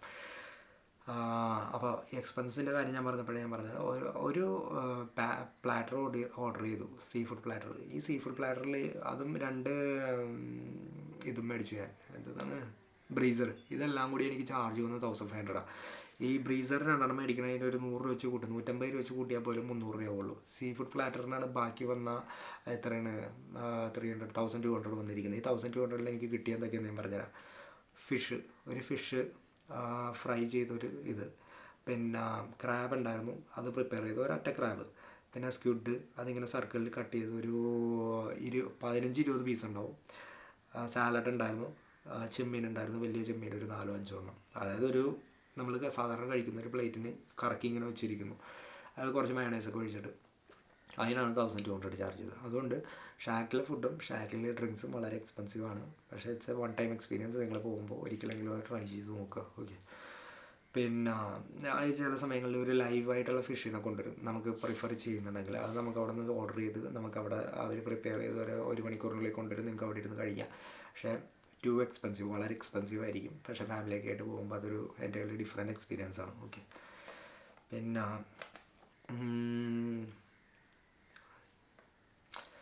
ഞാൻ ഈ ഗോവയിലേക്ക് ജൂണിലും ഡിസംബറിലും പോകാറുണ്ട്. ഓക്കെ, ഇപ്പോൾ കൂട്ടുകാരായിട്ട് കഴിഞ്ഞ പ്രാവശ്യം നമ്മൾ പോയത് ജൂണിലാണ്, പക്ഷേ എൻ്റെ മിക്കപ്പോഴത്തെ പോക്ക് ഡിസംബറിലാണ്. പിന്നെ ഒരിക്കൽ ഞാൻ 1-2 തവണ ഞാൻ ജൂണിൽ പോയിട്ടുണ്ട് ഒറ്റക്ക്, അപ്പോൾ ബൈക്കിന്. അപ്പോൾ ട്രെയിൻ ഞാനൊരു തവണ മാത്രമേ പോയിട്ടുള്ളൂ ഗോവയിലേക്ക്. അപ്പോൾ ജൂണിലെയും ഡിസംബറിലെയും കാര്യം പറയുകയാണെങ്കിൽ പലരും പറയുന്നൊരു കാര്യമാണ്, ജൂണിൽ ഗോവ എക്സ്പെൻസീവ് അല്ല, നിങ്ങൾ ഗോവയിലേക്ക് ജൂണിൽ പോകുക എന്നുള്ളത്. ജൂണിൻ്റെ ഒരു അട്രാക്ഷൻ എന്ന് പറഞ്ഞു കഴിഞ്ഞിട്ടുണ്ടെങ്കിൽ ഗോവയിലുള്ള ഏറ്റവും വലിയ പ്രത്യേകത എന്ന് പറഞ്ഞു കഴിഞ്ഞാൽ, ഗോവ ഇത്രയും ഭംഗിയായിട്ട് നിൽക്കുന്ന ഒരു സമയം വേറെ ഉണ്ടാകത്തില്ല. ഗോവയെന്നല്ല, ഞാൻ പോയിരിക്കുന്ന പല സ്ഥലങ്ങളും. കാരണം എന്താണെന്ന് വെച്ച് കഴിഞ്ഞാൽ മഴയും ആ പച്ചപ്പും പുല്ലെല്ലാം മുളച്ച് എല്ലാം നല്ല അടിപൊളിയായിരിക്കും. ഈവൻ നമ്മൾ ഫോർട്ട് പോകുന്നവരെ, റീസ് മാഗസ് ഫോർട്ടാണ് എനിക്ക് മെയിനായിട്ട് ഓർമ്മ വരുന്നത്. കാരണം എന്താണെന്ന് വെച്ച് കഴിഞ്ഞാൽ റീസ് മാഗസ് ഫോർട്ടിൽ ഈ ഓടുണ്ട്, മേളിൽ ഓടുണ്ട്, ഈ ഓട് കംപ്ലീറ്റ് പച്ചയായിരിക്കും, ഈ പുല്ല് വളർന്നിട്ട് കംപ്ലീറ്റ് ഗ്രീൻ ആയിരിക്കും, വളരെ ഭംഗിയാണ് അത് കാണാൻ. അതുപോലെ എല്ലാ ഫോർട്ടുകളാണെങ്കിലും എല്ലാ സ്ഥലങ്ങളും, ഞാൻ പോയിരിക്കുന്ന പല സ്ഥലങ്ങളാണെങ്കിലും ചേർച്ചാണെങ്കിലും, especially our lady of the mount ചേർച്ചൊക്കെ വളരെ ഭംഗിയാണ് ഈ ജൂണിൽ പോകാൻ നേരത്ത്. ഡിസംബറിലെല്ലാം ഡ്രൈ ആയിരിക്കും. ജൂണിൻ്റെ ഒരു പ്രത്യേകത എന്ന് പറഞ്ഞു കഴിഞ്ഞിട്ടുണ്ടെങ്കിൽ, ഇപ്പോൾ നിങ്ങൾ ലിക്കർ കഴിക്കണം അങ്ങനെയുള്ള സംഭവങ്ങളൊക്കെയാണ് നിങ്ങളുടെ താല്പര്യങ്ങൾ. പിന്നെ അതുകൂടാതെ ഗോവ ഒന്ന് ചീപ്പായിട്ടൊന്ന് എക്സ്പ്ലോർ ചെയ്യണമെന്നാണെങ്കിൽ നിങ്ങൾക്ക് ജൂൺ ട്രൈ ചെയ്യാവുന്നതാണ്. വളരെ ഭംഗിയാണ് ഗോവ നിങ്ങൾക്ക്. പിന്നെ മഴ ഉണ്ടാവും, അതിൻ്റെ ഒരു പ്രശ്നമുണ്ട്. നിങ്ങൾക്ക് വീഡിയോ ഫോട്ടോസൊക്കെ എടുക്കുമ്പോൾ അങ്ങനത്തെ കുറച്ച് ഇൻട്രപ്ഷനും കാര്യങ്ങളൊക്കെ വരാൻ ചാൻസ് ഉണ്ട്. അല്ലാത്ത പക്ഷം വളരെ ഭംഗിയുള്ളൊരു ടൈം എന്ന് പറയുന്നത് ഗോവ ഏറ്റവും ഭംഗിയിൽ ഏറ്റവും നല്ല എന്താ പറയുക ഉടുത്തൊരുങ്ങിയൊക്കെ നിൽക്കുമെന്ന് പറയില്ല, നല്ല ഭംഗിയിൽ നിൽക്കുന്ന ഒരു സമയമാണ് ജൂൺ എന്ന് പറയുന്നത്. പിന്നെ റൂംസ് എല്ലാം വളരെ ചീപ്പായിരിക്കും, ഫുഡ് എക്സ്പെൻസീവ് അല്ല, പിന്നെ ബാക്കിയുള്ള കാര്യങ്ങളൊക്കെ അടിപൊളിയാണ്. പക്ഷേ കുറച്ച് കാര്യങ്ങൾ മിസ്സിങ് ആണ്. വാട്ടർ സ്പോട്ട് ഉണ്ടാവില്ല, കടൽ ഭയങ്കര റഫായിരിക്കും, അതുകൊണ്ട് വാട്ടർ സ്പോട്ടൊന്നും ഉണ്ടാകത്തില്ല. ബീച്ചിൽ ഷാക്കൊന്നും ഉണ്ടായിരിക്കത്തില്ല. പിന്നെ അവിടെ പാർട്ടി കാര്യങ്ങളൊക്കെ വളരെ കുറവായിരിക്കും. അതായത് ഗോവ ഓരോ ബാക്കിയുള്ള കാര്യങ്ങൾ വെച്ച് നോക്കുമ്പോൾ ഉറങ്ങിക്കിടക്കുന്ന ഒരു ടൈമാണ് ജൂൺ എന്ന് പറയുന്നത്. ഡിസംബർ എന്ന് പറയാൻ നേരത്ത് ചെല്ലുമ്പോൾ ഈ പറയുന്ന പ്രശ്നമില്ല, മഴയുടെ ശല്യമില്ല, നമുക്ക് എവിടെ വേണമെങ്കിലും ഓടിച്ചിട്ട് നടക്കാം. മറ്റേന്ന് പറഞ്ഞാൽ ഫുൾ ടൈം റെയിൻകോട്ടിലാണ് നമ്മൾ നടക്കുന്നതെന്ന് ആലോചിക്കണം. പിന്നെ കഴിഞ്ഞ പ്രാവശ്യം പോയപ്പോൾ അങ്ങനെയായിരുന്നു. പിന്നെ ഡിസംബറിൽ ചെല്ലുമ്പോൾ എന്ന് പറഞ്ഞാൽ വൈബ്രൻ്റ് ആയിരിക്കും, കളർഫുൾ ആയിരിക്കും, ഭയങ്കര ഭംഗിയായിരിക്കും ഗോവ വേറൊരു സൈഡിൽ നിന്ന് നോക്കുമ്പോൾ. ബാക്കിയുള്ള സ്ഥലങ്ങളൊക്കെ ഈ ഫോട്ടോ ഒക്കെ എടുത്ത് നോക്കിക്കഴിഞ്ഞ് കഴിഞ്ഞാൽ അതെല്ലാം പുല്ലൊക്കെ ഉണങ്ങി ഒരു ഡ്രൈ ആയിട്ടുള്ളൊരു ഇതാണ് നമ്മൾ കാണുന്നതെങ്കിലും ബീച്ചിലേക്ക് ചെല്ലുമ്പോഴാണെങ്കിലും ലൈറ്റിങ്ങും കാര്യങ്ങളൊക്കെ ആണെങ്കിലും ബാക്കിയുള്ള ഒരു ആളുകളും ഒരു സെലിബ്രേറ്റീവ് മൂഡാണ് ശരിക്കും പറഞ്ഞു കഴിഞ്ഞാൽ ഡിസംബറിൽ. വളരെ ഭംഗിയാണ് ഈ ബാക്കിയുള്ള ലൈക്ക് ഷാക്കും ബീച്ച് ലൈഫും പിന്നെ നൈറ്റ് ലൈഫും ബാക്കിയുള്ള കാര്യങ്ങളെല്ലാം കമ്പാരിറ്റീവ്ലി, പിന്നെ വാട്ടർ സ്പോട്ടാണെങ്കിലും എല്ലാം വളരെ വൈബ്രൻ്റായിട്ട് നിൽക്കുന്ന ഒരു ടൈമാണ് ഡിസംബർ എന്ന് പറയുന്നത്. ഫാമിലിയായിട്ടൊക്കെ ഒരു ട്രിപ്പ് പ്ലാൻ ചെയ്യണമെങ്കിൽ നിങ്ങൾ എന്തായാലും ഡിസംബറിലുള്ള ഒരു ഗോവ ഒരിക്കലും മിസ് ചെയ്യരുത്. അല്ലാതെ എക്സ്പെൻസീവ് അല്ല എന്ന് പറഞ്ഞുകൊണ്ടിട്ട് നിങ്ങൾ ജൂണിൽ പോയിട്ട് ഒരു ഇതുമില്ലാത്തൊരു ടൈമാണ്. പക്ഷേ ഗോവ എന്താ പറയുക നാച്ചുറലി കാണാൻ വളരെ ഭംഗിയുള്ളൊരു ടൈമാണ് ഇതെന്ന് പറയുന്നത്, ജൂൺ എന്ന് പറയുന്നത്. പക്ഷേ ഡിസംബർ എന്ന് പറയുന്നത് ആ ഒരു സെലിബ്രേഷൻ അല്ലെങ്കിൽ ആ ഒരു വൈബ്രൻ്റ് ആയിട്ടുള്ളൊരു മൂഡ് നമുക്ക് ക്രിയേറ്റ് ചെയ്യുന്ന ഒരു ടൈമാണ് ഡിസംബർ എന്ന് പറയുന്നത്. അപ്പോൾ നിങ്ങൾ രണ്ടും എക്സ്പീരിയൻസ് ചെയ്യണം എന്നുള്ളതാണ് എൻ്റെ ഒരു അഭിപ്രായം. പക്ഷേ ഏറ്റവും കൂടുതൽ ഞാൻ റെക്കമെൻഡ് ചെയ്യുന്നത് ഡിസംബർ തന്നെയായിരിക്കും, കാരണം ഒരു വൈബ് എൻറ്റയർലി ഡിഫറെൻറ്റ്. ഓക്കെ, അത് നിങ്ങൾക്ക് മനസ്സിലാവണമെങ്കിൽ നിങ്ങൾ ജൂണിൽ വർക്കലയിലേക്ക് പോവുക, അത് കഴിഞ്ഞിട്ട് നിങ്ങൾ ഡിസംബറിൽ ഒരു 25 ആ ഒരു ടൈമിൽ വർക്കലയിലേക്ക് പോവുക, ആ ക്ലിഫിലേക്ക് പോവുക. അപ്പോൾ അവിടെ കാണുന്ന ഒരു ലൈഫ് ഏകദേശം ഇതിൻ്റെ ഗോവയിലുള്ള അത്രയൊന്നും കമ്പയർ ചെയ്യാൻ പറ്റത്തില്ല, അതിനും വളരെ വളരെ താഴെയാണ്. എന്നാലും വളരെ നല്ലൊരു എക്സ്പീരിയൻസാണ് ഡിസംബറിൽ ഗോവ ഓഫർ ചെയ്യുന്നത്. ഞാൻ ഈ ഗോവയിൽ പോകുന്നത് പലപ്പോഴും ബൈക്കിനാണ്. ഈ ബൈക്കിന് ഗോവയിലേക്ക് പോകാൻ നേരത്ത് ജൂൺ എന്ന് പറയുന്നത് വളരെ ഒരു റിസ്ക് ഉള്ളൊരു ടൈമാണ്. കാരണം ഈ നമ്മൾ ഈ ലാൻഡ് സ്ലൈഡ് കിടന്ന അതിൻ്റെ വീഡിയോ ഞാൻ അപ്ലോഡ് ചെയ്തിട്ടുണ്ട്. ഭയങ്കര ലാൻഡ് സ്ലൈഡ് പ്രോൺ ഏരിയയാണ് ഈ കർണാടക മൊത്തം. നമ്മൾ ഓടിച്ചുകൊണ്ട് പോകുന്ന വഴി മൊത്തം NH66 വളരെ റിസ്ക്കി ആയിട്ടുള്ളൊരു റൂട്ടാണത്. അപ്പോൾ ജൂണിലൊക്കെ നിങ്ങൾ അവിടെ കൂടെയുള്ള പോക്ക് ഒരു ഇത് അവോയ്ഡ് ചെയ്യുക, കാരണം ലാൻഡ് സ്ലൈഡിൻ്റെ ആ ഒരു ഇതും കാര്യങ്ങളൊക്കെ ഉണ്ട്, പിന്നെ മഴയുടെ ഒരു പ്രശ്നം അങ്ങനെയൊക്കെയാണ്. അതുകൊണ്ട് തന്നെ ജൂണിൽ ഞാനൊരു 1-2 തവണ മാത്രമേ ഉള്ളൂ ബൈക്കിന് ഗോവയിലേക്ക് ഇത് ചെയ്തിട്ടുള്ളൂ. പിന്നെ എനിക്ക് പറയാനുള്ള വേറൊരു കാര്യമുണ്ട്, എന്താണെന്ന് വെച്ച് കഴിഞ്ഞിട്ടുണ്ടെങ്കിൽ ഈ കർണാടകയിലേക്ക് കയറാൻ നേരത്തുണ്ടല്ലോ കുറേ സ്ഥലങ്ങളിൽ, കുറേ നല്ല ഒരു മെജോറിറ്റി വളരെ നല്ല ആളുകളാണ്, വളരെ നല്ല ആളുകളാണ്. പക്ഷേ ചില സ്ഥലങ്ങളിൽ നിങ്ങൾ ഇങ്ങനത്തെ ഒരു സംഭവം നിങ്ങൾ ഫേസ് ചെയ്യും. ലൈക്ക് ഈ എന്തുകൊണ്ട് നിങ്ങൾ കർണാടകയിൽ വന്നിട്ട് കന്നഡ സംസാരിക്കുന്നില്ല എന്നുള്ളൊരു ചോദ്യം ചില സ്ഥലങ്ങളിൽ കേട്ടോ. ഇപ്പോൾ ഞാൻ ഈ കഴിഞ്ഞ തവണ പോയപ്പോൾ ഞാൻ ഈ ഒരു ബിസ്ക്കറ്റ് മേടിക്കാൻ വേണ്ടി കുറേ ബിസ്ക്കറ്റ് ഇരിപ്പുണ്ട് ഷെൽഫാണെങ്കിൽ അങ്ങ് ദൂരെ. ആ ബിസ്ക്കറ്റ് എന്ന് പറഞ്ഞിട്ട് ഇയാൾക്ക് ഒരു എത്തും പിടിയും കിട്ടുന്നില്ല, ഇത് ഏത് ബിസ്ക്കറ്റാണെന്ന് ഞാൻ പറയണോട്ട് അയാൾക്ക് മനസ്സിലാവണില്ല. അയാൾ അവിടുത്തെ പോന്നു. പക്ഷേ അയാൾ വളരെ പേഷ്യൻ്റ് ആയിരുന്നു. പേഷ്യൻ്റ് മീൻസ് അത്യാവശ്യം ക്ഷമയുള്ള ഒരാളായിരുന്നു. അയാൾ എനിക്കത് എടുത്തു തന്നു. ഒരു 1 മിനിറ്റ് എടുത്തെങ്കിലും അയാൾ സമയം എടുത്ത് എനിക്ക് വേണ്ട സാധനം തന്നെ അയാൾ എടുത്തു തന്നു. ചില സ്ഥലങ്ങളിൽ അങ്ങനെ ആയിരിക്കത്തില്ല, അവർ നമ്മളോട് ചോദിക്കും നിങ്ങൾക്ക് എന്തുകൊണ്ട് കന്നഡ പറഞ്ഞോട്ടെ, നിങ്ങൾ കർണാടകയിൽ കൂടെ നടക്കുമ്പോൾ കന്നഡ പറയണമെന്നൊക്കെ പറഞ്ഞ് സംസാരിച്ച് വരുന്നിട്ട് ചില ടീമുകളുണ്ട്. അങ്ങനെയൊക്കെ വന്നു കഴിഞ്ഞിട്ടുണ്ടെങ്കിൽ മാക്സിമം നിങ്ങൾ ചിരിച്ച് അതങ്ങനെ അവോയ്ഡ് ചെയ്യുക, വണ്ടി എടുത്തുകൊണ്ട് പോവുക. ഓക്കെ, അവരെ കൂടി ഒന്നും തർക്കിക്കാൻ നിൽക്കരുത്. കാരണം എന്താണെന്ന് വെച്ച് കഴിഞ്ഞാൽ അവർക്കൊരു എന്താ പറയുക കോമൺ സെൻസ് ഉണ്ടെങ്കിൽ അവർ ഇങ്ങനത്തെ ഒരു സംഭവം വന്ന് നമ്മുടെ അടുത്ത് വന്ന് തർക്കിക്കത്തില്ല. ഓക്കെ, അങ്ങനെ തർക്കിക്കാൻ വരുന്നവനാണെങ്കിൽ അടുത്ത പ്രശ്നം ഉണ്ടാക്കാനായിരിക്കും വരുന്നത്. അപ്പോൾ ഒന്ന് ചിരിച്ച് കാണിച്ചിട്ട് പതിയെ വണ്ടി എടുത്തുകൊണ്ട് പോവുക. പിന്നെ വേറൊരു കാര്യം ഞാൻ പറഞ്ഞുതരാം, നമ്മുടെ നാടല്ല ഗോവയെ കുറിച്ച് പറയുമ്പോൾ, നമ്മുടെ നാടല്ല ഗോവയെന്ന് പറയുന്നത്. അവിടെ നമ്മുടെ ഇവിടുത്തെ പോലത്തെ റൂൾസും കാര്യങ്ങളും ഒന്നും ആപ്ലിക്കബിൾ അല്ല. നിങ്ങൾ പണ്ടൊരു വീഡിയോ കണ്ടു കാണും, ഒരു ഫോറിനറെ ഇവർ പിടിച്ച് അടിക്കുന്നത്. നല്ല അടി കൊടുത്തു, നല്ല അടി എന്ന് പറഞ്ഞു കഴിഞ്ഞാൽ അടിച്ചു കൊടുത്തവരെ നശിപ്പിച്ച് കളഞ്ഞു. എന്തിനാണെന്ന് വെച്ച് കഴിഞ്ഞിട്ടുണ്ടെങ്കിൽ അവിടെ കൂടി ഒരു പശു നടന്നു പോകണമായിരുന്നു. ഇവരെന്തോ പശുവിനെ പിടിച്ച് തള്ളി ഉന്തി എന്തൊക്കെ ചെയ്തു. അങ്ങനെ എന്തോ ഒരു സംഭവം ഇത് ചെയ്തിട്ടാണ് ഈ പശുക്കളവിടെ ഈ ഷോപ്പിലൊക്കെ പോയി ഫുഡ് മേടിച്ച് കഴിക്കാറൊക്കെ ഉണ്ട്. അവിടെ ചില ഷോപ്പിലൊക്കെ ചെന്ന് ഇവന്മാരിങ്ങനെ നോക്കിയിരിക്കും. അപ്പോൾ അവർ ഫുഡൊക്കെ എടുത്ത് കൊടുക്കാറൊക്കെ ഉണ്ട്. ഇഷ്ടംമാതിരി ഉണ്ടാവും. എവിടെ ചെന്ന് കഴിഞ്ഞാൽ നിങ്ങൾ അതൊരു കാര്യമുണ്ട്, നിങ്ങൾ വണ്ടിയൊക്കെ ഓടിച്ച് നടക്കുമ്പോൾ ഒന്ന് സൂക്ഷിക്കുക. ഇവന്മാർ വഴിയിൽ വട്ടം ചാടാനുള്ള ചാൻസ് ഉണ്ട്, നിങ്ങൾ അടിച്ച് താഴെ കിടക്കും. അപ്പോൾ ഇഷ്ടംമാതിരി ഉണ്ട്. കാരണം ഇവരൊരു കൂട്ടമായിട്ടാണ് ചിലപ്പോൾ ഒരു 15 25 ഒക്കെ ഒരു കൂട്ടമായിട്ടായിരിക്കും നടക്കുന്നത്. അപ്പോൾ അങ്ങനെ നമ്മൾക്ക് എന്തെങ്കിലും ആക്സിഡൻ്റ് ഒക്കെ വരാനുള്ള ചാൻസ് ഉണ്ട്. ഇവർ വഴിയിൽ അവിടെ ഇവിടെയൊക്കെ ഇരിപ്പുണ്ടാവും, കിടക്കലും ചിലപ്പോൾ വഴിയിലേക്ക് വട്ടം ചാടലൊക്കെ ഉണ്ടാവും. അപ്പോൾ ആ ഒരു സംഭവമുണ്ട്. അപ്പോൾ ഞാൻ പറഞ്ഞതെന്താണെന്ന് വെച്ച് കഴിഞ്ഞിട്ടുണ്ടെങ്കിൽ ഈ ഇവർ ആ ഒരു കേസിൽ ആ ഫോറിനർ നന്നായിട്ട് അടിച്ചു. ഇവർ ആരും ചോദിക്കാനും ചെന്നില്ല, ആരും ഒന്നും പറഞ്ഞില്ല. ആ സൈഡിലുണ്ടായിരുന്ന ഗോവൻസ് എല്ലാം കൂടിയിട്ട് അവരെ നന്നായിട്ട് അടിച്ചു. അത് പബ്ലിക്കലി കുറച്ച് ഇതായിരുന്നു, അത് പ്രോബ്ലം വരുന്നത്. അപ്പോൾ എന്തുകൊണ്ടാണ് പറയുന്നതെന്ന് വെച്ച് കഴിഞ്ഞാൽ നമ്മളെ നാടല്ല. ഗോവയിൽ പോയി മാക്സിമം നിങ്ങളൊരു പ്രശ്നം ഉണ്ടാക്കാതിരിക്കുക, മാക്സിമം. കാരണം കഴിഞ്ഞ കഴിഞ്ഞ ജൂണിൽ ഞാൻ ടോണിയുടെ ഒക്കെ കൂടെ പോയപ്പോൾ ഒരു പയ്യന് ഇവർ തമിഴ്നാട്ടിൽ നിന്ന് വന്നിരിക്കുന്ന പങ്കായ ഉണ്ടല്ലോ, മറ്റേ മജ്ജിദ് വഴണ പങ്കായ, ഈ സാധനം വെച്ചിട്ട് അടിക്കുന്നുണ്ടായിരുന്നു. അതായത് ഒരാളല്ല അടിക്കുന്നത്, ഒരു 25-30 പേരാണ് ഒരാളെ പിടിച്ചടിക്കുന്നത്. നമുക്ക് പിടിച്ച് മാറ്റാനോ അവിടെ കയറി സംസാരിക്കാനോ ഉള്ളൊരു സിറ്റുവേഷനല്ല അത്. ഈവൺ അവിടെ മറ്റേ ബാംഗിൾസ് വളയൊക്കെ വിറ്റുകൊണ്ട് നടക്കുന്ന ലേഡീസ് ഉണ്ട്, അവർ വരെ അവിടെ കിടക്കുന്ന വടിയും സാധനമൊക്കെ എടുത്ത് ഇവനെ അടിക്കുന്നതാണ് ഈ തമിഴിനെ. ലാസ്റ്റ് തമിഴിനെ അടികൊണ്ട് നാശമായി, മറ്റേ ഡ്രസ്സെല്ലാം ഊരി കീറി പറഞ്ഞ് ആ ഒരു അവസ്ഥയിലാണ് അവിടെ നിന്ന് പോകുന്നത്. ഇതിൻ്റെ ഏറ്റവും വിറ്റായിട്ട് എനിക്ക് തോന്നിയൊരു സംഭവം എന്താണെന്നറിയാം, ഇവൻ്റെ കൂടെ ഒരു 7 പേരുണ്ടായിരുന്നു. ഇവന്മാരെല്ലാം ഏത് വഴി ഓടിയെന്ന് പോലും എനിക്കറിയാൻ പാടില്ല. ഈ പരിപാടി തുടങ്ങുമ്പോൾ, ഈ അടി തുടങ്ങുമ്പോൾ ഒരു 7 പേര് ഇവൻ്റെ കൂടെ ഉണ്ടായിരുന്നു. ഇവന്മാരെല്ലാം പല വഴിക്ക് ഓടി. ഇതെന്താണ് ഇതിൻ്റെ പുറകിലുള്ള കാര്യമെന്ന് വെച്ച് കഴിഞ്ഞിട്ടുണ്ടെങ്കിൽ, നിങ്ങളിവിടെ നാട്ടിൽ ചിലപ്പോൾ ഒരു സംഭവമൊക്കെ ആയിരിക്കും ചിലപ്പോൾ, ഓക്കെ, നമ്മുടെ നാട്ടിൽ അല്ലെങ്കിൽ ഇപ്പം ഞാൻ ഈ കഴിഞ്ഞ 2023 ഞാൻ ചെന്ന് കഴിഞ്ഞപ്പോൾ ഞാൻ ബോംബെയിൽ നിന്ന് വന്ന ഒരു ടീമിനെ പരിചയപ്പെട്ടു. ബേസിക്കലി എന്താണെന്ന് വെച്ച് കഴിഞ്ഞിട്ടുണ്ടെങ്കിൽ ഇവർ നന്നായിട്ട് ഡാൻസ് ചെയ്യുന്നുണ്ടായിരുന്നു. അപ്പോൾ ഞാൻ കൊള്ളാമെന്നൊക്കെ പറഞ്ഞ് അങ്ങനെ ഒന്ന് സംസാരിച്ച് കഴിഞ്ഞപ്പോൾ ഇവർ ഞാനുമായിട്ട് ഭയങ്കര കമ്പനിയായി കഴിഞ്ഞപ്പോഴാണ് എനിക്കിത് മനസ്സിലാവുന്നത്. ഇവർ ഈ മുംബൈയിൽ അത്യാവശ്യം ഇതായിട്ടുള്ളൊരു ഗ്യാങ്ങാണ് ഇവർ അത്യാവശ്യം ആളുകളുണ്ട്, ഒരു 8-10 പേരുണ്ട്. അവർ അങ്ങനത്തെ ഒരു ഗ്യാങ്ങാണ്. അവരപ്പം വളരെ നല്ല രീതിയിലാണ് നമ്മളുടെ അടുത്ത് പെരുമാറിയത്. അപ്പോൾ അതെനിക്ക് വളരെ ഇൻട്രസ്റ്റിംഗ് ആയിട്ട് തോന്നിയൊരു കാര്യമാണ്. അപ്പോൾ ഇവർ വളരെ നല്ല രീതിയിലാണ് എൻ്റെ അടുത്ത് പെരുമാറി, നമ്മൾ നല്ല രീതിയിലൊക്കെ ഇത് ചെയ്തു. അപ്പോൾ അതിൻ്റെ ഇടയ്ക്ക് ഒരു സംഭവം നടന്നു. എന്താണെന്ന് വെച്ച് കഴിഞ്ഞാൽ ഇവർ ഇടയ്ക്ക് വീഡിയോ എടുക്കുന്നുണ്ടായിരുന്നു.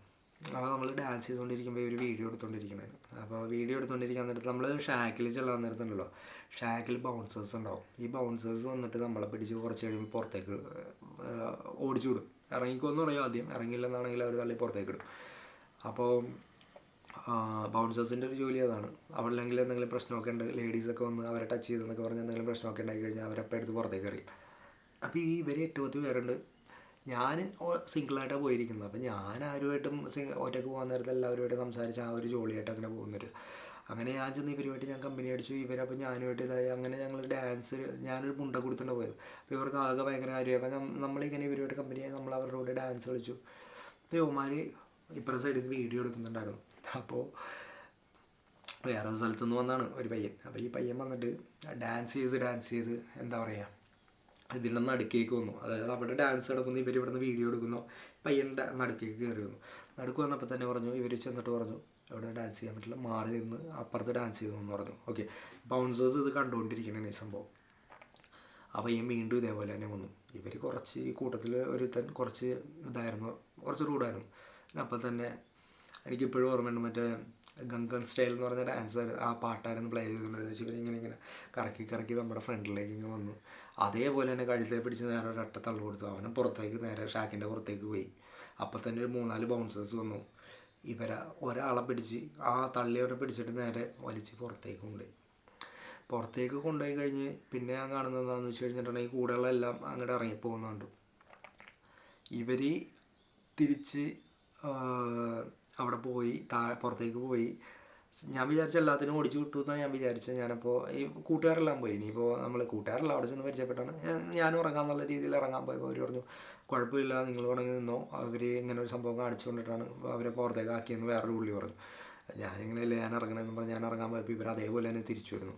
സംഭവം എന്താണെന്ന് വെച്ച് കഴിഞ്ഞാൽ നേരത്തെ പറഞ്ഞ പോലെ അവർ അവിടുത്തെ മുംബൈയിലുള്ള ഒരു നല്ലൊരു ഗ്യാങ്സ്റ്റർ ടൈപ്പ് ആളുകളായിരുന്നു അവർ.